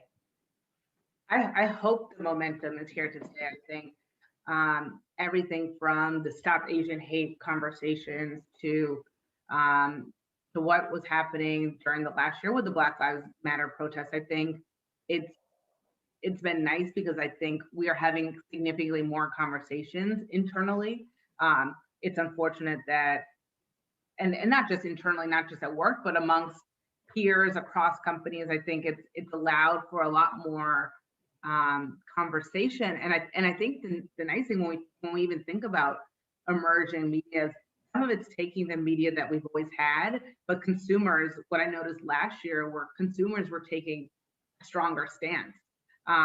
There was a campaign, I think it was called Pull Up or Shut Up. And it was a whole Instagram page where this woman was basically asking companies, show us how diverse your boards are, show us how diverse your leadership is. So taking channels that have kind of existed for a long time, but really putting pressure on different companies to be transparent. And I think that to me what is what's been the most exciting, is how these different channels have really allowed consumers to participate with brands and corporations in ways that we haven't ever before. And they're really holding us accountable. And there are times when we're called out, and I actually love it because sometimes there's things that I've thought about or things that I haven't known, it's been hard to articulate, but I think it's great when consumers are using these channels, not just for us to advertise to them on those channels, but also hold us accountable, push us to do more, and kind of call us out on making sure that we continue to walk the walk. Yeah, I'm noticing a lot more of that. You're seeing that today with all the legislative action in Georgia. A lot more CEOs and brand leaders are having a voice, which is great to see. But it also seems that sort of brand messaging now is beyond sort of the product value, beyond sort of the parallel benefits of Dove Hair. It's now to sort of your core as an organization. So it's definitely interesting to see that evolution. So as we sort of begin to wrap up, take things back to sort of a more personal level, has there been a sort of major shifts for yourself in terms of how you're shopping, your media consumption, and are you applying any of what you're experiencing yourself to your job and your brand building activities? This is probably like the worst time for me to be on a panel like this because I've been trying over the last month. So I've been working in the Caribbean. I'm trying to take advantage of this work from home, work from anywhere life. So I've actually been working in the Caribbean for the last since end of February. And I've been trying to disconnect a bit from media. So I haven't been on Instagram, haven't been going on as much. So I'm probably not the best person to be asking right now. Because I've been trying to disconnect and really, really focus on those in-person, whether it's in person or speaking on the phone or reconnecting more. Because I think because of COVID and being at home more, it's just been very easy to get caught up on your phone. And I've been trying to monitor my cell phone usage and digital usage. So I'm almost reverting a bit at the moment. Is trying to, which makes it harder for work. I'm like, I don't think I'll be able to continue this that much longer. But I was doing a bit of a month-and-a-half cleanse just to really, really focus. And I'm enjoying it. But I think being on the different social channels is where I do find a lot of inspiration for work, where I get ideas. I see what other brands are doing. I might read about it, but I feel like I almost am seeing what people are talking about more when I'm fully engaged in those channels. And I think Clubhouse is one in particular that I'm really curious to see how it evolves. I'm noticing that a lot of other platforms like Instagram and LinkedIn are trying to find a way to hop on that trend. And we've seen that before, where other brands took what Snapchat was doing and incorporated that into their platform. And so Clubhouse, that's one that I'm excited to see who's going to win that battle. Is Clubhouse going to be here to stay, or is Instagram or something else going to kind of take over what they're trying to do? It's interesting you mentioned sort of cleansing electronically. Us and everyone listening, we spend all day on a screen. We're on a Zoom, on our email, presentations, and the TV. And if you look on LinkedIn, a lot of people post about taking breaks from media consumption. And as it seems like it's, fairly popular, or a lot of people are doing it, how are you still able, as of putting your marketer hat back on, communicate and make sure people are still aware of what you're doing, whether it's new product releases or your purpose-driven efforts? Is that where we're leaning into PR the most, so that regardless of what media people are consuming, they understand what you're doing? I mean, I think for us, success is obviously we can have a great media campaign, we can work with influencers, but I think the best work is when we create something and editors want to write about it, people want to share it. I mean, Nike had a great new maternity campaign that came out the other week, and I didn't even see that online. I read it somewhere, and then so I shared it with someone else, and someone else shared. And I think when people genuinely want to share the work that you're doing, I think that's really when the magic is happening. I think and even with products, I think when it's a great product, people are gonna share with their friends and share with their community. We have one more question come in, but I see Marty, so I think we're at time. I always feel bad. Like I come on and I'm like the guy on stage going, come on. I think I know. I think when the people see you're at sort of the end, they're like, oh no, I have to get this question in now. But unfortunately, we don't have time for that.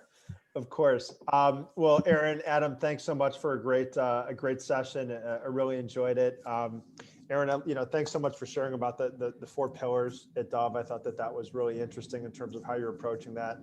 I was going to make a wisecrack about the anti-hair discrimination, but I'm sure you really experience it more so than me, other than the follically challenged. But listen, it was really a pleasure to have you both. Thank you so much for taking the time to join us today, and really appreciated you sharing everything, Aaron. And great questions. Thank you very much. You're welcome. All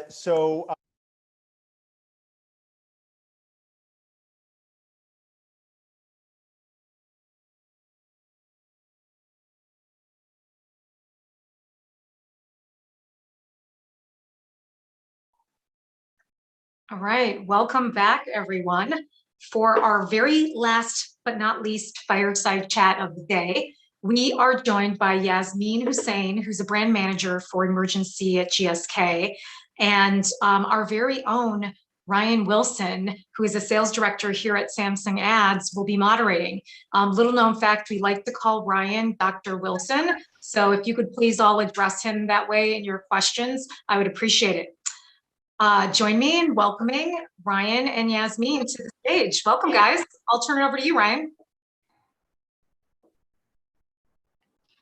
Oh, there he is.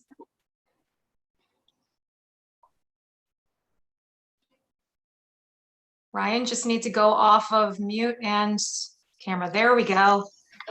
Ryan. Here I am. The doctor's in the house. Hello. All right, I'm going to turn it over to you then. Sounds great. Thanks so much, April. No problem. How you doing, Yasmin? Good to see you again. Good. How are you? Nice to see you. I'm excited to be here. Yeah, same here. So I know that you had just returned from a nice trip. Fun fact for me, anytime I would travel, whether it be for pleasure or for business, I always had one of these guys with me. So I'm going to go ahead and just for the sake of the conversation, get myself my fill of vitamin C, all 1,000 milligrams of them today. But I'm glad that you're back. Hopefully it was obviously with COVID and everything going on, it was a safe travel, and everything works out for you there. Yeah, no, it was fun. Hawaii is always a great place to visit. Highly recommend it. Great weather, great food, great people. So yeah, for sure. So with that, I think we can jump into it. For those of you, we'll kind of run through introductions, and then we'll get into the content. But for those of you who don't know me, my name is actually Ryan Wilson, not Dr. Wilson. I'm the director of the Health and Pharma vertical here at Samsung Ads, where my team in particular is focused on helping brands across OTC, RX, wellness, fitness, you name it, to achieve their various business outcomes, whether it be script lift or doctor visits or switch to brand or indication, or in this instance, driving sales of product. To take a step back at Samsung Ads as a whole, which covers much more than just the pharma vertical, we are founded and sitting on top of hundreds of millions of Samsung devices, including smart TVs as well as Galaxy devices here in the United States, all of which are giving us real-time data and insights across 45 million households here in the US that gives our partners unique and holistic access into their most prized audiences, consumption and viewership habits that they can then utilize to target and activate against in CTV as well as digital, providing truly a end-to-end solution that at the end of the day is all measurable, and helping to bridge the gap between their linear and digital marketing efforts. With that, we're here today, obviously with Yasmin. Yasmin, I'd love for you to take a couple minutes just to introduce yourself. yeah, hi everyone. My name is Yasmin Hussain. I'm the brand manager on Emergency at GSK. I've been on the brand for about 1.5 years now, and I work on a lot of different things across the brand, all things digital, social, influencer. So yeah, no, it's been an exciting time to be on this brand. I started working on this brand just a few months before the pandemic hit. So, I've kind of been through the pandemic. I'm sure we'll talk about this, Ryan. There's been, some really interesting learnings. And then, now as we come off the pandemic slowly with the vaccine rollout, it's just like a whole different set of, it's like a whole different landscape. So, so it's like I said, it's been a really good time on this brand. Yeah, I mean, certainly starting a couple of months before pandemic, just from my own use, and as I said, I'll use Emergency, and it's part of my kind of not daily routine, maybe a little bit more now because of the pandemic, but I feel like joining a brand like that, and having that remit leading into a pandemic is one thing, and then pandemic hits, and all everyone talks about is their health, their wellness, and the need for a strong immune system and all those types of things. So let's kind of rewind a little bit to, let's say April, May of last year, and kind of how that impacted your strategy, right? I mean, it was so early in the year. You probably had just rolled out some campaigns and things of that nature. News hits, what did you do? I mean, what was your reaction? Yeah, I mean, obviously caught all of us off guard. Can't predict something like that. I think, prior to the pandemic, we were, going to go about messaging Emergency our usual way. And then when the pandemic hit, immune health was top of mind for consumers, right? So, and demand was through the roof, right? So one of the things that we were but trying to figure out was how best to talk to consumers in a very engaging and emotionally relevant manner, right? So when immune health is top of mind, but when there's a lot of fear and anxiety amongst consumers, because it's I know people probably hate this word, but it was an unprecedented pandemic and unprecedented times. And so you really couldn't go about your messaging your usual way. You really had to think about making sure that you were kind of, you were being empathetic to your consumers and empathetic to the fear and anxiety that they were feeling. So I think that was a big shift in trying to figure out okay, everyone's talking about immune health, everyone's talking about Emergency. We did our social media listening. And so it's how do you, continue to engage with your consumers in the conversation, but not just sell product to them, can engage with them in a meaningful way. So that's where we launched the Emerge Our Best campaign. So in December, right before the pandemic, we had launched Emerge Your Best, which was more fitness focused. And then with the start of the pandemic, we kind of shifted a little bit to Emerge Our Best. And this was more around, Emerge Your Best was more around individualistic performance goals. Emerge Our Best was more around community. And the video was called A Love Letter to Normal Life. And it really struck an emotional chord with our consumers because it talked about all the things that consumers were feeling, all the things that we missed, simple things like meeting friends for coffee or, a drink or dinner, holding hands. And so that, that was the primary shift in our messaging. It was going from talking about how, about Emergency to really just talking about how we'll come out of this together and really reinforcing that sense of community. Yeah, I mean, I have to imagine that there had to have been sort of a balance too, right, between your creative, right? In no way, shape, or form are you saying hi, take Emergency, you'll be COVID, free, basically, right? So, I'm sure there had to be a nice balance there of, obviously you want to get, people that are thinking about it to consider Emergency, but at the same time, you didn't want to put the message out there that, this is a catch-all and you'll be safe and things of that nature. So how did those conversations kind of internally happen, or did it just naturally and organically come about just from, as you said, your social listening and things of that nature? Yeah, and excuse me, I'm recovering from a post-travel cold. Sorry, but now you really need this. I know I've been actually eating the gummies. So I think like for emergency, we can't, we can't make claims around disease state. So you can't say that emergency will treat a cold or a flu. Obviously, definitely couldn't talk about how emergency would cure COVID, right? Couldn't even go near that, which is the right thing to do. So we have to really think about how to,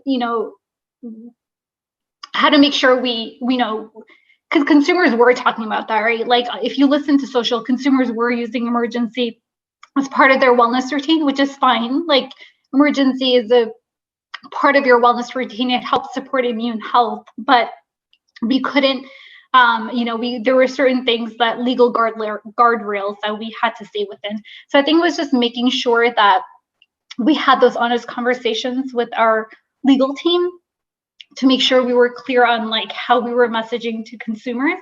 But honestly, it really wasn't about, it wasn't really that hard because the brand intent was never to talk about emergency as a cure for COVID. It was really, again, the messaging was really around making sure, we wanted consumers to know that we're there for them and just making sure we're, we're being empathetic with them and engaging in conversation besides just the product, like really just talking about like, more higher level than the product, really talking to them about how they're feeling and kind of offering reassurance. Yeah, so in order to accomplish that, I would imagine, social, potentially even influencers, things of that nature. Was that kind of the strategy there, or did you stick to, your tried and true of linear and video to kind of that sight, sound, and motion? How did you guys go about actually bringing that to life? Yeah, so we had it was more digital led.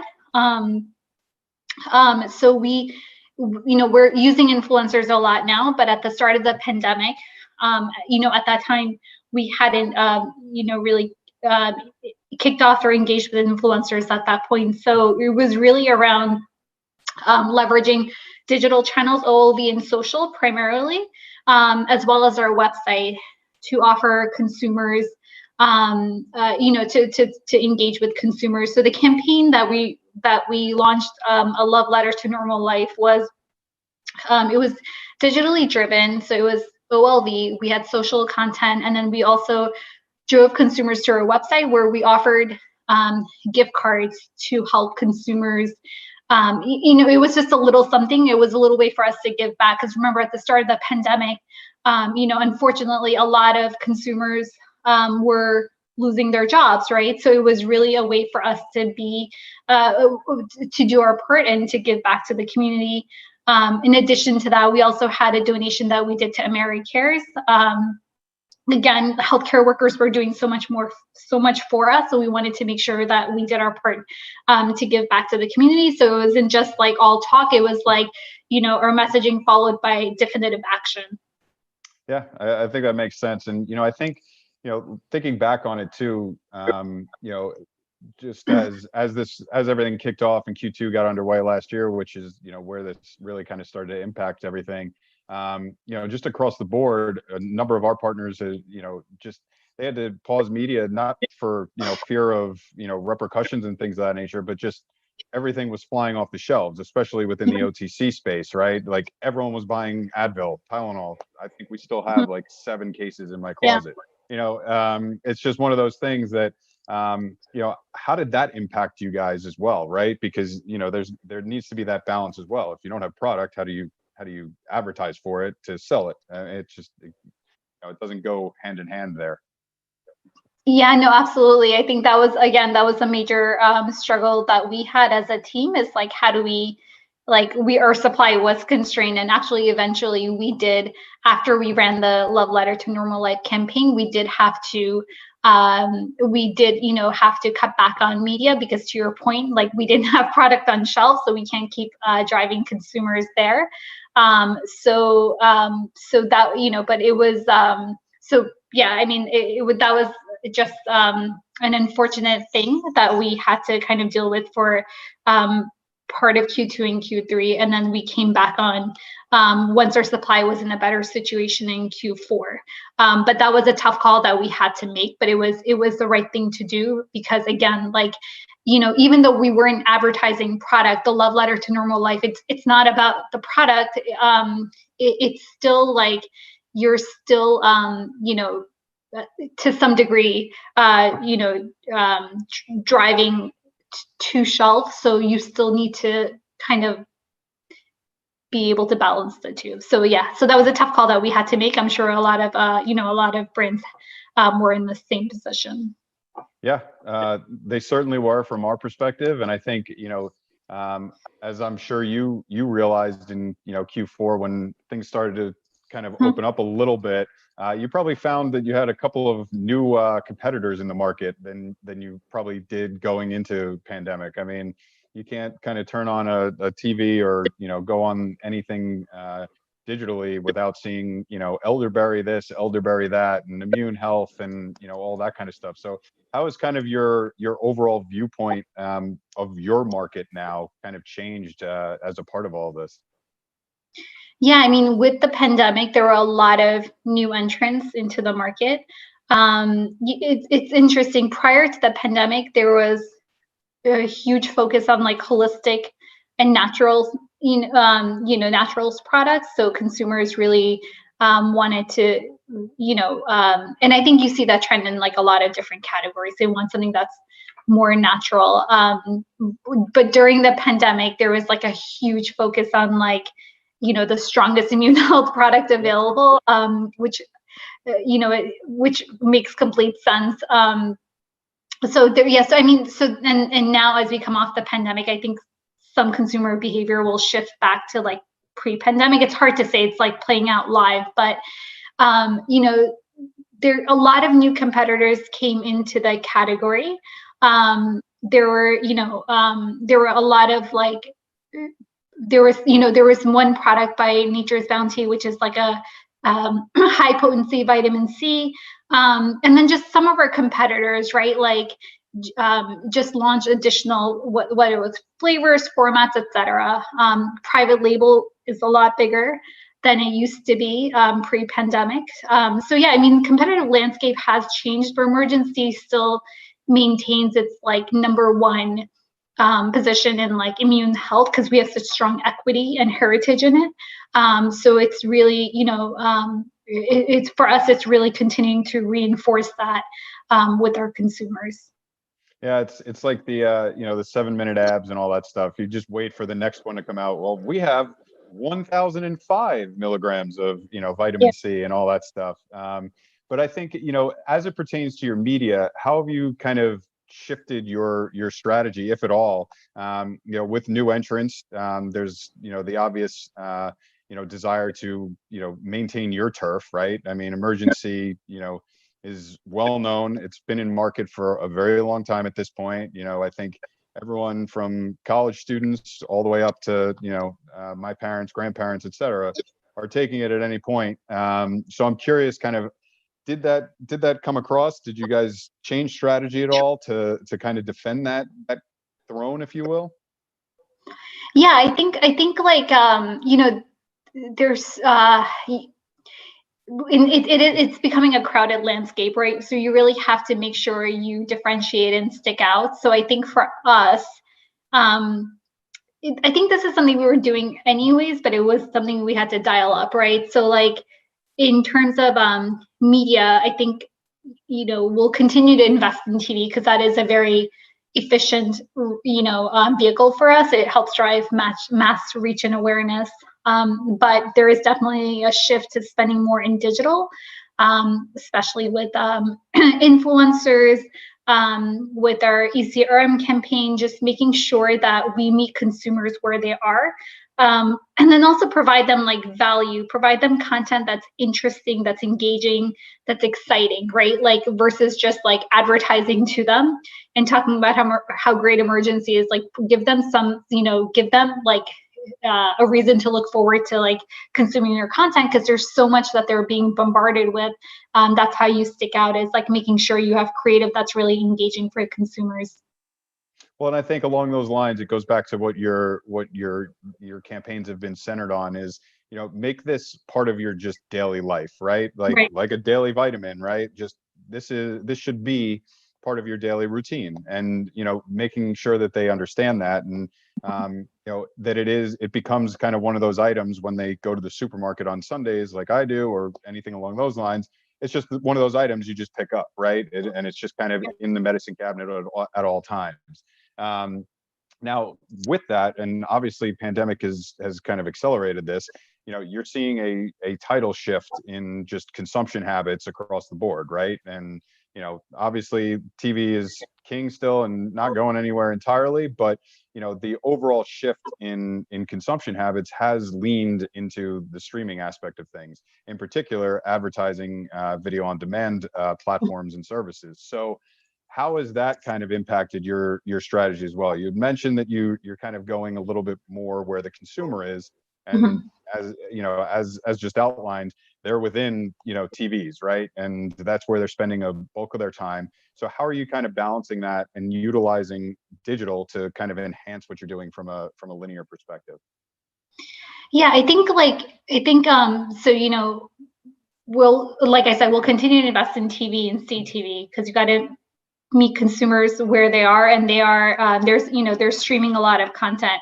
But with the pandemic, one thing that we learned was, I think with the same thing with every brand, was like more and more people were engaging with digital content. And so for us, it was, in terms of like, I guess, strategy, it was really just, again, like making sure that the content that you have on social or on YouTube, et cetera, like it's content that's engaging for consumers. It helps, it helps like provide some sort of value to consumers, right? So in terms of like, and sorry, I just want to make sure, but like in terms of like channel shift, right? Like I think this shift from linear TV to CTV and digital will continue to happen. We don't plan on like cutting off linear TV anytime soon, but yeah, we'll continue to invest in digital platforms, and like as new platforms continue to to pop up, like I would love to test TikTok and Twitch, like live streaming. We just really haven't done that as well with like with CPG products. I feel like we're we're probably not as far ahead as like a brand like Dove or Nike is, right? So there are platforms that we play in currently, and there's new platforms that, like, I feel like a lot of brands are on TikTok right now. That's something I would love to test, but it's not like a core platform for us right now. Well, if there are any TikTok reps on this call right now, please reach out to Yasmin. She certainly would like to talk. So I think you mentioned a couple of times, following the consumer. Help us understand just who your consumer is. And I would imagine that it's changed again because of COVID, but who is it that you're really trying to reach, and how are you trying to engage with them throughout the day? Just knowing that, especially now, we're kind of all over the place. The ecosystem is fragmented beyond belief. We're all kind of consuming content everywhere. So what's the core audience that you're going for, and how are you kind of dividing and conquering to ensure that you're reaching them, in the right environment at the right time?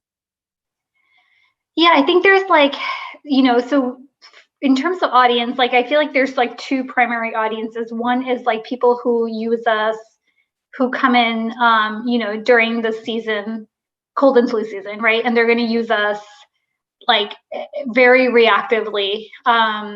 So there's that. And then the second audience is like a much more proactive audience.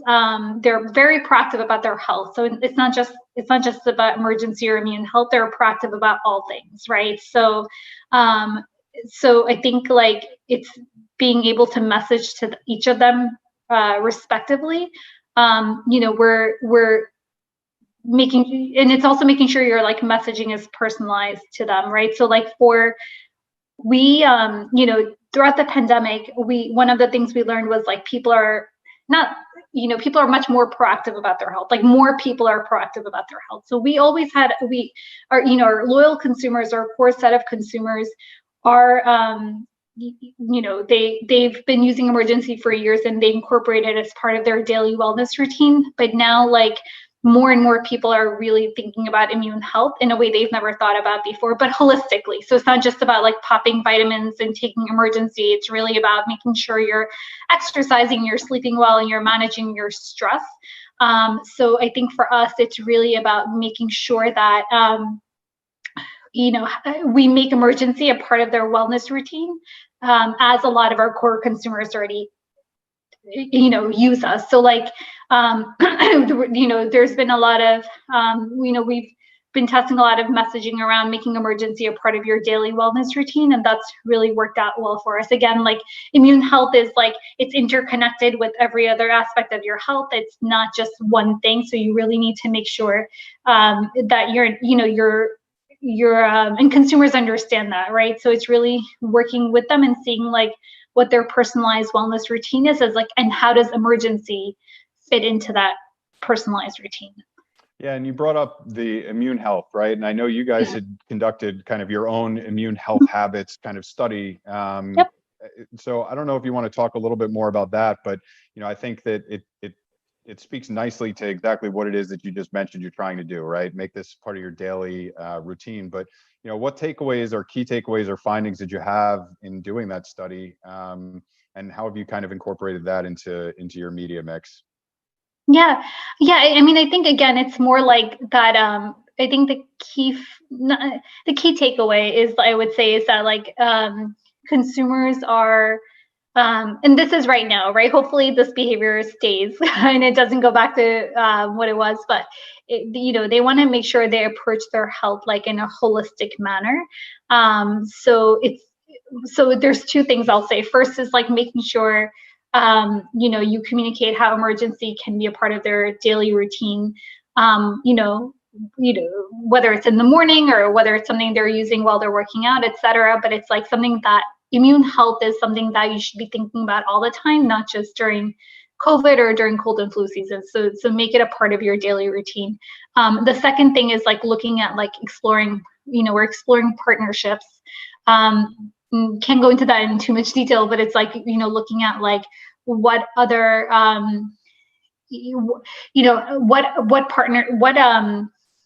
what partnerships can we work with that would help make Emergen-C a part of like a holistic wellness routine. So like, it could be like fitness influencers is like, that's one thing. Yeah, I mean, and there's a lot, but it's just like, I think it's, again, going back to like, you can't talk about Emergen-C in silo. It has to be something, it has to be a part of like a holistic routine. Yeah. So, a couple of things that kind of pop out there as well is, you mentioned, fitness. So like fitness buffs and, people that are health conscious and things of that nature. Are you utilizing a similar kind of approach when you're utilizing data to target, right? Because I mean, reality is, yes, at this point, you could probably, just target adults. Most people right now, it's kind of front and center, immune health, got it, need to focus on it. So you can kind of reach and engage with anyone. But how do you guys typically leverage data? Are you utilizing any purchase behavior data that you guys get access to and then activating on first party segments? Are you reliant on third party? Like, what's your data strategy, and what have you been incorporating and finding useful this year in particular? Yeah, I mean, it's a mix of both, first and third party. We're looking at, so like one of, again, like most consumers use Emergen-C during cold and flu season, but we want them to be aware that like immune health is something that they're using year round, right? So people who are purchasing us in cold and flu season, we're retargeting them off season to help like drive daily usage, right? But in terms of like audiences, right? Like there are certain audiences that are more receptive and more likely to use Emergen-C outside of cold and flu season, right? So like you started off talking about travel, parents with kids in daycare, teachers, and then like fitness, nutrition, etc. So we are leveraging third-party data to also look at like those segments and those audiences to see how we can help drive relevance with those audiences through like personalized messaging. So that is something that's like a core part of our strategy right now, is to like figure out which audiences are most receptive to our messaging off season. And how do you go about measuring that, right? I mean, is it, with the big box retailers, obviously during pandemic, I'm sure a large majority of your budgets go towards, the Targets, Walmarts, and Amazons, et cetera, just because, frankly, shopping habits have changed, right? We can't just go to the Target down the street anymore. It's, everyone's shipping and everything else. So how do you go about measuring outside of the big box? Because, you can get the SKUs and everything else. But yeah, how are you measuring your digital to find, success across all of the different verticals that you're working across? Yeah, I think it depends on the campaign and the tactic. Like, obviously, there's a bigger emphasis on like being able to measure conversion. So like for those audiences, like depending on, what vehicle or platform you're using, the first thing would be like, so there's a few metrics you can look at, right? You can look at like your engagement metrics, like are they, the content is on like social, are they sharing it? Are they commenting on it? Is it something that like they're really engaged with, right? But I think like there is a greater emphasis, I would say, on like sales attribution and making sure you figure out like which tactic or which combination of tactics helps like drive conversion for the brand. Yeah, and I think, at a time like this, and as we touched on, the fragmentation is real in terms of people are linear, people are in all different streaming services, whether it's AVOD, SVOD, and then you throw in the fact that there's digital and people are on their mobile devices, they're on their tablets, working from home, they're on literally everything all day, every day. So, the challenge that comes from that is being able to optimize around reach and frequency and where am I, where is the actual impact coming from? So, along those lines, what's kind of been your strategy there? I mean, when you talk about linear, when you talk about CTV, online video, that's very much top of the funnel awareness, getting in front of the right audience, right? And then you want to move them down the funnel, obviously, in that consumer journey.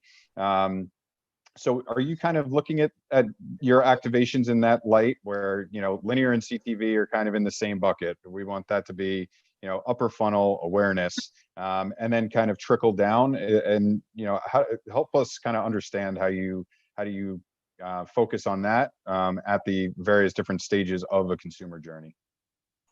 Yeah, I mean, so emergency has like high awareness, right? So like, but like, as I've been saying, like TV will continue to play a role. And then like, but there are more and more people that are like cord cutting. So they're just not consuming content on television. They're just consuming more digital content. So I think in terms of like how, I think it's a little bit of both, right? Like our media mix includes both like upper funnel activities like linear TV, CTV, et cetera. And then also like the, digital, like social influencers, OLV, et cetera. But I think like for digital, we're, in the past, like for the content on digital, I feel like it wasn't it wasn't as relevant to that platform as it could be, right? So I'll just, to be very transparent, like for social, I think like the way we were activating on social was like not the best use of that platform. Like for social, right? Like we were some of our ads were, well, I don't want to say like television ads, but it was like more product focused. Our content wasn't as engaging. So I think we're like, there's a greater emphasis and focus on that. But I think that, Yeah, I think like in terms of like the, how are we approaching media? It has to be a mix of both, like upper funnel and like mid and lower funnel tactics. And then we don't have DTC, right? So that's the one thing that like a lot of our competitors have is like they have DTC on their website. We don't have that right now, so we rely on driving to Amazon, Walmart.com, etc. So we're making sure we incorporate smart commerce into our digital activations. So making sure, you can we're trying to make the purchase process seamless for the consumers. So like they see the content, they click on it, and it's like a quick add to cart. So yeah.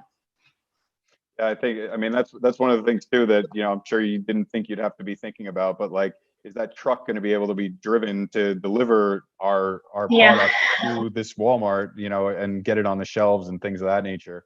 But as we're kind of looking at, what's next and what you guys are focused on, how much are you actually attributing, 2020 in your planning for the future, right? I mean, it was, hopefully blip on, knock on wood, blip on the radar, an anomaly year, and things can, somewhat get back to normal, and we're starting to see the vaccines and, all of that kind of stuff. So are you taking it with a grain of salt, or are you actually utilizing that data to kind of inform your strategy moving forward? Like, how are you kind of viewing it on your end?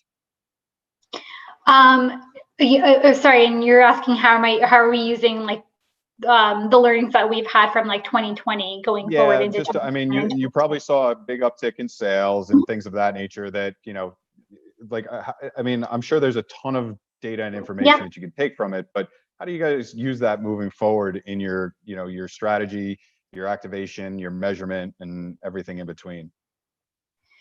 Yeah, I mean, I think, so like, again, for immune health, like the landscape has changed, but right now, I think the one thing that's kind of like something that we're trying to figure out, and it's playing out live right now, is like, as the vaccines are being administered, right, will consumers go back to their old habits pre-pandemic, or will that stay? And I think that's the big question that we're in the midst of trying to figure out. And I think that'll help inform a lot of the future activations for this year and 2022 onwards. I do think that,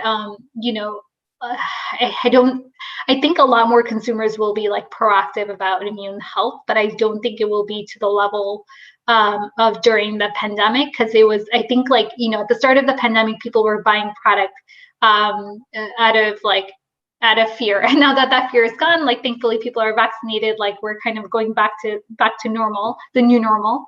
So it's a difficult question to answer, because I think it'll be leveraging learnings from 2020 and 2021, but also kind of keeping a pulse on how things are playing out live as we speak, right? So like, I mean, some of the basics, like making sure, we're offering we're offering engaging content with consumers, where our creative is something that resonates with them. Obviously that'll continue to stay the same.